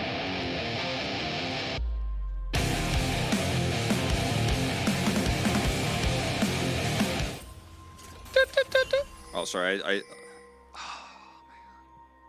I was just really. See, that's what happens when I have to start thinking about Aqua Prison versus Bubble. That's legit what I was thinking about. I left him hanging. I'm sorry, everyone. I'll make it up to you guys in game 2. Thanks. I let my whole family down. Yeah, it's okay. And that's what happens sometimes. I'm sorry, everybody. 3 out of 10. Good luck next time, casters. I feel like I'm like game over screen right now. Mm-hmm. Guti is 1 and 2 on this pick. So he has played it 3 times. Ocarina of Time. Yeah. Yep. First time for 4 members of DK playing all these picks for the first time. I like this Annie skin because you could very clearly see when you have stun. Yeah. I feel like it's actually a benefit to Live Sandbox. I mean, there's 3 boxes and a purple one that also tells you. See, boxes are Yeah, gone. but that's more difficult to see. Really? Yeah. I don't know if it could mean like it's the same box as Jin has, the opposite direction here. I Wait, mean, Annie took first strike against Triss. That's seems ambitious. Look. Ambition. we have an ambition statue. We do. Yeah, It's true. we have an ambition statue at LOL Park. It's very cool. Mm-hmm. I am gonna have to say I think it's good if you are able to build into Rod of Ages early, and if we're gonna build the Andres again like we saw last time, not gonna like it as much. Not a big fan. Mm-hmm. The electrocute that people are always, wondering, why are they not going electrocute? Not as great for value in this game. Could be great if you're getting all in by a Tristana, potentially, but see how this lane plays out. As Lucid, he's pulling a peanut. Uh-oh. And he's just going to clear the ward. I doubt he would commit to this, especially because he's about to run into Vincenzo. Yeah. I think he actually checked that brush for a sapling. Like, he didn't run into the brush, he just ran next to it. He's Yeah, like, yeah, okay, yeah. no sapling, and then he just ran away. Yep. Well, this lane is not going well for Plan B and Diablo. Again, you have to really hit Aqua Prisons and then obviously follow up with your Lucian combo if you're going to pull it off, and so far that has not happened. A lot of respect being shown here, but, well, maybe not that much respect, but decent enough respect knowing how far away Diablo and Plan B are there. What would your reaction be if you saw a living, moving tree walking at you? I definitely run away very quickly. Okay. I mean, anything that's that big and sentient moving towards me, I'm going the other direction. Absolutely. Giant teddy bear, I don't care. Giant chocolate bar moving that my way, I don't care. Like, big bowl of budechige alive walking at me, I'm out of there, dude. It needs to be secured before I eat Big that. trade bot side. That's actually going the way of Liz Sandbox right now, but Diablo is out of mana, so mostly. He does have the biscuits, though. Regenning up a little bit as Lucid is here again. Just farming these wards, you know how it is. Okay. Just putting the pressure on by being here. After clearing the ward, waiting, as Vincenzo is going to come here and get seen. And the second he's seen, you know you can pull the trigger bottom side here, and Thanatos is going to try to get out. So Lucid's coming down. Faded in once again. The flash comes in, but nice flash from Diablo. Seems like they were definitely expecting this because he just killed that ward. So taking an aggressive trade, maybe not the best idea, as now Diablo has no summoners. Lucid also no flash, but didn't take Hex Flash. So it's not a free play, but still you feel very good about this. Big bowl of what now? Oh, a big bowl of budechige, not a big bowl of what now. Although if a big bowl of what now was coming at me, I'd also get out of there. Imagine a living burrito. Yeah, it's horrifying. What about a big bowl of what in tarnation? Okay, look, if it's a big bowl, Would you eat? Would you eat that? if it's a big bowl of sushi, you're not gonna dive in and eat it if it's alive and sentient and coming at you. Like that was the question: is if a big living tree is coming at you, a big living bowl of sushi is coming at you. That I don't know if you're getting in there. I think you're getting out of there. Now, if somebody defeats it and it's no longer a sentient bowl of sushi that's coming at you, then yeah, you can eat it. But if before then, I think it's just not. I don't think you're. I think you're bluffing in chat. To be honest, I think you're actually running away like me. I think you're you're full of it. You're definitely running away. Do you think bluffing can be the opposite of based? Someone says like, "Oh, I'm pretty based," but you're like, "Nah, man, you're bluffing." Do you think we could make that a thing? Nah, I don't think it'll stick. I mean, I think I'm kind of with you on that. Like maybe it could be a thing, but I just don't feel like it'll stick. I just don't think you and I have the. No, that's we don't command the power to actually make that a thing. We're too old. It needs to be done by young people. We're just a bunch of boomers. Vincenzo, He's caught. okay. He's a tree. But He this should doesn't be the care. Drake. Look at I him. mean, right? There's no way they can contest this. Nintendo, he's still thinking about it. He's got his bot lane coming up here. Kobe has stun. They got the fruit. Oh, he's getting over the wall. Nope, not going to be the kill. As Plan B is in a little bit of trouble, but he should be okay. Here comes Guti getting in onto Rahel. It's a lot of damage. Down goes the Draven, and all of a sudden, Deposkia not in a great spot here as the smite onto Tibbers is going to be enough to actually get the kill here for D+, as they salvage.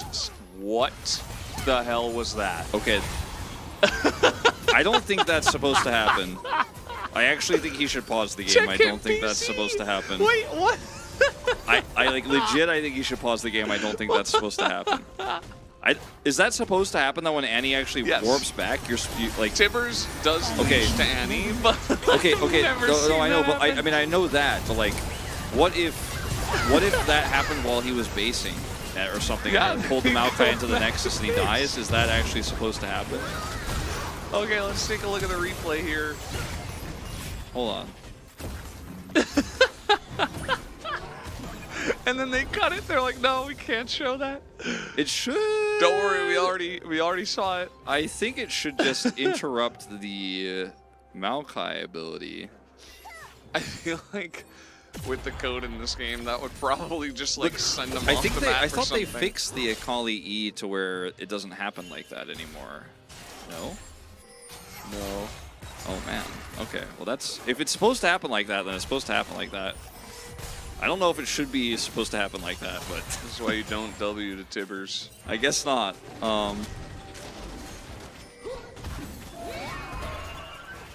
So I've been made aware that the opposite of based is cap. Is what? Cap. Okay. Cap, like C-A-P. Like the All right. thing you wear on your head. That's the opposite of based. I mean, nobody ever says that though. They say no cap. Well, yeah. No, they say that's cap. LMAO. I've never seen that before. Yeah, not Kappa. Not Grey Face. The issue is that you and I don't use TikTok. Is that an issue, or is that actually like a plus for us? Like, is that a I think it's a problem, plus, or is but that at actually least- like one of our better qualities? I think we're doing ourselves a service by not using TikTok, but you know, I think that's part of the reason why we won't get the Okay, some hold of the on, some of the Guti? some of the slang. Yeah, Goody should be fine. He's just running away. Didn't look like Polbey wanted to use Tibbers on him, which I thought was a little bit sus. He had used his stun right before that. Yeah, it was a little bit sus. Valdez is trying to show that he's cool. He knows. Yeah, the word sus. I know. Yeah, no cap. Thanatos here. Yeah, a little bit of an issue. Thanatos is going to flash. You will respect it. Nice job by Dahyuk to just run at him. Good job. Sus is the opposite of based. Also heard that cringe is the opposite of based, which that one kind of makes the most sense to me. Yeah. Yeah. So that Annie lane, 15 CS down, but she is going for Rod of Ages. So I like this better than what we saw last time with the first strike. Polbey doing fine. We love your Game Boy Color Discord. Hey, I was just talking with Wolf about playing Game Boy Advance games, okay? Yeah. That was actually happening, like, not 20 minutes ago. Yeah, I identified a game from his childhood. Yeah. Which was also a game from my childhood. Tactics Ogre. The Knights of Lotus. Yeah. Very Great good game. Yeah. Excellent game. Top Amazing tier. graphics. I actually saw it in Nintendo Power when I was a kid, and then I was like, I want to buy this, and then I went and bought it. And then you bought it. Yep. Yeah. I didn't read Nintendo Power. I actually have no idea how I decided to get that game. I just had it. I had cool box art. Maybe that's why. If you look at the back Maybe I of the game got it for my too, birthday. looks really fun. Possible. Nintendo Bot-tie. Power is not really real anymore. Do you It's know like the a game podcast. Bot-tie?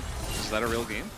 Maybe Maybe I'm like saying a curse word in a different language or something. that sounds familiar. I will. Well, we do have some confirm. gaming as Lucid is trying to gank at Tristana. I think that That's you know not really it's gaming. been a little bit of a while for Oh, the For sun Lucid. game where you actually there's like an adapter and you hold your Game Boy up to the sun.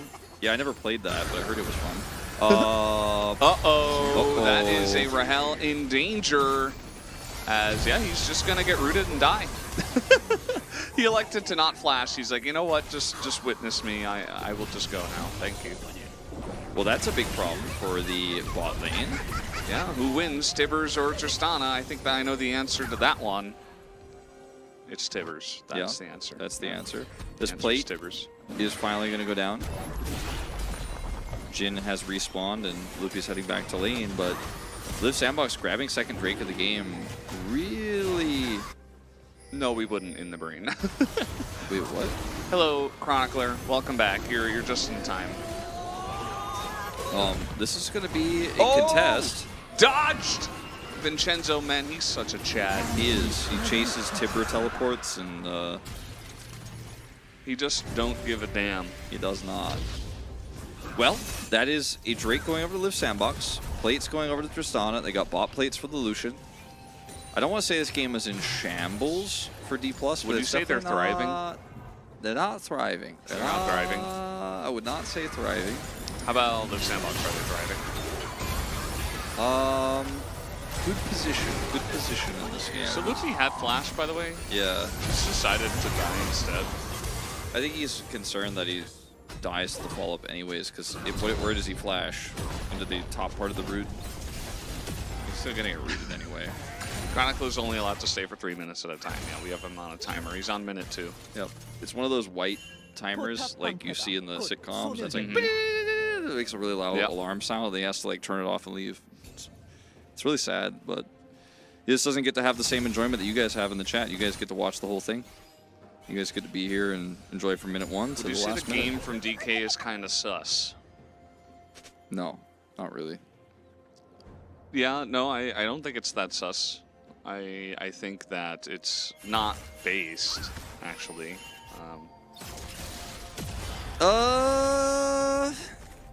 Yeah, no, it's not based. No. It's... I'm kind of lukewarm on it. Yeah, that makes sense. I don't Okay, think here kids we say that nowadays, go. though. Lucid. We already learned that Tibbers is greater than Tristana, so... Every time he ults the Tristana, she like takes a third of her health bar, and then Lucid walks away. Like, this just keeps happening. It's like mid. the 4th time. Oh yeah, it's mid. The kids are saying that too. Rahel's just gonna flash. He's, you know, he's teaching Loopy, hey, you just press this button, and that gets you out of danger. And okay, we're gonna have Vincenzo going on in. He has the support from his bottom lane, of course, so Lucid's not actually considering continuing this fight, as Rahel had to back away. And the Lucian Nami has been a bit of an issue for this bottom lane of DK. It certainly has. This lane is really falling apart. And once you lose control with your double like lethality, you know, your double Dirk setup here on the bottom side, it is really hard to regain control. And Annie in this game also significantly behind, as you could see here, because that's how the Tristana lane works. Not getting like 3 kills or anything, but the leads are real. Thanatos is just clean. trying to 1v9. Did you see that spacing where he was like just perfectly out of range of the turret and still got that auto on? Ooh, so nice. He's sweeping the floor, man. Like, do you see that? Yeah. You know, he's very responsible. I really appreciate that. As wow, Thanatos, yeah, he's just gonna flash. Still a decent amount of damage will go out onto the Jace here. And he really had to get away from Dayuk's flash. So. Yeah, it doesn't want to get Buster Baxtered up there. Gets out. Flashes. Yes, it is. You Grommel? What? You Grommel? I have no idea what you're talking about. There's a person in the chat named Grommel. Oh. Yes, it's from it's from the K-drama. What's from the K-drama? Wolf, are you okay? I'm just not. I'm like trying to watch the game. You're like reading I'm chat that's talking like to already chat. 2 whole pages up. I don't even know what you're reading. Yeah, somebody asked if Vincenzo's name is from the K-drama. Oh yes, we found this out a few Yes, weeks ago. I've seen some names in my time, including my old name of Grupal, but Grommel I think takes the cake for one of the most unique ones I've seen. All right. What's going on in this game, Wolf? Well, I'm trying to figure it out because this is one of those games where if we play the game, who is going to win this game? If we had to choose right now, Live Sandbox. The reason why I vote D+, actually. I'm going to say Live Sandbox. You're going to say Live Sandbox? Yeah. The reason why I say D+ is because they have a Jace that did not build Gore Drinker. It's going to be a lot of poke damage. They have really good engage. They have a Draven ult follow-up for really good CC with the Loopy. Like, Loopy can flourish follow-up, right? You have the Tibber stun into that, and then you have, like, the Rahel ult. Tons of damage. Somebody dies. Disastrous fight, right? Neither of these comps scale in a normal way, but I think D+'s comp scales pretty well. I like their chances there. And I think mechanically they're the stronger team with better coordination, so that's why it's really hard to judge this game state right now for me, because yeah, it's a 3,000 gold lead for Live Sandbox, but how long does it stay that way is the question that they need to answer. Yeah, I go with Live Sandbox because they have Maokai. Okay. That's my reasoning. I mean, Vincenzo can siege up turrets with that really well, as he's doing here. Yeah, he, you know, every one of his abilities is really strong. Will he get punished? No. Nope. Never punished. The reason why they picked Tristana is not because it beats Annie in lane, it's because it could just rocket jump out of any danger. Every time they're like, whoa, stop that Tristana, she's just like, I'm out. Yeah, and then eventually she's going to be level 18 and have massive range and scale really well because she had a solo lane, you know? It's nice. Yep. You don't lack any AP damage because your Maokai is Maokai. And he's going to build the Andre second. If they don't build any MR, then they're just going to die to saplings. Valdez is like, he's like nodding. He's like so confident that Live Sandbox is going to win this game. 100%, he says. 100%. Hey, you guys, can we see the money that Annie has earned from First Strike, please? He probably has to type it. Yeah. Because I don't think he's going to be able to show it without doing some fancy footwork. I would like to see the chat prediction on this game state. Type 1 if you think Live Sandbox is going to win. Type 2 if you think D+ is going to win. And 3 if you're just really happy right now. Why'd you have to do that? I legit, Somebody already put 4 first, okay? It's gonna happen. I'm seeing more 1s than 2s anyway. I'm seeing more 2s than 1s. No. What? Somebody said 12. See, 2-3 means 2-3 D+ means is 2 going to win and and they're 3. happy. Yeah, 1-3. Okay. Yeah, even YouTube chat's getting in there. 9. Did we miss Yundo's response to us? No, I don't think he was able to. Oh, okay. I'm not sure. All right. Well, I've successfully. Well, Valdez has successfully ruined Twitch chat. I just wanted to see what chat thought. Anyone who typed 4 is a secret Jin main and also an Annie main. Yeah. There you go. Yeah, literally 1 nobody minute. said 69. It's weird. 1 minute until Pulbe hits his Rod of Ages. He's going to grab an extra level from that. Still a ways away from 16, but has a lot of tanky stats. Will be able to frontline and do some big damage and big CC if he can get into the range of this extremely low range, high damage comp of Live Sandbox. The turning point needs to be now for D+. Like, they gave a second Drake. You know, they can't give a third Drake to Live Sandbox, nor can they give a Baron. And if they do either of those things, then I think that my prediction would change, although I'm not going to allow myself to do that. But I won't be feeling good about what I have predicted after that. Is Rahel here, vulnerable? Canceled it. Oh, a little bit of root action. Jin trying to do his best Maokai impression. Yeah. Yeah. I Lots of am roots. root champion. There's 14. Hey, Rod of Ages. Pretty cool item. Yeah, I'm gonna rate that a 2 out of 10. I can't give it a 1 because it actually hit a couple of champions. Hit 2, so 2 out of 10 makes sense to me. Hit 2 out of It 10 adds champions up, on the Rift. You could say. Yeah. 2 out of 10. As now, no, that's a Poppy. They're just sieging super hard here with this composition, and Tristana does tons of damage to turrets, so if she's given the opportunity to sit over here, she will start doing big damage and creating big problems. And the answer here is to just put Jace in the side lane, but he already got that top turret, and getting all the way down to this inner is just not realistic against the Maokai composition, so things looking a little bit dicey here actually for D+. I didn't like this draft that much from DK from the outset, but looking at how the early game has gone and how much control Lucian has had and how much power Diablo has pushed across the map here, Chance is not feeling great at the moment for a comeback here unless they can, like I said, win an objective fight. Vision control here, not great around this Baron either. One more ward to clear, and that's a blind D+. That is a blind D+. This is a weird game state for them. Okay, We don't step up too far, Live Sandbox. You can see D+ just cannot see anything. Yeah, Lucid is insanely tanky, but we've seen that Poppy's, doesn't matter how tanky you are, if you walk in the wrong bush, you can still die, so be careful of that. Guti has overshielding from Bloodthirster, which Not makes him... any names, you know. Yeah. Guti has overshielding from Bloodthirster, so killing him with this lethality Jace, a little bit tougher. Surviving anti-stun engages a little bit easier. Well, if you just kind of sit there and then neither team walks at each other, the one who has the side lane push is going to win. So guess what? Guti gets another turret. D+ are like, aha, walk into us and die. And this time it's like, aha, your turret is dead. And you still don't have vision. No, I will not. I will not walk into you and die. Look at that damage. This is actually really starting to stack up. Just Lucian Nami things, you know?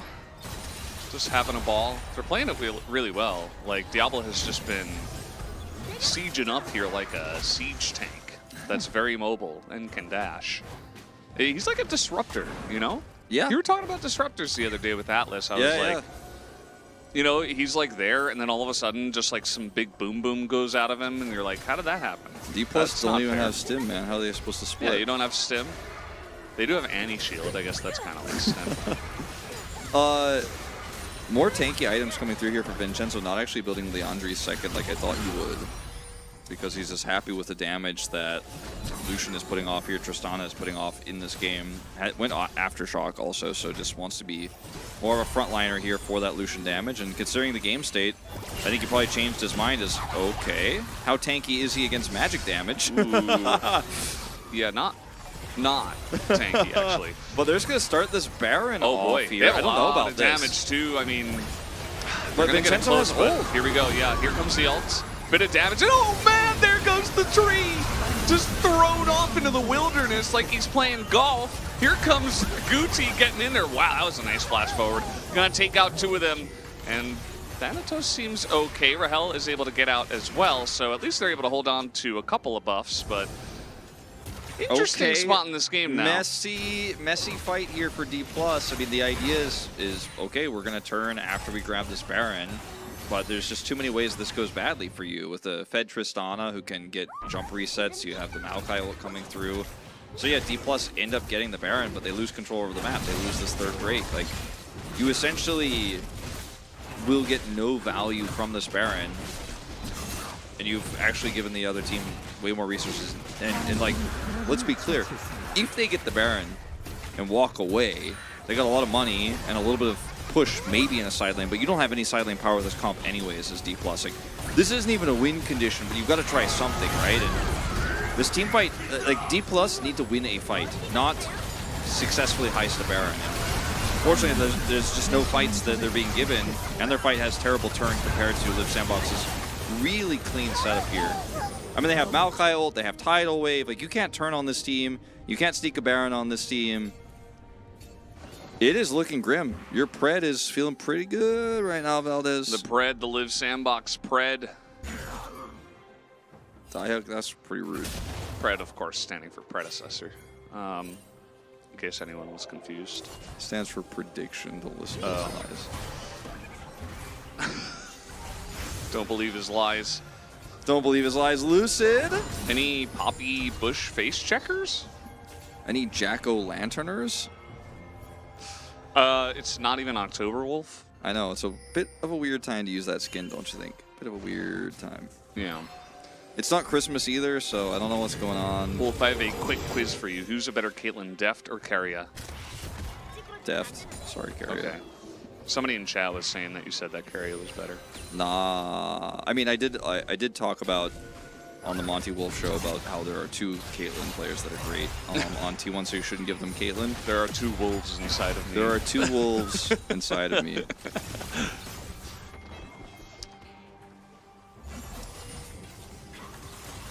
Yeah.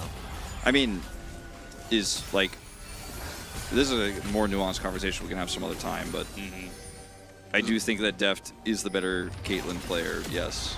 He has more experience, he has more results. Just going to use this to siege a turret with Tidal Wave. This is the way. Yep. You just throw out a bunch of your ults that are really long and, you know. Oh, look at this flank. Where'd he come from? I didn't see that. As Pulbe gets a massive one. Diablo is on the run. Probably should be able to outrun Annie, even with the shield that she's going to have in a little bit. Wait. Are they what? trapped in here now, though? Where did Loopy go? Yeah, he just got Tristana'd in the face, I guess. Yeah, and now D+ are going to try to push this turret down. I like the aggression here from D+. This is a smart decision. Rather than try to back into that Tristana, just the best defense is a good offense, so you just keep pushing. Gucci, what are you doing? It's a base race. He's got TP. Minions. He has TP, so... Okay. Why are the Krugs here? Yeah, I thought they fixed the leash range on those minions. Krugs, I don't want no Krugs. Krug is a bro, can't get no love from me. All the Zoomers in the chat don't even know this song. Unlucky. They did get the Krugs eventually, though. Yeah. Well, they got some of the Krugs. They got the turret. They got out. This was a situation that looked like it was going to be much worse, but this is the power of Maokai when you have a lead like this, an insane turret damage. You're just like, nah, ult, and turret. And then Pulbe somehow teleport flanks back here and gets a flash Tibbers over the wall to nearly kill Diablo. If Diablo dies, he would have died. Yeah, if Diablo dies there, I think this game is potentially going to be massively changed, but D Plus still push down and grab that turret. It's a turret for a turret here in this exchange, but I still need to see D Plus somehow pull off a winning team fight. There's no flash on Annie anymore. Jack, no be teleport. nice. Yeah, Jack 5. Otherwise, WDG is going to ban you. And by Monk WDG, and he W. means Valdez during the break on his account. No, I won't. I mean, you know, you're allowed to have an opinion, but you know, just be nice to the players. They're trying their best. Still 270 gold lead here for Diablo at this moment in time. Apparently 13, 17 gold was what we Yeah. got from the cash. It was big.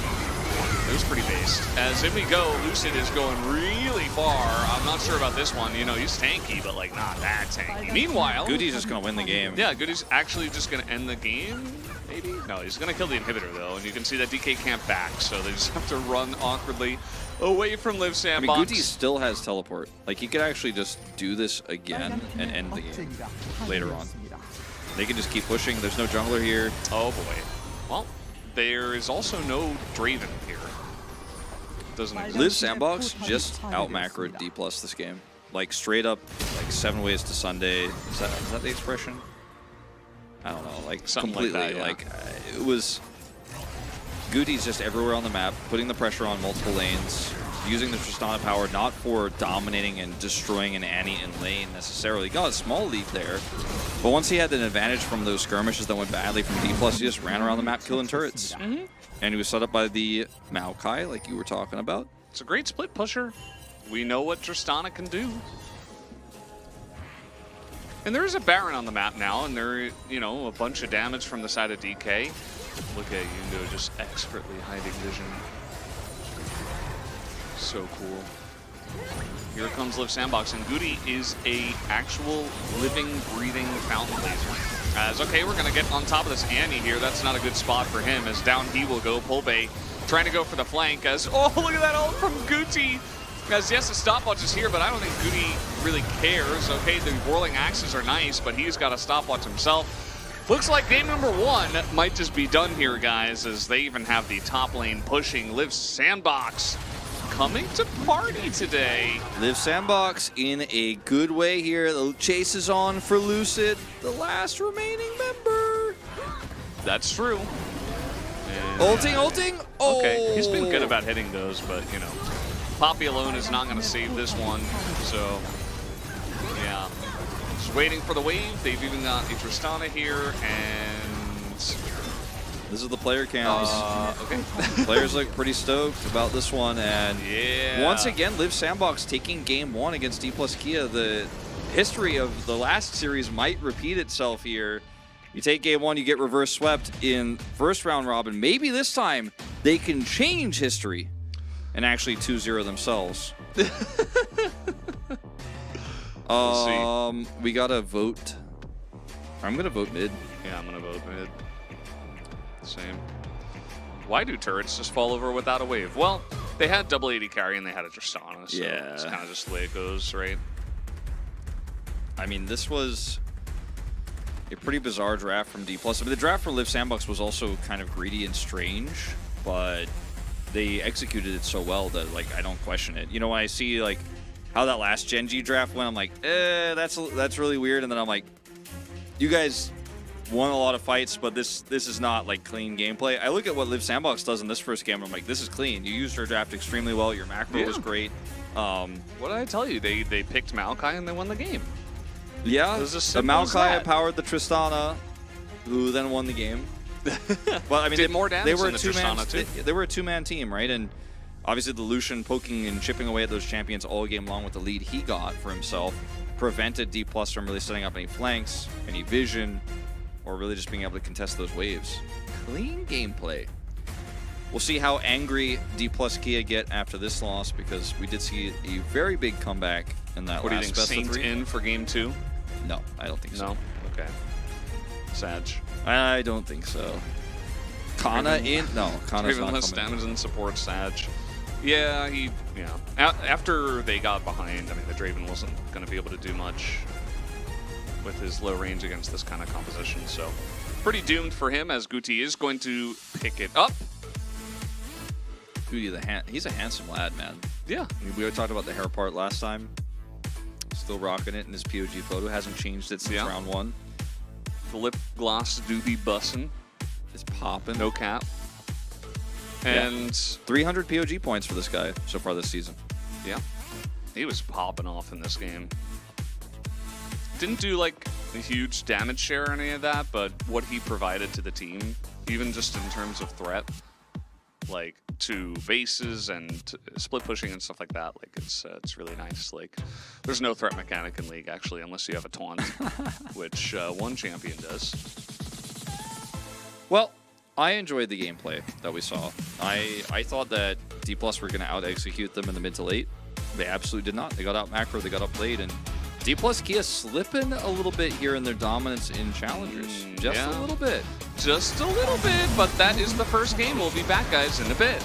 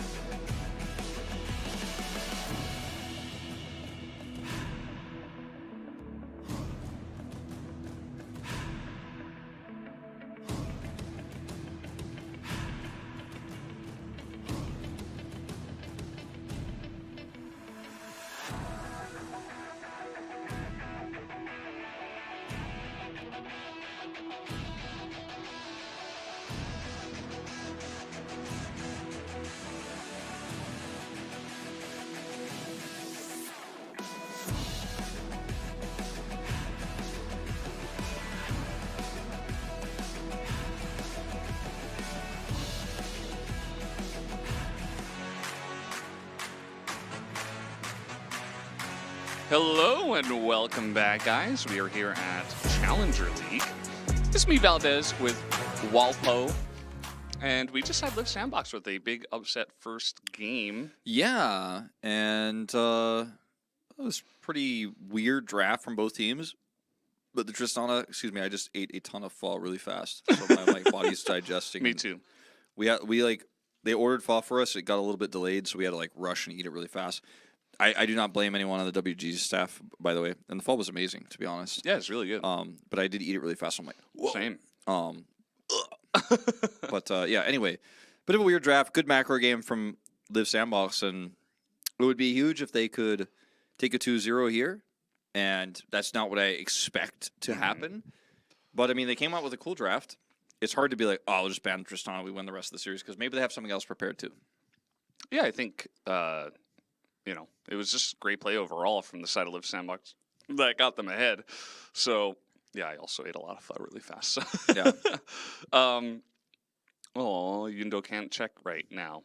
It probably wasn't that much. I would guess maybe 300 gold. Yeah, probably not a lot, to be honest. He got 3 combos off in the lane.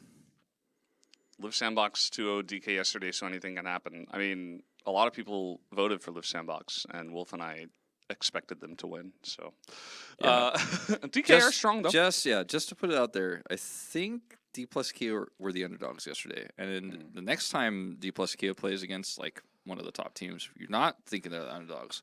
To rethink your expectations as DK selected red side. They did select red side. I didn't want to say it too loud to anger the gods at this choice, you know what I mean? But this is the more interesting news that we were keeping a secret, is that Bible will be subbed in. And this is something that D plus fans have been kind of clamoring for, just because the guy has been so solid. And Loopy came from Breon's Challengers team into this roster. And people were pretty surprised because Bible was so good. And when he played when Kellen was sick during the LCK, he played so incredibly well. His shot calling was really good. That people were like, oh man, this guy could be on a team this year. Of course, last year they're saying for 2023. He didn't show up. Then he got benched in Challengers, and he's back after what was a middling game 2, or game 1 for Loopy. What do you think about his hair? We need a official Wolf hair rating. I think it's pretty good. He's definitely got a look a lot of Koreans have gone for. Runner, for example, has a similar hairstyle to this. A little bit more of an extreme part than Guti's that we were discussing earlier. But I think he's a handsome lad, and I think his gameplay is pretty sick. He's very famous for his Imumu that he played on Dom 1K last year. Yeah. See what he ends up playing today.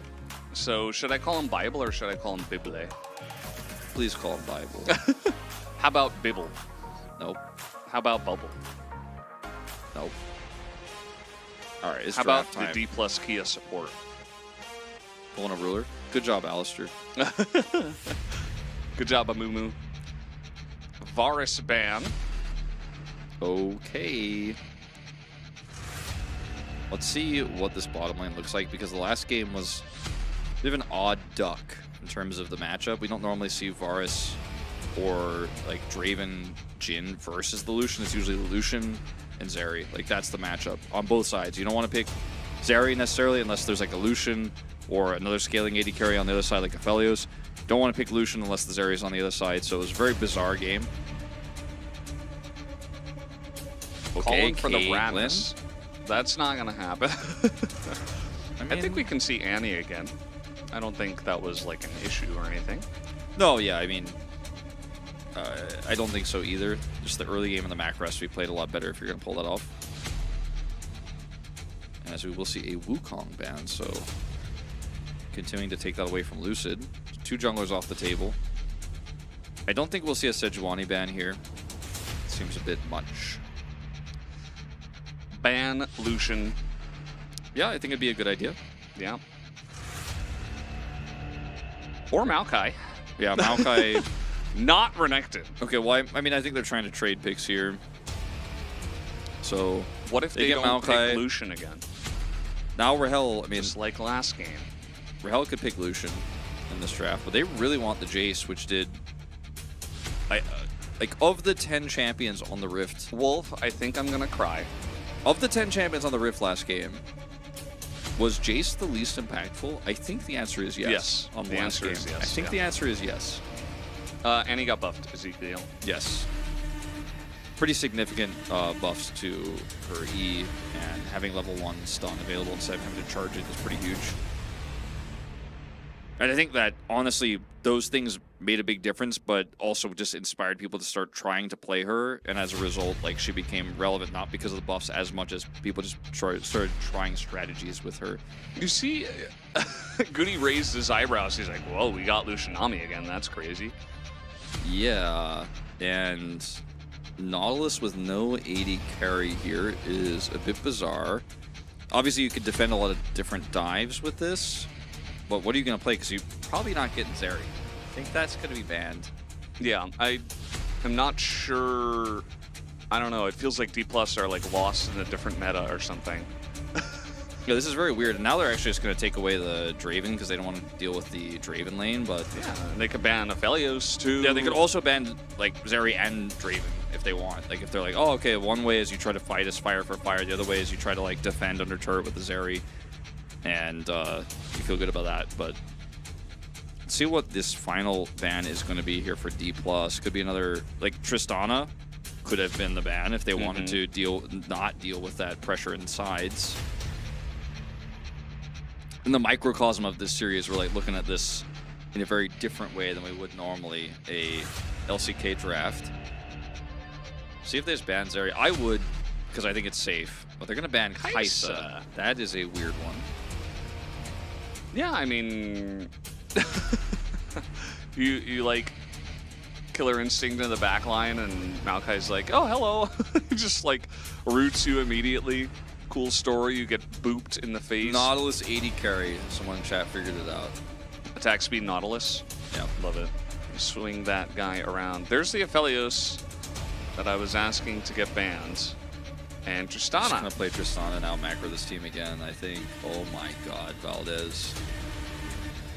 Nautilus, Aphelios, Nautilus, Aphelios, not that great. Achilles? Lucianami. Achilles, I miss him.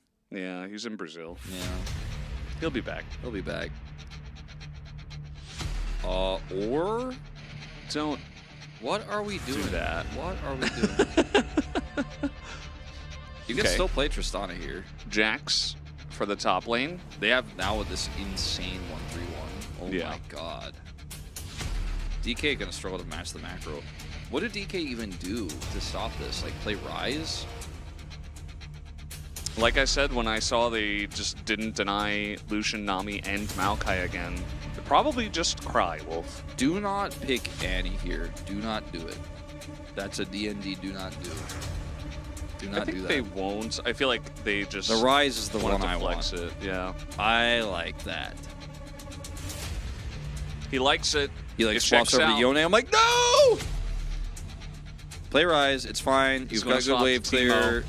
You're going to deal with the Tristana fine. You can actually side against this. You can match the 1-3-1. DK team has fight. tried nothing, and they're also all out of options. Yeah. Okay. Similar draft here for Live Sandbox. A lot of this game, I think, comes down to Pull Bay. How well he handles the pressure, how good his decision-making is on which lanes he wants to go to.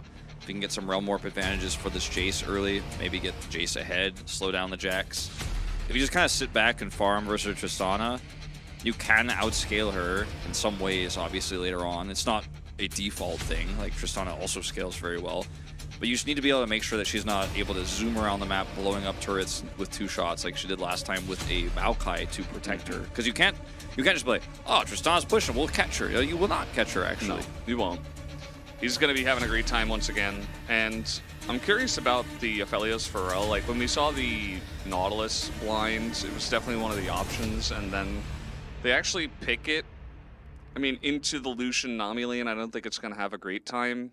Later on, it'll be pretty good against Maokai, but like if you get behind, you're probably just going to get boomed. Like, people are just going to jump on you, and the burst damage will just be too much for you to handle. There's not a lot of peel on this DK side. Yeah, it doesn't feel great. Again, I think DK are the stronger team. They have the better players. They have, in theory, the better macro decision-making. I don't know if I want to trust after game 1 to say that again. Bible's here. unnoted thing. I mean, we talked about it very briefly. His shot calling is really good. Supposedly barrel-esque, leads his team like a commander when he's on the Rift. So maybe he'll be the difference maker. Well, Valdez not convinced. I'm not convinced. I think Liv Sandbox might have brewed a concoction to make DK draft. No, I'm just kidding. Either way, guys, we are ready to go into game number 2. Let's do it.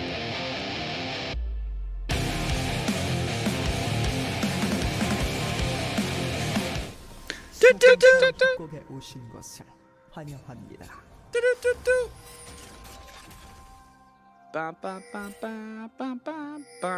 미니언 생성까지 30초 It's 남았습니다. do-do-do-do or do not do-do-do-do.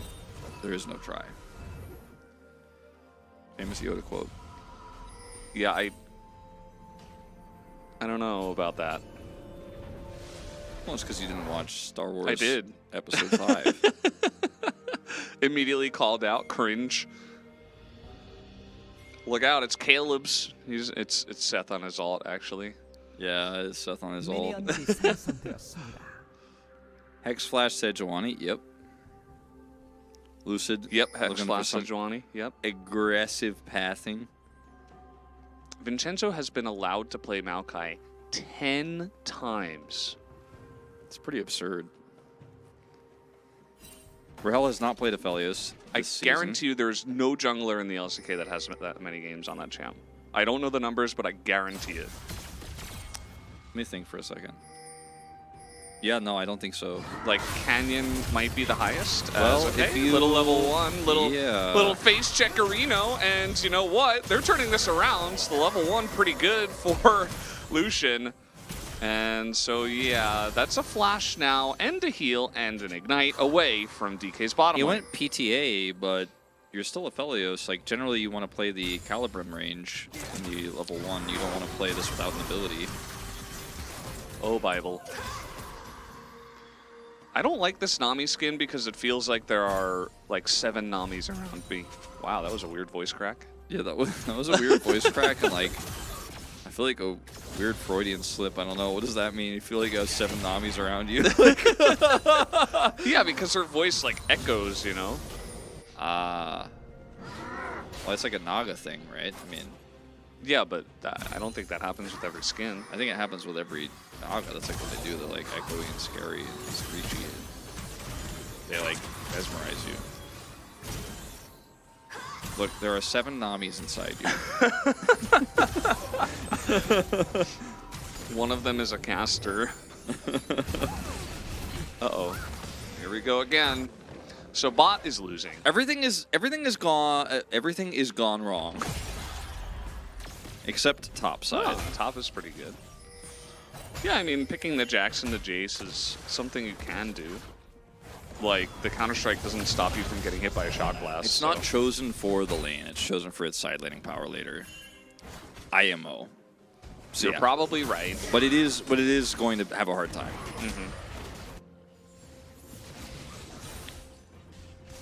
Booty? The player who's played it the most is Umpty at 7. Yeah. I'm surprised he's been allowed to play 7. Yeah, no, I mean, we actually talked about this one of the days we were casting Brion recently, or desking them. I was like, yeah, Umpty's actually been allowed to play this a lot. It's super weird. Shock Blast is AoE damage, so it is reduced by Counter-Strike, I think. Yes, but it doesn't dodge it, right? No. So here we go. In they go. Diehawk might be forced to flash here as, lots of damage, but he reads the situation and doesn't have to flash. Reads the situation really well. Can teleport back to lane. It's going to be actually fine. Still a disadvantage here, and a lot of pressure lost in the lane with no flash on this Jax. Down here now with level 3, we'll see if Rahel can handle this a little bit better than the previous engage. There's the activation. Uh-oh, Vincenzo's here, they don't know. Yeah, no flash on Rahel. He is just gone. Bubbled and put in the death chamber immediately. Vincenzo's like half health. He doesn't care. As Bible has to flash too, and he's also going to go down. How about a double kill for Mr. Lucian in the bottom lane? Hey man, it Liv Sandbox looking like they actually are the better team. Like in every way right now. Better draft, better play. This is wild, because last week, we saw a pretty weak performance from Saint in the mid lane, right? We're like, all right, well, this is not the best D+ quality we've seen this season. And now it's just like this team looks a little lost. Like, this is just uncharacteristic mistakes. This is just clean play from Vincenzo. He knows there's no flash. They've called it out. They've communicated. They're the timers. Bible flash at the last possible second. Still gets taken out by that final shot. Even if he lives here, this is a terrible situation, but it's even worse now. 2-kill solution. He's got a pickaxe and a dirk. 800 gold ahead. Oh, boy. And maybe some of the stuff we saw last week where we were like, all right, well, clearly D+ having a rough game. Some of those, like games 2 and 3 were not perfect for them either, but maybe we misread, like, I'd misidentified Saint as a weak point. He did, like, I think he did factually have a weak game. But maybe Liv Sandbox just preparing really well now twice for this team and just look like they're in good form right now. I mean, underestimated by D+. Yeah. And, you know, the woes of the bottom lane are not going to end here, right? Because still no flash for a bit. Now, Maokai isn't quite level 6, but you can definitely put more and more pressure on. They're going to begin to start losing priority, and once he hits level 6, he can also dive onto the relatively, you know, immobile carry that is Aphelios. So definitely looking for Vincenzo to play a key role in, you know, just recreating some of what they had in the last game. Yeah, I mean, it's arguably an even easier way to do that this game with the lead they have that's so clean this time. Like last time they had some really nice leads, but this is like so fast. Okay, big damage. Big damage. The IE second item and flip 40% blue ult crit at the third drink is the only way to win. They found an angle, Twitch chat. They have all the angles. Man, he should be a coach. There you go. Bible here on a very awkward spot. Pulpe is actually in a little bit of trouble as he's going to get flashed on. He will flash away, but this is Tristana we're talking about. The Goomba Stomp comes in, and Goody can Goomba Stomp his way out as well. That's what Tristana does, as the Drake is being given to Liv Sandbox. This one is even more one-sided than the first game. Yeah, this is like on lock, man. Like I actually can't imagine them losing from here. Thanatos is trying to get like one plate on the top side. Jax is heading back up there. Really nice flash play from Thahik actually there onto Pulpe to secure that kill. And D+, like, they actually look at the wave state too. They don't go back bottom. They don't concede the Drake. They have this awkward contest where they lose out. So one plate goes over. But like, look at where Nautilus is. Bible's like over here. Aphelios is like, I'm coming. I'm not there. They have no vision. Pulpe, why are you standing here? Contesting this Drake is just, it's not a realistic thing to do. Like, it's just not realistic, unfortunately. Yeah. And then, like, maybe you felt safe because there's enough damage. Sejuani is basically on top of you. You're like, all right, we can get the kill onto the Tristana, but no, she's just going to jump reset out of there. Rod of Age is feeling pretty far away right now. Asking for 5 friends. No, you can't FF. No, you cannot. No, you cannot. That's the answer. Every time this comes up, Atlas boy. is like, I'm pretty sure maybe you can. I'm like, no, No, you can't. I'm like 99.99% sure you cannot. Well, I think it is in the game, but you get fined if you do it. This is level 5, and he's trying to take the Rift Scuttler. And they actually do have the man advantage up on the top side. Liv Sandbox still going to go for the fight, though, as Lucid just going to try to get away here. Will he survive?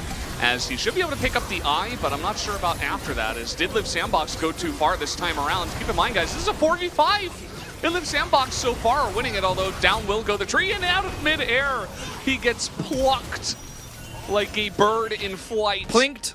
Plink. Plink twice.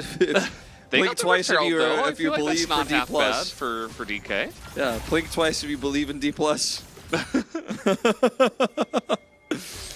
All right, well, this is going to be a lot of plate gold going over to this Lucian regardless, because he came over here for the contest and now is able to grab some money. Can head straight back bottom side, so 2 plates here.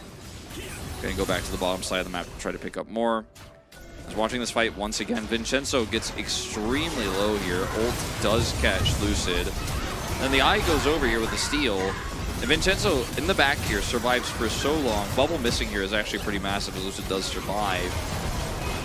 And that's Rahel down. The fight is quote-unquote won here until we overstay a little bit. Yeah. I mean, Maokai was trapped. You just got to let him go. Like, Diablo was... he even at the end of the fight, he wasn't even coming. He was just killing minions in mid. Because he's like, okay, well, you know, the fight's over, guys. Like, I'm not going to do anything, so why would he? As it was Bible who picked it up, so he's just going to drop it bot, which makes a lot of sense. Yeah, Guti actually holding this lane a little bit while Lucian comes back. So Diablo stayed a little bit longer mid, actually losing a pretty sizable chunk of his CS lead because of this. And now Vincenzo's catching minions mid, so dichotomy of this sandbox. Have a great macro game in game 1.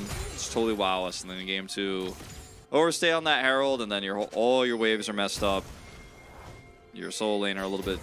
I mean, I'm not saying that Guti is doomed because of this, but he loses a significant advantage. Same, of course, of Diablo, but they'll be able to get that back to normal. But what was a terrible position for Pobe, he's now got 2 kills. And a rod. Yeah, he's chilling. He's in a great spot here as the Rise. This is a very luxurious gank rush, as they kind of knew he was going to come in and try to put that sapling in that bush. And down will go Vincenzo again. Calling in here is quite annoying, but at the end of the day, the turret tanks up a decent amount of it. As here comes Guti once again. Just getting a nice trade onto Polbey, as its top lane looking more even, but still a flash away from Dihug as Thanatos nearly dies. And no further flash for Dihug, because he just used it to try to get away, so not able to follow up and get the kill. This is looking really, like, moments ago we were like, oh man, Liv Sandbox, there's no way to lose this game. Suddenly you lose that Herald fight, you give Herald over, lots of plate gold to Rahel, and the waves are kind of awkward because of the, like, you know, Tristana Lucian situation we've been talking about. They're just really shy and like they don't like talking to people. Yeah. The waves. So the game state is now like really bad for Liv Sandbox actually. Like they're 400 gold behind. It's not unwinnable, but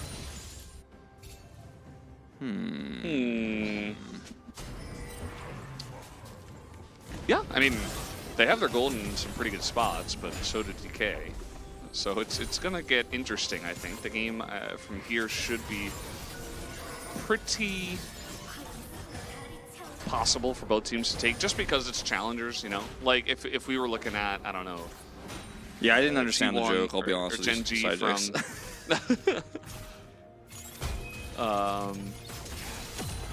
yeah. I was like, I don't know, I'm just trying to like take stock of what's going on in this game, and then Bells made a joke and I just like kept talking. I'm like, I don't know. Imagine paying attention to the League of Legends. Wouldn't be me. Well, I'm trying to keep my focus here, but it has not been easy. Close game.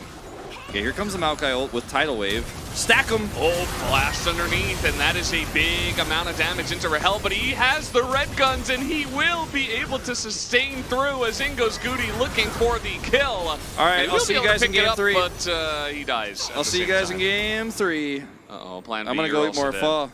I'm gonna go get some pho, Valdez. I don't need to watch the rest of this.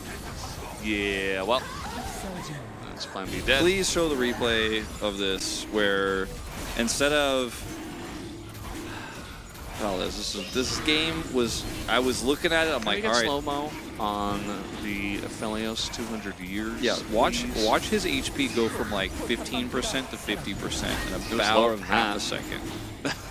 And then also layering these two ultimates the way they did does prevent him from getting away here, but also prevents you from winning the subsequent fight if you don't 100-0. Watch this. Oh! That was actually... Did he have to make that noise? Yes. And then Guti, who does get the kill barely, by the way, just throws himself into the pit here. Like, at this point, I'm like, this is a solo queue game. Like, what are you even doing? True. Yeah. That was pure challengers once again. We had a pure challengers game in the series number 2. We probably had it at some point in series number 1. Yep. And now, you know, like here we are in series number 3. It was bound to happen. I just don't know. I just don't. Rahel does not have cleanse. No, but he does have red guns. And Why did you hear a cleanse? You probably heard Diablo's cleanse. Well, this turret is not long for this world. Neither is this one. Yeah, but this is not the kind of game where as Tristana you can snowball like you did last time. You're not going to have the same control, you're not going to have the same damage, and even with the escort from the Maokai, like, this map does not belong to you, Live Sandbox. And I don't think it ever will. Maybe Well, map 3 could it belong did. to you, but yeah, it did belong to you, but it no longer is your property. Thanatos is just writing his name on this turret with auto attacks. It's like THAN. 빨간 팀의 포탑이 파괴되었습니다. T. He's gonna make his S like a Z-shaped, you know, really cool Thunderbolt looking S. True. All right, so this turret also being signed by Lucid. Cool, cool. Down That it ultimate, goes. that ultimate, with no follow-up, unfortunately. Sad tree, hashtag sad tree.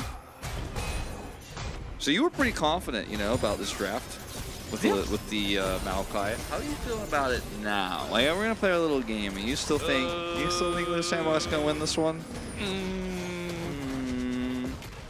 I'm gonna go with they're not going to win this one. I did not say Thunderbolt looking a $sign. That is not what I said. That is definitely not what he said. That is definitely not what I said. Yeah, I did not hear any $signs. That's for sure.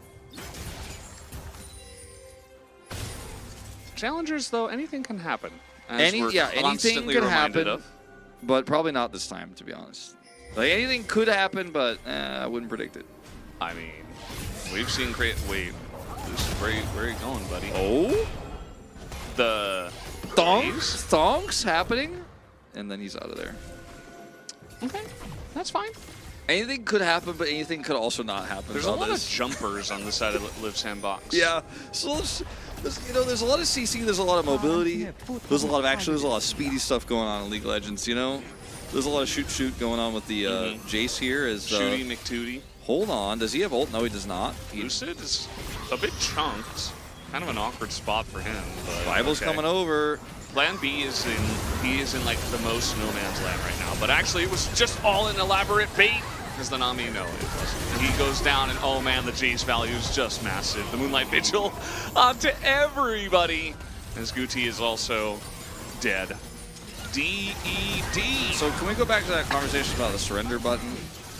We can if you want. No, I don't really want to. Okay. I just wanted to make a joke because this game is 100% over now. There's no question. So they lost control of the game. Then they made a play down there on the tri-brush.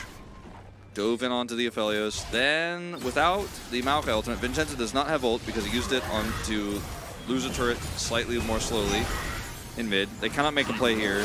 Plan B is trying to set up with, I guess, a Maokai ult he thinks Vincenzo has that he does not. A flank angle here to Tidal Wave. He's caught. Follow-up is great. Big knockback on the Thanatos. Irrelevant. Nice try, Guti, because you're caught by Realmorph. And he takes his hands off the keyboard for a moment because he knows this one is definitely, it's hit the GG marker. DED.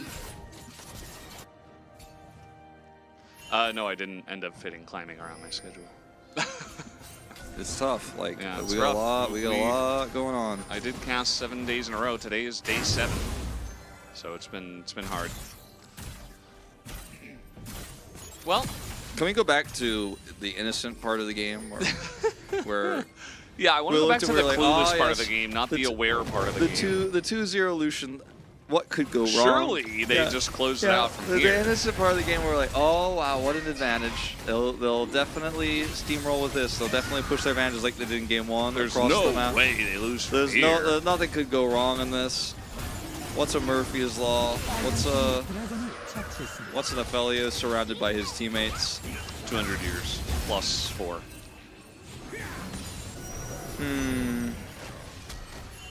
Well, we really did drop the ball on this one, didn't we, Live Sandbox Youth? We really did. But that's okay, because you took a game off D plus Kia again, which is very impressive. It was a very good start. But now it's time to think about game 3. I'm already thinking about it. All right, Vincenzo, he's eating the brunt of the damage, and this Nautilus ultimate gets a ton of value. Nice turnaround from Daihuk, but the wallets are quite large at this point in time. They also didn't have Diablo, so... I just wanted to make the sound twice. Like, there was only one Rahel ult, and it actually didn't kill anybody, but just... I'm trying to get excited about this game, Valdez. I'm trying, and, you know, Did you say you were Moonlight Vigil... excited for DK?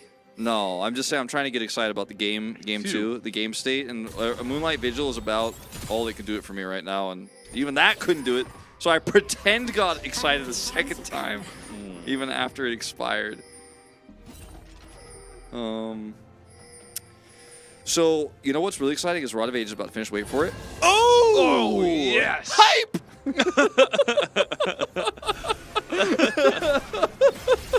What a moment.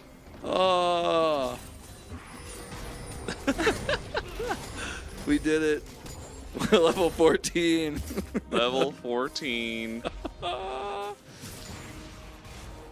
So, This Baron is is not up. official caster? Wolf, are you not official caster? I am official. Just may not seem like it right now. Okay, hold on. They're starting Baron up. Live Sandbox. No ult again for Vincenzo, they know it. This could be an angle. I mean, Lucid's got some health bar issues. Kolbe is also taking a massive chunk as... okay, never mind. Lucid just going to bop that tree. The Cullen gets a nice amount of value done. They've got them corralled in as, unfortunately, he dashed into the enemy team, and that means he's DE. Big Aqua Prison, though? Yeah. They got to take a little ride. Now, do you think they can end off this? I think they might, actually. Kolbe has teleport. It's 21 minutes into the game. I know, Surely but, they like, can't end here. They just win another fight instantly and win the game? Like, they might, actually. Was this the fastest Challengers game this season? Like, it might be if they ended. No. Backing away. I mean, they did end the game a long time ago. I just mean kill the Nexus, if you guys know what I'm talking about. But, let's talk about this replay here. There's no Vincenzo ult. I think if he has ult here, this might actually work. Bible takes a ton of damage, but actually looks like he wanted to catch Vincenzo there, but it doesn't matter. Like, back massage, and then Guti, watch this. Diablo and Guti are like, I would like to be out of here. I don't want to be here. Oh, the damage! Jace and Aphelios deleted. They're deleting them. They've said Control A, press delete to the health bars. I don't know about this. This game is killing me. 10,000 gold lead in 23 minutes. Yeah. This one is a doozy. That's it. That's all I had to say. Yeah. Liv Sandbox was so close to the 2-0 they couldn't get last time. We were so close to the first 6 gamer. You know? It all went wrong. We had a 2-0 Lucian. Not making history tonight. Yeah, I just want to go back to the innocent part with the 2-0 Lucian. I just want to go back to that. Can we just go back? Can we rewind like my Fire Emblem when I mess up and I accidentally lose my main character? Like, can I just rewind? I still got 8 of those left, right? I can just go back? No. This is real life. A anchor. Oh, angle here. Maokai follow-up? Yeah, even the Nautilus has a stopwatch, so I don't believe that is going to do much of anything at all. The wallets are so heavy at this point in time that everybody is just getting steamboated. Steamboated indeed. Well, those turrets about to get steamboated too with this next wave of Baron buff minions. And it's still going to be the fastest Challengers game, right? Right? Yeah. It was 25 minutes, right? The last one? No, it's 21. Oh, never mind. Yeah.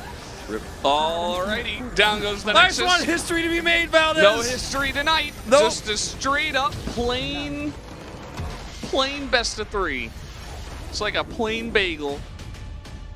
It was the first time Rahel played Aphelios this season. History was made tonight.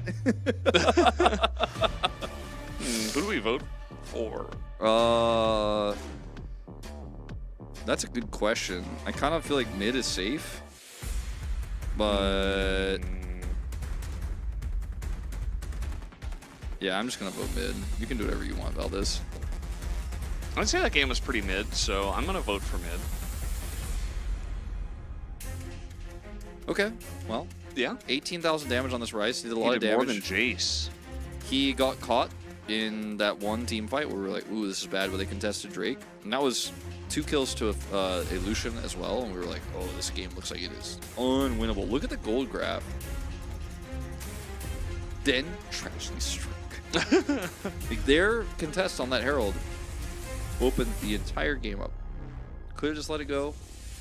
Open the entire game. We're being broccoli voters. Yes, I mean, he did a lot, though, outside of just damage. My other vote might have been for support.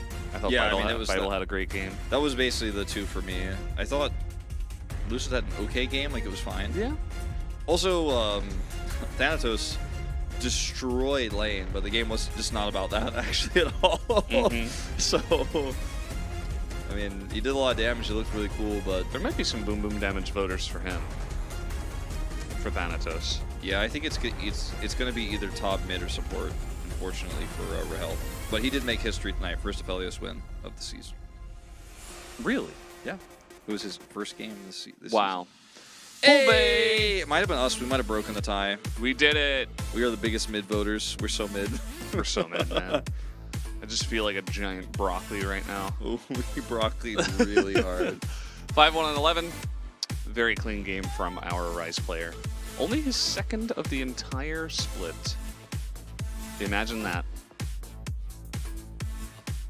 Crazy.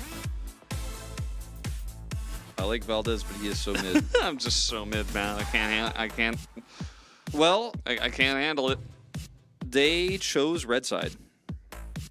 They did. I wonder if this means that Live Sandbox will try to pick it away from them in game 3 to get maybe some counter pick options for like Tristana stuff that they want to hide it a little bit deeper, maybe an Annie. So we'll have to wait and see, Valdez.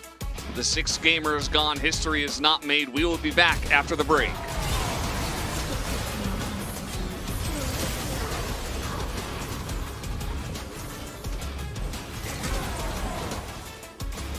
파란팀 더블킬.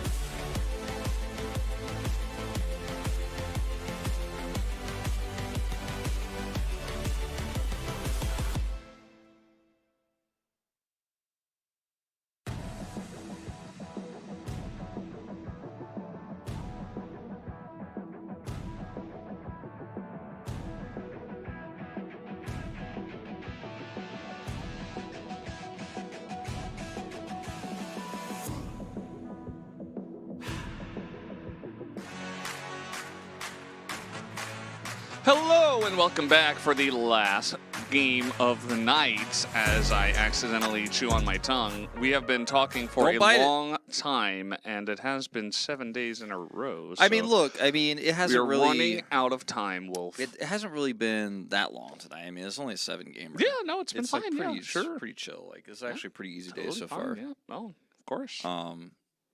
We still haven't got... I want either a 6-gamer or a 9-gamer. 7 games, I'm like, 7 and 8 is pretty lucky. So lucky number. Cringe, actually. Lucky 7? 6? No, that's not a thing. Yeah, no. 6 and 9, I think, are good, but Pretty 7 or nice. 8, pretty. Yeah, it's not very based. So we are gonna have to play this game 7 because DK were able to claw it back from the jaws of defeat. I don't know how this last game is going to go. I don't think it's going to be a Tristana game where we're like, oh, like how ahead are they and what's the macro? Maybe we'll just see a normal game. Whoa! And I don't mean like your like normals where you're like, oh, blind pick and nobody picked jungle. This is the worst thing in my life.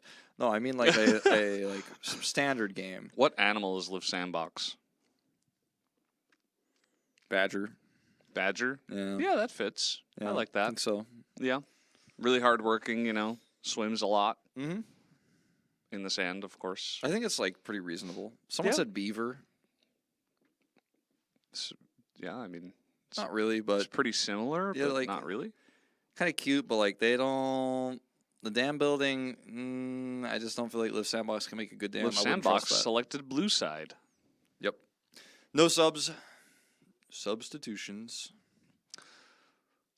Yes, I did see the dermatologist partnership that was announced a couple hours ago. I liked the tweet. Wait. Why? It said, cool kids never panic, especially about their skin. Are you serious? Yeah. Wow. Yeah, cool kids never panic about their skin. Dermatology partnership. I'm always glad esports get more money, more sponsors. Get all the partnerships. Yeah, that's true. Partnerships are great. Live Sandstorm.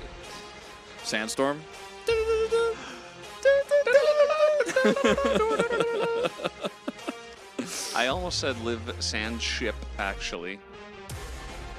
Slowly losing it. And here we are. I'm in quickly game 7. losing it. I'm losing it quickly. Not even slowly. Okay, Will I here we get go. timed out for this star, star, star? Well, I don't know why star, star, star would time you out. Yeah, we're cool with asterisk in the chat. You can type that. It's fine. Mm-hmm. Live Sandbox coach having a giggle. He's having a giggle. He's having a laugh. Okay, another ban on Lucid's Wukong. This is starting to seem absurd. There's a lot of other stuff you could ban and things you could prioritize here. Heimerdinger ban on red banned side. Heimerdinger banned when Varus is banned. Why are we letting him? What is going on? I was gonna say, why are they letting him get Maokai again? And then he Live picks Sandbox like Sejuani. Maokai was the Maokai was the problem. And D Plus are like, Maokai was the problem. Aphelios was the solution. I'm like, wait. Don't first pick Aphelios. Hold on. At this point, all the draft books are out the window. They just threw all their notebooks out. They're like, okay, we won with this guy before. Let's pick him again. Sure. Just play Maokai. So we're just gonna pick R1 Aphelios, R2 Nidalee? Is that what we're doing now? No, it's gonna be Maokong. Mayokong. Maokong.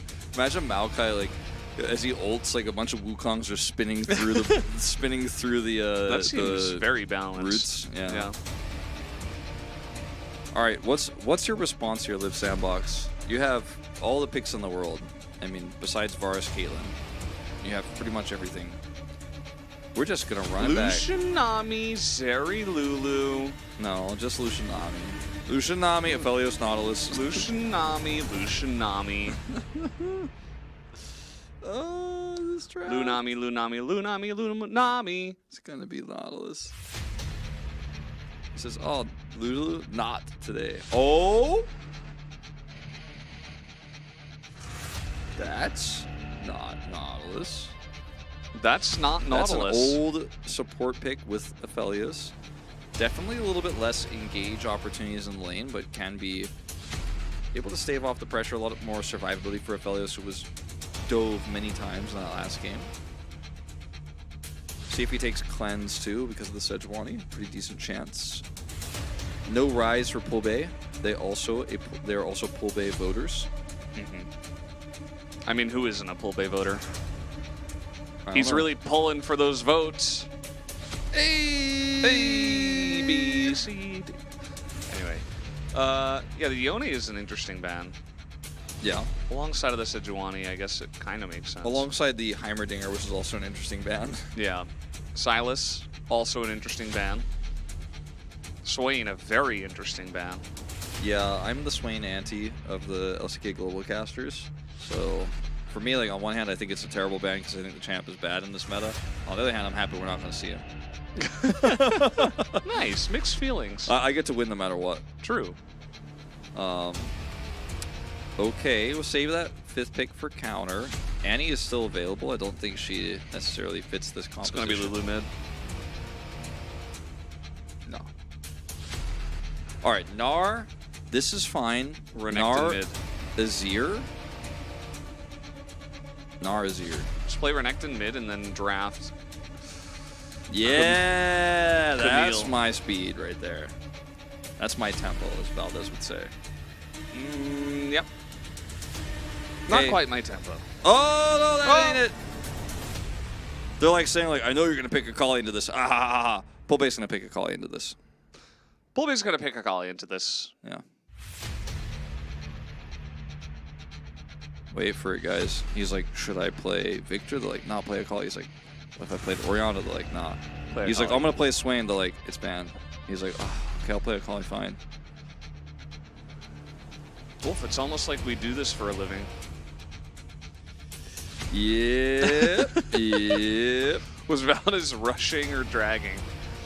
What does that mean? What do you think, Wolf? Was I rushing or was I dragging? What does that mean? It's from Whiplash. Oh. He's like, it's not quite my tempo, yeah, and yeah. then he's like messing up. No, I think Valdez It was was like, rushing. were you rushing or were you dragging? Yeah, I think Valdez thinks Guti was rushing. I don't think Valdez was rushing or dragging. I think Guti was rushing because he picked Azir with Akali open. Dragging D's drum beats, right? Yeah. That's how it is in the movie. Yeah. All right, well, Got him. let's talk about these drafts. Which one do you think is better? D plus Kia? Well, they have Maokai, so yeah, I'm gonna vote for D plus Kia. I just was expecting you to say D plus Kia instantly, and I was like, be too cool. We don't have to talk about it anymore. But then you actually like thought, and then slowly said it, so it was a little bit awkward for me. Well, you know, I just wanted to reiterate that if you have Maokai, you should win the game. So that's my Maokai for the Mayo official- Nuggets. my official prediction. Where's the Maokai skin for Valdez? That Mayo he throws Mayo Nuggets instead of saplings. Oh, Ooh. one day. One day, Riot, please. Rito, please. Let's hop into the Rift. Let's hop into the Rift for game number 3. Wait, there's still a little bit of time.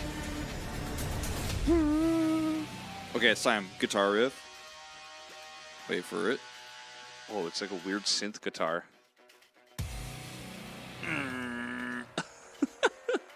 Please, no more of those sounds, Wolf.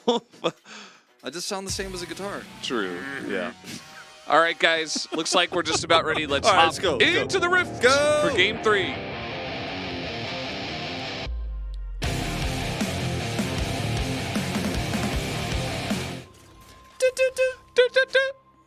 You were a little bit late again. No, I'm you doing were it on the dragging. beat. You were dragging. I was not. You were rushing 100%. You were dragging. You were dragging. I was not dragging. There is a beat, and you have to do it on the beat. It's not quite my tempo. Okay, some Aftershock junglers. Thoughts on Conqueror's Ear? I think it's fine. Yeah, should be fine. Pretty common to Yeah. Akali.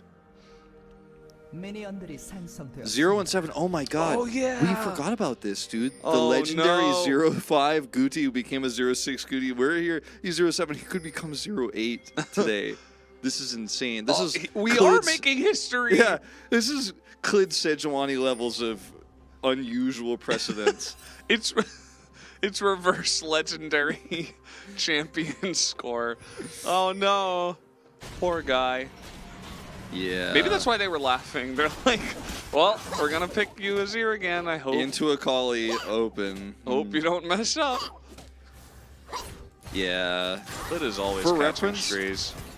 On this patch in the LCK before the end of the week, like Azir, the last time we checked the stat, he was like 13-2 in LCK. Like it's basically impossible to lose champ. We'll see. How did Diablo just miss those 3 CS? What happened? He What's didn't- going on, buddy? He didn't last hit them. That's why You he have. missed. Okay. Yes, that's true. XDD over here that I'm casting with. XDD over here that I'm casting with. That's you. You're XDD right now. Okay, you can call me that for the rest of the. Oh He my missed god! another one. He He missed had 3 it. To, CS. he missed it to dash and then not auto the guy. Oh. It's not great. Unfortunate. Yeah. Casters need to sleep. Yes. No, you know it's fine. You don't need we sleep didn't or even AI. have Pog State recording last night. We're actually like, we're just kind of dropping the ball about this. Oh, he missed another one. Okay, this is Wolf, actually I'm gonna starting. lose it. This is actually like this is gonna be Okay, you got it. the Aphelios like Man. matchup where Lucian just misses CS. Like that's just the thing. the thing. Now the observers are starting to get worried. They're like, is he gonna miss it again? Maybe he took wrong minor runes. I don't know. His timing just seems totally off. He's dragging for sure. Like that is very apparent. Because he's like not even. I don't think he took wrong minor runes. I It's don't kind of think hard to so. mess that up. I'm pretty sure he's just messing up the timing. Is this a solo kill? Hey, Bay. Okay, he's gonna back now. As he levels up and gets health. Yeah, pretty bizarre that Lucid was not interested in helping out there. Could have been an easy turn, I think. Because he was heavily committing. I guess the idea is, you know, we don't know where Vincenzo is, so... This lane is a bust. Like, this is actually nasty. How about a top dive here? We got Meganar coming in very soon. How about no? Lucid, where are you going? It's not the You way. know, like Mike Myers, how about no? It's like, I don't know, like, what's going on? He's just like, I'm hanging out up here. Pulbay's like, hey, Lucid, maybe some help, please? He's like, hold on, no, I'm about to dive Meganar up here. He's like, no, please, I have to back. He's making me back. He just wanted to see what was going on in the top lane. He's like sampling it. Seems like a pretty cool lane. I'm gonna leave now. Okay. Pulbay is just the master of CSing with 0 health. What? Okay, he's probably fine actually. He's fine. Goody has no mana. Pulbay cannon. Okay, he's still here. He's still here. Goody's like, God, man, just go home. By the way, bot lane, the CS diff, still stacking. Yeah. I mean, after you miss 3 and then you miss another one, it's almost like... Goody's like, he's like, if I just took Ignite, man, I'd kill him. Like, I wish I took Ignite. Why would I take Teleport? I'm never going to back. Yeah. Who needs teleport Never in this gonna day back, and age? ever. He's getting so much value out of Doran's ring. Wow, is he actually going to back first? Cool. Whoa, crazy. You got a pretty Their significant names CS lead. change to Korean when they're recalling. It's just recalling in Korean. Yeah, channeling. Yeah, channeling, I guess. You know how like when you knock someone up, it says like knocked up or immobilized or whatever. Yep. This is not the opportune time to go for a gank. We are playing on the Korean client, just to explain why that happens. Their names are written in English so that globally they could be understood, but as you see Level Up pops up there in Korean, etc. That's why it is like that. Did he miss another cannon? I guess so. Yeah. Chat's freaking out. It's okay. It happens to the best of us. It's okay. That's the way it goes. And honestly, Pool Bay is the best of us. You know? Is he the last of us? No. Like, someone will be there after him. Okay. We already saw Saint this season, so. That's good, I guess. Yeah. Do they have to write their name in Korean? You mean English? Yeah. Yes, they are. That's a rule. I believe Academy does not, actually. But in Challengers, you do. And this is before we had a global broadcast. Yeah, that's because Kevin can understand Korean, so it's okay for them to have it in Korean. And Yeah, it's Academy. not a 9-game day. We're still waiting on that. It's not for even a us. 6-game day. I know. Like, what are we even doing? 7 out of 9, man. This day is just a straight Wow. 7 out of 9. Using the heal there. The Gnar into the wall is going to be nice, but Thanatos actually goes into his Dominus. It's better for CSing. Yeah, he's gonna see us real quick. Watch this. Woo! Boom! Got the cannon Wrecked. plus 69. Nice. Nice. Backing off. Did you guys tell all your friends about the Challenger League stream, by the way? Yeah, I don't know if they did, because I feel like more people would have shown up. You know, I feel like if we told everyone's friends, we'd have like 1 million viewers by now. Like, sport would spread like wildfire. You guys did not tell all of your friends. You told like maybe one. 1 out of 10 of you maybe told one person. Yes. I think we need to spread the word more, and I think more of you guys need to follow the stream. Friends. I did, and now I don't have friends. Well, Hey guys, we're your friends. what sort of method did you use to tell them? Yeah. Also, all these other people in the chat, they're your friends. So, Valdez, if you were going to tell your friends about a Challenger stream, how would you do it? How would you break the news about Challengers? Would you be like, I have this thing I want to tell you about? If I was really trying hard, I'd probably try to get like a good clip, like a crazy funny clip or something, and show it to them and be like, you guys gotta watch, this is great. Or just take a picture of the drafts and be like, this league doesn't have any sense in it, so you might want to watch it. Should That be might fun. scare people away. Now, what I would do is first I would buy a brand new car, and then I would also hide it somewhere, and then I would cover it with like wrapping paper and stuff, kind of like those car commercials in America with like a big bow on it. Yeah.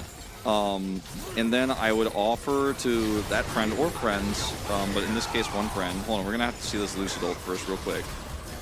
No, Maybe we not. don't. Maybe not. No, we don't. And then I would tell them like, hey, I'm having this. I'm really glad you're my friend. Would you like to come over for a steak dinner? And I'd get the most expensive steaks I could think of, or that I could find. Okay, I always gotta pause for a second. No, Keep it's on okay.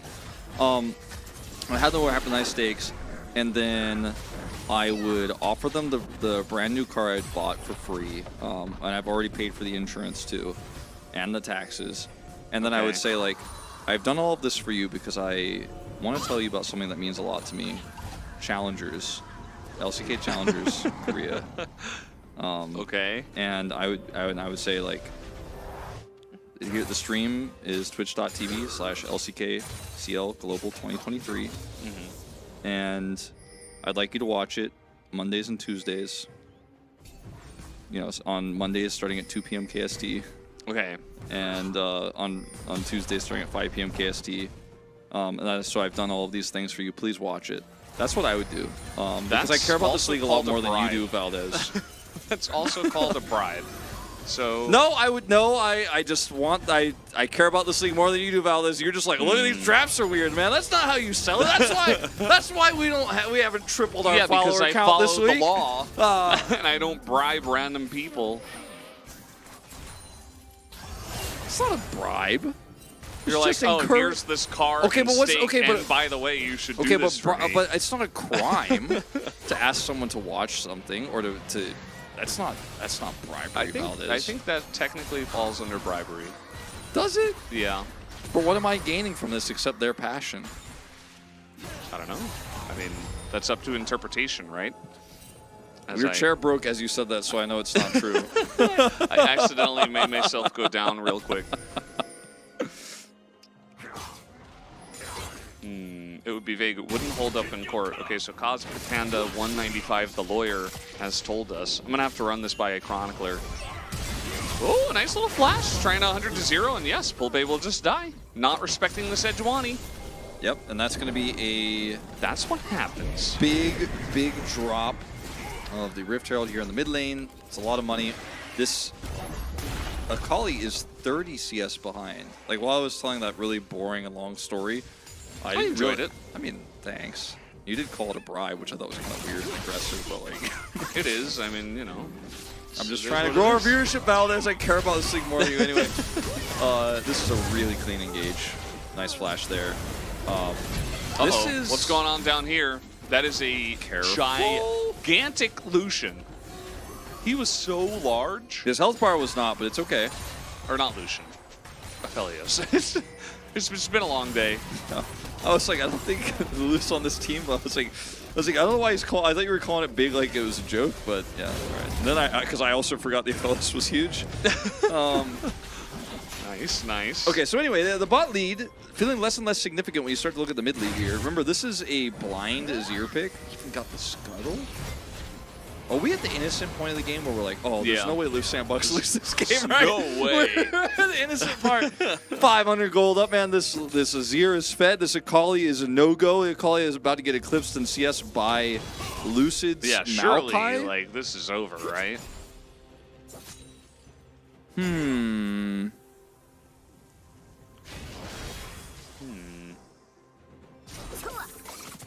Have you seen the O-Cage business emote?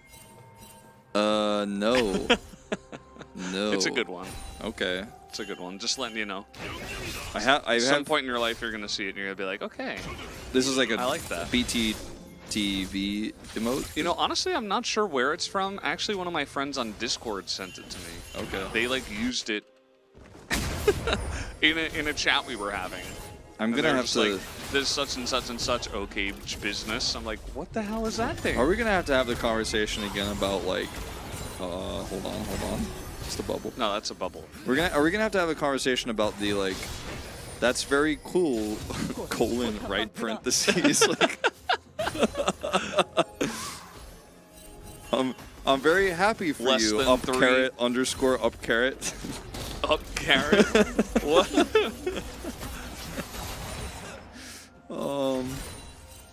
Valdez doesn't know what an up carrot is. I do. Okay, this is a lot of wombo combo. That's a big Aphelios, but this time he's dead. Did he even auto once? Aphelios? Yeah. Yeah, and It's he kind of ulted. like the state of the game is like, okay, like how can we 100 to 0 this guy as cleanly as possible? No, I think both of these teams throughout the series have played really nervous, and for Lift Sandbox, that kind of makes sense, you know, considering, especially in game 2, like they had a huge lead and they're like, oh my god, we might beat D plus Kia, and then some mistakes were made, right? But I think in this game, they're playing very confidently. They've got a great start, much like their parent team, the LCK Lift Sandbox, where with confidence this team seems to play way better. And D plus are the ones who look scared. And this bottom duo is playing with a, you know, Bible, who hasn't been the main support for a really long time. They also are playing very timidly and kind of messed up these situations. Like, he doesn't have flash. They have a ward in the bush. And he dashes too late. Clean. Yeah, that was clean. But beyond this play, like the way that Pulbe is playing this game, just feels like so uncharacteristic of D plus Kia. Oh man, I'm catching heat from the betters, Wolf. Oh. They're like, uh-oh, you pick Maokai's, you instantly lose, actually, dumb caster. Oh, I've seen that guy in the chat already before. Yeah. You know, Very clear that's better. just the way it goes. But I'm just going to say that's probably like a 10 out of 10 cringe. No Probably, you know, maybe don't spend your money that way. You're gonna get upset about it. I mean, you could do whatever you want. You could do whatever you want, as long as it's legal in your country. I did not condone it. So, this group up for the Rift Herald here, as Thanatos looking for an engage, does have flash here. Got to be careful with positioning Guti. Uh-oh. They're gonna turn. He's getting in there. And, okay, he's going to be knocked up and out of the shroud, and down he goes. That's how you deal with a flanking Akali. That was clean. No mythic Wow. for Polbe, by the way, at 16 minutes here. This is a disastrous game. It might be Guti's first win of Azir. The 1-in-7 Against- dream. Against D plus Kia in game 3, blind Azir, where he was chuckling because he's like, I know Polbe's going to pick the Akali. They even like showed the Akali just to be like, I know you're going to do this. That's the Herald. And this is again D plus Kia trying to set up for a flank. The Akali doesn't have money. A little bit timid on the Renekton engage because they could have pulled the trigger way faster. He didn't have Prowler's Claw in that fight, I don't think, but he still has Flash and could have engaged onto Guti or maybe Diablo there, force the fight to turn, win. Then, after that, Akali comes through. But instead, they just collapse on the Akali, gets seen by this control ward. Clean play. And they just use everything on it. Tidal Wave, Bubble misses, but Tidal Wave into Emperor's Divide, and Vincenzo gets in there with the ult. Poor guy. Unfortunate. Yeah. Yes, history 100 will to be 0. made. You know that's right. Potentially. Yeah. Let's not get ahead of Potentially. ourselves. I mean, it's only a 2,000 gold lead. But history could be made tonight. This could be the moment we've all been waiting for as well. Why is Polbe a bad name? Tell me about that. He's Spain full of F. A's. That's a good name. Spain F is such a bad name. Hey, man, that's toxic. No, I'm kidding. Why is it a bad name, though? Yeah, he doesn't have a response. He will. Hold on. Give him a chance. No, I don't want negativity in our chat. That's why I instantly became toxic back. Yeah, it's perfect. Just keep the ball rolling, you know? The toxic ball. Lucid is trying to maybe have a flash engage here on the Diablo. It's not going to be lucky. He's on a ward. Is Warmonk's first normal for Sedge? Yes. Yes. Especially into a comp like this, where you're dealing with Maokai all the time. It's very annoying. Just allows you to heal back up. Once that... Ooh, that was a cute little one.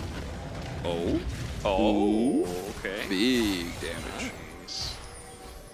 He didn't say anything. Did I mess up? Like, was I tuned in back there? Yeah, he's left the chat already. Man, after all, everything I was talking about what I do to get a Challengers viewer, maybe I went too far back there.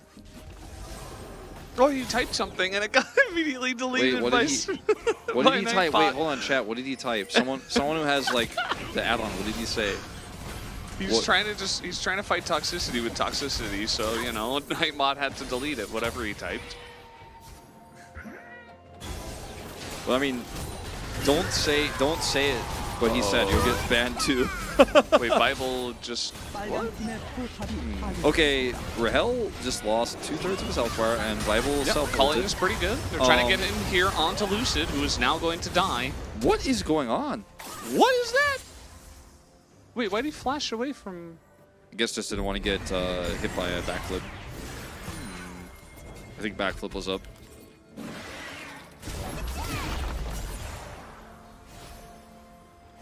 I don't know what he said, but Bay is a swear word in Danish. Okay. I see. Well, it's not a swear word in English or Korean, so. I think we're good. Well, 빨간팀의 sorry you thought it was 포탑이 terrible, man. 파괴되었습니다. You know what is Hi, terrible? Mushi Zach. Not Mushizak, he's not terrible, but what is terrible is the state of the game here for D plus Kia. They are 4,000 gold now behind. Gave up all control over the map. Uh-oh, Pule doesn't have his ult. Can he Okay. still get the kill? He missed one Q. Guti is just not, he doesn't have enough vision in this area. He's not willing to mess around with this. Wise choice. Guti also kind of playing a little bit scared here now. But, I mean, again, if you don't know, you don't know. Don't throw away your lead. Don't lose to this Akali. You're already so massively ahead. Why try to force a 1v1 and outplay when you could just walk away? Who do you think wins from here? Are you going to go for Low Sandbox? Yeah, I think I will. I will actually. I will be naive. I will. You know what? I will be naive. I I will will be be naive. childlike in my decision. I will look at a game state that says 2 kills early for Lucian, 2 kills early for Nazir, 4,000 gold lead. A Drake up, stacking towards Hextech and go, you know what? I'll be foolish and I'll say I think this team's going to win. I will make a silly choice. Yeah. I will believe You in what can't we stop understand him. to be true in competitive League of Legends. You can't stop him. The Mad Lad. Wow. When's the last time anyone said Mad Lad? Is that even a thing that people say? Or am I just a boomer? So. I don't think so. I'm just a boomer. Okay, one more time. One more time. One more time for the boys. And for anyone else, of course. We're inclusive here, you know. Gucci is running away from this as Pulbe is not going to pull the trigger. Got the whole turret, and now that he sold it so well, they're like, oh, I guess he wasn't there. But he is. But he's backing, it's fine. Well, good try, Pulbe. Their tactic did not work. Good effort. Good effort. Good hustle. Good hide on bush. Mm-hmm. Who'll be first and second place in the LCK? Well, T1 will be first. Yeah, I think that's pretty Live reasonable. Sandbox will be second. K2 rolls through. No, I think it's going to be T1 and Gen.G. KT and Live Sandbox will be tied for third. We'll have to play a tiebreaker. No tiebreaker needed, actually. Bruh. So we're at a bit of a lull state. 2.5 minutes until this next break.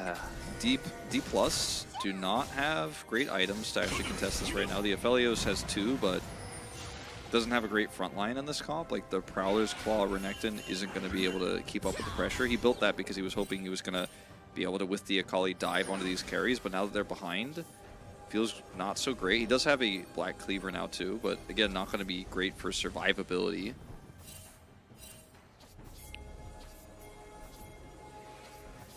Hate that sound. What is that We heard in our noise? studio. That's no, that's from the pool hall upstairs. Oh, really? Yeah, it's very annoying. Sometimes it sounds beeps, like a sometimes car. it blips. Yeah, it sounds like a car, like somebody left their keys in the car with Yeah. the door open or something like that. Or like the train is approaching on It like Tokyo beeps when subway you don't have your system. seatbelt on now. Yeah, sounds like that. And sometimes it bleeds through our ceiling, but you guys can't hear it luckily. Maybe I'm just hearing things now. 200 years until this Aphelios comes online? Yeah, maybe. About, you know, approximately. And we have seen Live Sandbox struggle with leads like this before. Yes, it has happened. This time they're playing it very slow, which is probably the right thing to do. I mean, if anything, in challengers, you should probably err on the side of caution rather than just going, you know, full sending it like they usually do. Yeah. Okay, Lucid. He has no vision here. Pulbe once again trying to set a trap, but he spent so much time doing this. He's 70 CS down. He still has 1 item. Like, who are you catching? Who are you flanking anymore in this game? You'll die to Lucian. I mean, not actually, but practically. Yeah. He's on the run. He should be fine at the end of the day. Just gonna run his way out. I mean, the more you do stuff like this and have to back, though, the more power Live Sandbox got on the map. D+ trying to pull them away from Baron to start this Drake. But unfortunately, they don't actually have enough control to do this. Okay. Gonna get a nice amount of damage there at the end.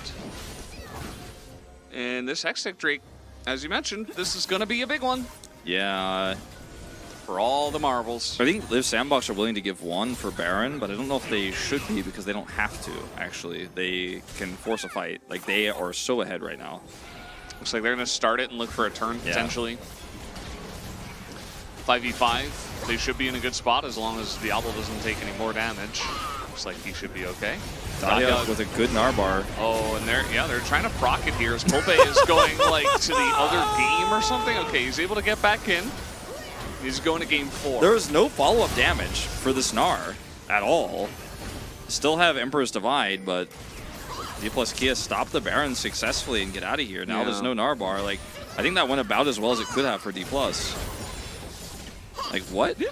I mean, at the end of the day, like, they just didn't want to take any risk at all. Like, that is just, I don't know what they said to Live Sandbox after game 2, but they're like, okay, we're going to get a lead and then we're going to do nothing with it. Nothing meaning like no mistakes, no anything. They're going in, they're going to poke on Elusive. There is the flank as a really nice Emperor's Divide. It comes in, and the freeze on the Thanatos was perfect timing.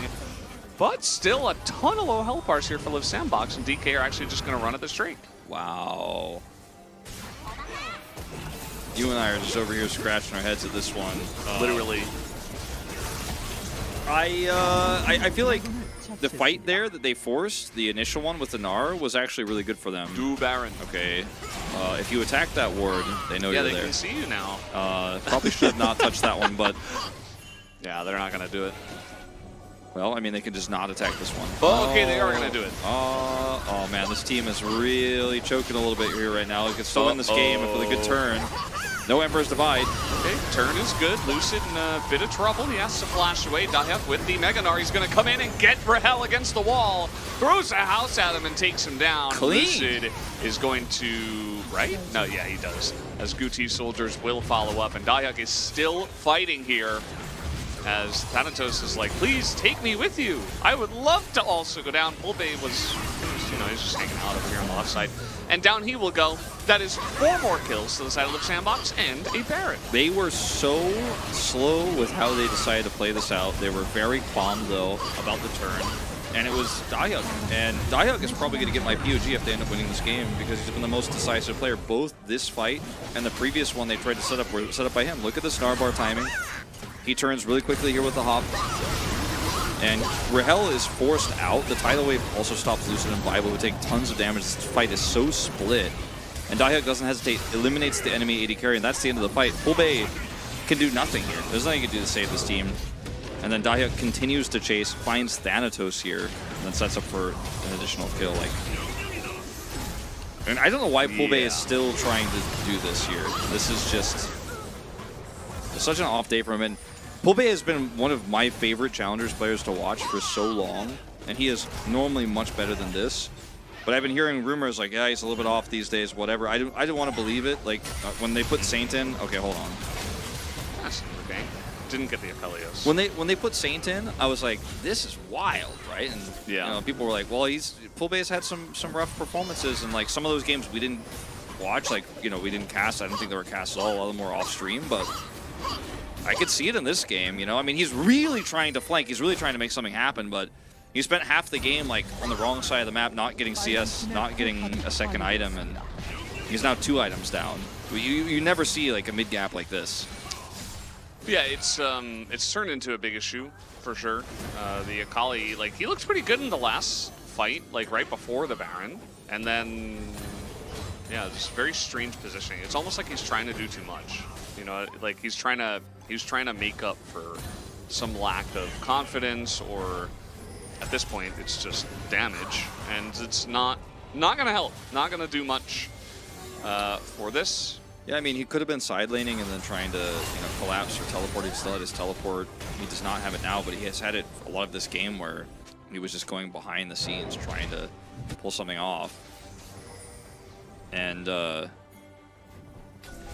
I look at this game state now and I'm like, is there any way?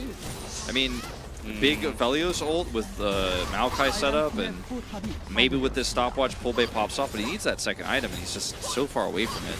Yeah.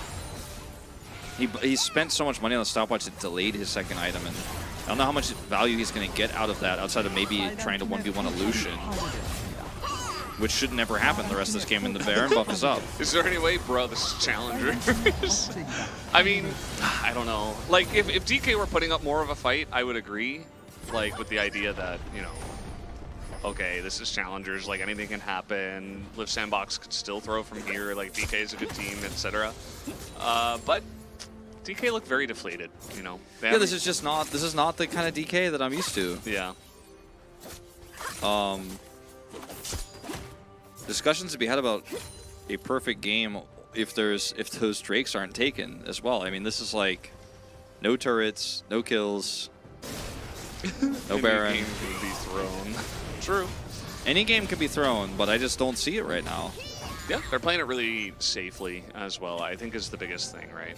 maybe DK are not used to this. They're like trying to do crazy things because they're like, oh, Liv Sandbox will probably overextend at some point, but Liv Sandbox are like, no, we won't. It's Actually, so bizarre because earlier I wanted to almost criticize Liv Sandbox for being so safe and so careful, but I really champion it now because it's been one of the winning conditions. I don't know if this works out the way you think it does, Pool Bay. Here's Banshee's Veil, and you're under a turret. Yeah, that's not going to happen. Not at this point in the game. I mean, I guess he got an Emperor's Divide, but... I love that Guti is also just like, nah, I'm not chasing here. You know, I don't know what's out there. I don't have any vision. The top of the map is dark. He doesn't need that kill. Nope, he doesn't. He's rich enough. He's so ahead. He's 4 items. And he's going to have a soul point now. Baron's up in 2 minutes. I think that's going to be the last fight that D+ gets to take, where it's not going to be a fair fight, but they can at least walk up to the pit and say, maybe we win this game. Maybe a miracle happens. 10,000 gold down. 드래곤을 처치했습니다. Oh boy. Void Staff's done. Void Staff and Shadow Flame. Is it Majai's next? What do you think? I mean, cost efficiency wise, like probably for the stats you're going to get if you continue to win this game like this. Maybe the fastest item you can buy next. You'd have to sell the Dark Seal to buy a Rod if you're going towards a Death Cap as well, so that's kind of awkward. Yeah, I think it is Majai's. If he buys another item this game, he might just not. Ulbay is just sitting on the flank for 32 minutes this game. The Banshee's Veil has been popped. So, I mean, there's 2 stopwatches, 3 stopwatches. Oh, here we go. DK are pressing their buttons, and it's actually perhaps a flank that might work out. I mean, he gets in, very nice stopwatch. And he is going to have to get out immediately as Diablo is insanely tanky. 4 stopwatches still up for Liv Sandbox, by the way. Damagey. Yeah. Guti did 56 damage in that exchange. Nice. But like, now you're going to try to do it again. This time you don't have stopwatch. They all still do. You don't have a big ultimate you can use to pair with this. Maybe a Wild Growth.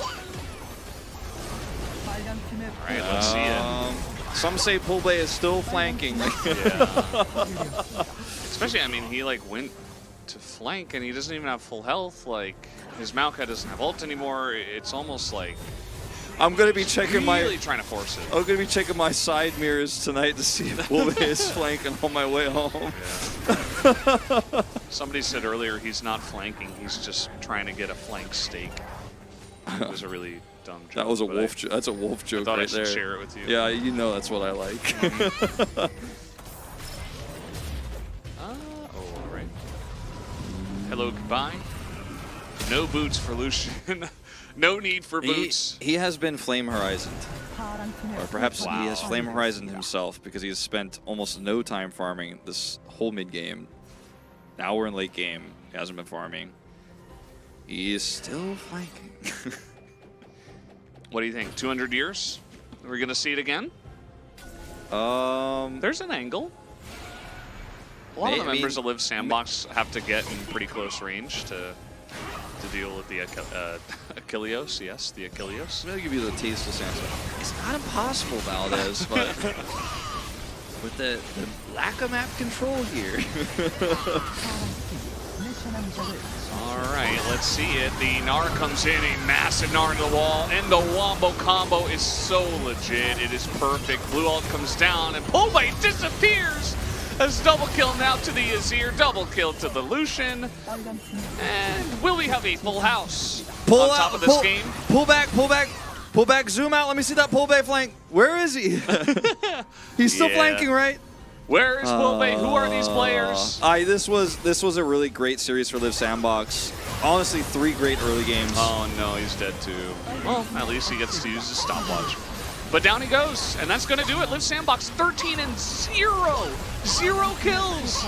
None. No Nada. kills. Nothing. No kills. And Liv Sandbox come out and play one of the cleanest games of Challengers I have ever cast. Are you voting mid or top? Because I was thinking top Oh, after yeah, I that gotta last vote. play, and now it's really hard for me. I think Probably top, yeah. I think I'm going top, yeah, because I think top is safe. like Guti, he had a great game in the laning phase. He was very timid in the mid game, but he just wasn't gonna mess up. Look at the coaching staff coming over and You know, the D+ player is not too happy about this one, but that was... Yeah. I mean, they had the Akali counter pick, fell 30 CS behind in the early game. There's just uncharacteristic mistakes. But also, again, Live Sandbox 3 back-to-back games, but they played the early game incredibly well. Game 2, they still managed to mess up the mid-game and throw their lead and lost, ultimately. But all 3 games, they had a really great control. Yeah. No, it's especially in Game 3. Like, it feels like they really mastered the type of game style they were trying to play there at the end. So, you know, I'm sure a lot of people expected DK to take this one, and they'll probably be surprised that Live Sandbox kind of made them look silly, to be honest. And it's part of the reason why DK are really unhappy. Like, you can see it on their faces. It's very visible. Like, that is not the game they're looking to have coming into round 2. No, definitely not. Live Sandbox are great. Like, they played really great, and that's awesome. But also, KT, in my mind, definitely first place now. So we didn't get... History was made with a 2-0 for Live Sandbox. We didn't get the 6-game night. But what we did get was Guti's first win on the Azir. Hey! And we got Live Sandbox taking out D+ this time. Did not get reverse swept. They prevented it. They brought us to a series where they're now the second team to have defeated D+ Kia this season. Really unexpected result, but the way we got there was up and down. You know, like, there were certainly some great moments. There were certainly some shaky moments. And so it's not a perfect game, though, because they got two dragons, right? yeah. So, I mean, I guess technically in some sense, because they didn't get any kills and they didn't get any towers, right? No Barons, no Elders, no Heralds even, but they did get those 2 Drakes, so they got something, but close enough. Close enough. It's fine. I know this is a big debate, but for me, like, I think a perfect game is defined as no towers, no kills, no Drakes, no Elders or Barons. Yeah. Herald is fine, and plates are fine. Because when perfect games were defined, those things didn't exist. Yep. So, to me, that's it. Elder is a Drake, so it counts in that regard. So, for me, I'm like, no, if there's no towers, no Drakes, no kills, it's a perfect no death game. It's, like, extremely close. Like, it was only 2 Drakes, right? Yeah, just 2 Drakes. And those were Drakes that Live Sandbox didn't contest. So, man, you know, I'm just having a great time casting with you here, Wolf, and yeah, also just banning a bunch of nerds in the chat. Me too. You know, I just love... I just have so much fun when somebody says something really stupid in the chat and I get to ban them. Watch them disappear. Hold on, Valdez is doing it. Yeah, we're typing it in. Just, you know, it's taking Next me a while. time, I gotta next do this time with one hand. you make a wager, you won't be able to complain to us about it. Yeah. Bye. There he goes. He disappeared. Oh, see you later. He disappeared. Oh, nice having you. It's okay, Nightmare. You're allowed to say something really stupid in the chat. I hope you rethink your life. Okay. All right, that's me, Valdez. That's I mean, I do tend to agree, though. Yeah, just, you know, be respectful, right? Yeah. And, yeah. We are going to get the POG reveal in a moment. I think they're still calculating. Because it's probably a split vote between top, mid, maybe even bot, honestly. But for me, I'm like top and mid. Because it was a really shaky early game for Live Sandbox in the bottom lane, but they did turn it around. Guti actually going to get it. He finally gets his first win, and this is his 4th POG. You know, this team doesn't have that many wins, but man, Guti, he's finally able to get a POG, and this time on Azir. It's crazy. What like, a day. We had this narrative literally last time they played against D+. We're like, oh man, Guti's Azir, he just can't get it done. Like, and then they come back and win it this time on the Azir. Into the Akali, he was clearly nervous about playing into, but he did not stutter. He did not make any mistakes in the laning phase. Pulbe was just kind of stuck under turret there, fell behind in CS, and then just decided he was gonna, like, it almost like, it was like he took it personally. He's like chasing Guti around the map and then just losing all farm and never catching up. Yeah, great game from Live Sandbox. Pretty rough for Pulpe. I'm sure that he can bounce back, or maybe we'll see some more Saint. You know, quite obvious it wasn't DK's game. I think the series was overall fine from them, but game number 3 was definitely a little bit of a yike. And Live Sandbox played great, so really got to give them credit. So yeah, that was Monday. That was 3 series. 3-game Monday. Tomorrow is a 2-game Tuesday. It's going to be Tuesday. 2-match Tuesday. Could be up to 6 games. but 2 matches, and it will be Chronicler and Atlas tomorrow. Yeah. The Chronatlas. Yes. Yeah. Chronicackler. As he is very commonly called, yeah. It's kind of hard to meme Atlas's name. Yeah, it's not easy. Yeah. You can spell it in funny ways, but you can't. But it still sounds the same, so you can't. Like baldless. Well, I was just gonna say like Atlas, like ATLISS or something. You know, you can spell it in funny ways. Tomorrow is our 1 day off. Yes. Well, Wolf is working anyway. It's my day off of League of Legends, but I'm doing other work tomorrow. Yeah.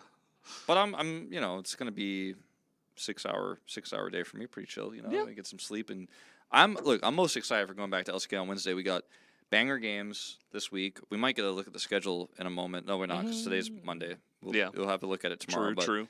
We got Telecom War this upcoming week. We got KT getting super tested, Live Sandbox as well. So I'm looking forward to it. I think it's going to be a great good week. time for finding out where we sit in the top 6 of the LCK. That's very true. Very true. We'll just have to wait until those games happen, though. If you guys are curious, we are waiting here for the interview, as we always do. Most of you guys are veterans by now. You know what's going on. But there's like that one guy who's like, "Hey, why are they just sitting here talking?" You just said, I know you're going to watch CL. It's true, because I'm going to be finished with my work around the time that CL is starting. So I'm going to get home. Did you know that Malphite is a mountain? I did. That one seemed pretty clear to me. That one, He's I was like, he looks actually a mountain. Yeah. Yeah. We talked about being really scared by a big giant tree running at you. Yeah, if I saw a big mountain running at me, it would look like a Malphite, and I'd be scared of it. And if he rolls a big mountain tire at me, Yeah. I don't know what you would call that. I just always think of It's like a tire, yeah. I always think of Malphite's Q as a tire. Kind of looks like that. He rolls it. It's like a little bowling ball, maybe. Perhaps. But it's like very flat, you know. Yeah. It's like he's rolling like a pizza thin, dish at me. Kind of. But it's forbidden cheese wheel. Forbidden cheese wheel. It's very forbidden. Would you rather fight 100 Teemo-sized Cho'Gaths or 1 Cho'Gath-sized Teemo? Probably a Cho'Gath-sized Teemo, because Teemo himself, like, what he brings to a fight is not related to his size, really. It's more related to his weapon. And, yeah, he'd have, like, gigantic poison darts, but I think at least that would be better than 100 little Cho'Gaths running around. Yeah, I don't think you can. I don't think we win either way, though. To be honest, I'd rather just not fight either of them. I think I'm on the retreat. House-sized mushrooms. House-sized mushrooms. Yeah, I mean that's true, but you know, if we're fighting it, we'll probably be able to deal with that. Valdez is like, and then I got my sniper rifle, and I was Yeah. like hiding in like course. 5 miles away, and like Yeah. and like now Teemo is Cho'Gath size, so it's really easy to pick him off. I'm like, all right, this is like you thought about this a lot, haven't you? I set a bunch of traps, and that's the way it goes. You like can see which direction he's moving because he keeps putting his house-sized mushrooms down. You're like, he's moving east. He's very spot. You know, you're not gonna lose him. That's for sure. He's very large. Is there any champion you think you could take in a fight IRL? Can you guys high five? We did it. Any champion I could take in a fight IRL? Probably a bunch, actually. I mean, Yumi? We're not really. Yeah, Yumi is one of them. You think you could beat Seraphine in a fight? She has a lot of technology on her side, though. How fast can you run? You're gonna have to run past you're gonna have to run past those abilities. And then her I'm passive a good runner. is gonna zap I'm definitely you. a good runner. That's like one of my strengths, you know. A Um, melee minion. And he has Tibbers, though, so that's not really, like, viable. Who else? Doesn't really Who else? count. Zoe. I think I could reason with Tarek. I think he'd stop. I think he'd Tarek's surrender. the chillest champion. I think I in could the just be game. like, "Hey, we don't Like, need to fight." He yeah. would just surrender. He'd be like, "You can even have the win." I'd be like, "Yeah, no, it's no offense, but like, Chad asked me to do this, so I just can you like surrender so it's cool and like just give me the W, you know?" He's like, yeah, sure, whatever, bro, I got you. He starts talking about gems. You're like, okay, whatever, I already got the win, so.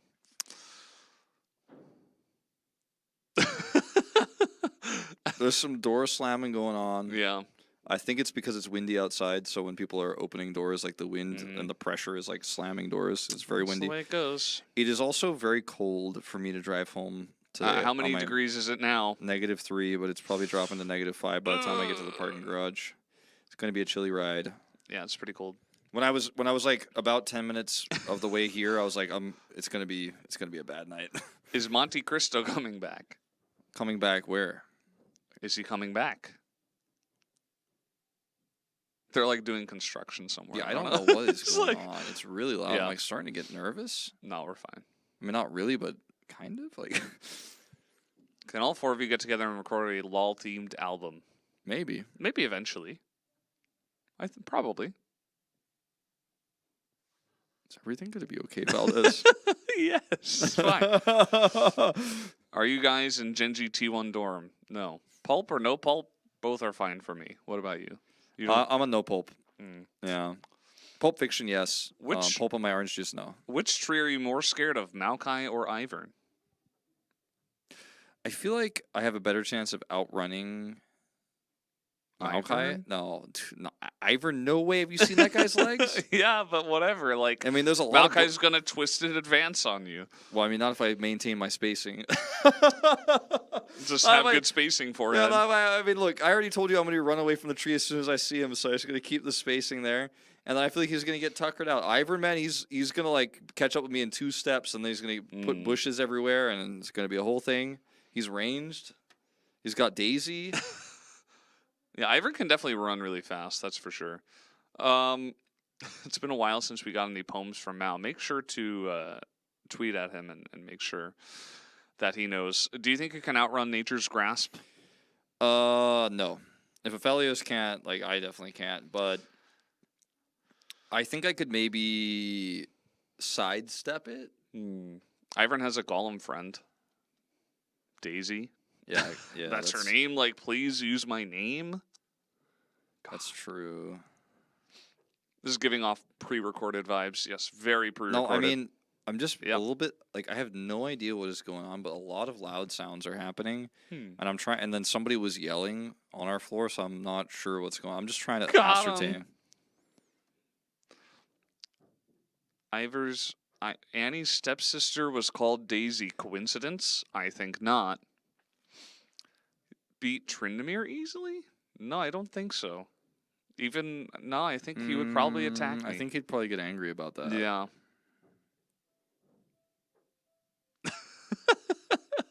There's like a rhinoceros running through this building, okay? Yeah, I'm not sure.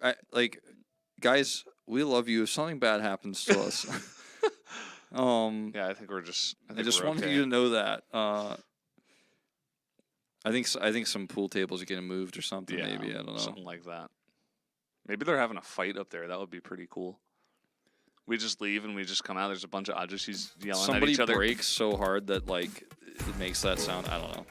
These are today's results. It was, unfortunately, not the first 6-gamer, which would have been really cool for us and, like, really funny for Atlas and Croco having the first 9-gamer. But 2-0, 2-0, and then Live Sandbox not getting reverse swept this time, putting D plus K to a 9-2, and therefore putting KT Rolster in solid first place. Yep. 10-1, 14 indicator score. By and far the best team we have right now, especially with DK underperforming. Live Sandbox, maybe they can climb into playoffs contention. You know, we're only halfway through, so there's still time. So there you go. Asked about Pog, by the way, just to update, because we originally thought there was only 5 votes, 2 of us and 3 Korean commentators. There's actually some observers and some other people who vote. There's like 12 or 14 people who vote on challengers, so it's not as simple as we thought, but we submit our votes by text message to the vote collector, whereas Atlas and Chronicle actually submit theirs by paper. A little bit of trivia. They actually they don't like doing that's the texting. Weird. We do the texting. That's like a YouTube chat style thing. I wouldn't do that. Yeah, it is. They're YouTube chatters. Yeah, it is. You know? Yeah, it's such a YouTube chat move. More voters than LCK? It's either about the same or a little bit more. I actually could have told you last week, but I don't remember now. Yeah. It's like, I want to say it's like 12 or 14, but here's the matchups for tomorrow. These are a couple of good games. Yeah. HLE expected to win this, T1 expected to win this, but T1 slumping a little bit, and Nongshim, Calyx looking pretty decent. Yeah. Anything is possible, but I know it could be a fast day of games if both T1 and HLE play up to their potential. That is very true. But it is challengers after all. Anything could happen. Liv Nongshim and Sandbox. DRX could both win. Liv Sandbox just beat D+. Yeah, that did happen. So make sure you guys are tuning in. You know, I'll probably pop into the chat sometime, and I would guess that Wolf will as well, just to say hi and of course to troll the commentators, because that's really our main job. That's what we do. I thought Chronicle and Atlas didn't do that much trolling today. They really just looked out for themselves and stayed away from the game for a day. Chronicle was like very nice and respectful. Weird. We were just trying to tease him about, you know, Should have trolled us a little bit. You know? Yeah. He could have really like said something absurd and we would have totally believed it. Yeah.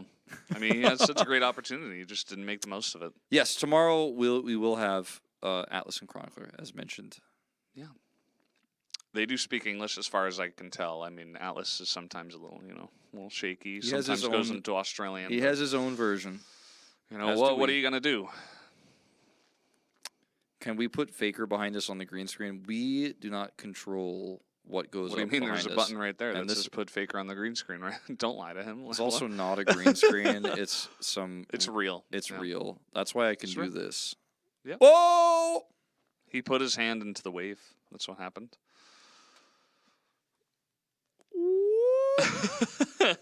Wolf has no hands. So yeah, I want Chronicler to just cast only in Dutch tomorrow. I would like everyone to follow the Twitch stream, and if you're that type of person, subscribe on YouTube as well. Mm-hmm. Make sure to And like and subscribe. Like and subscribe. Hit the bell. My hand's for fine, don't worry. notifications. That's AI bell or hand. On that note, anyway, we are done here on the cast. Thank The you. bell is ringing in the other room. Valdez is losing it.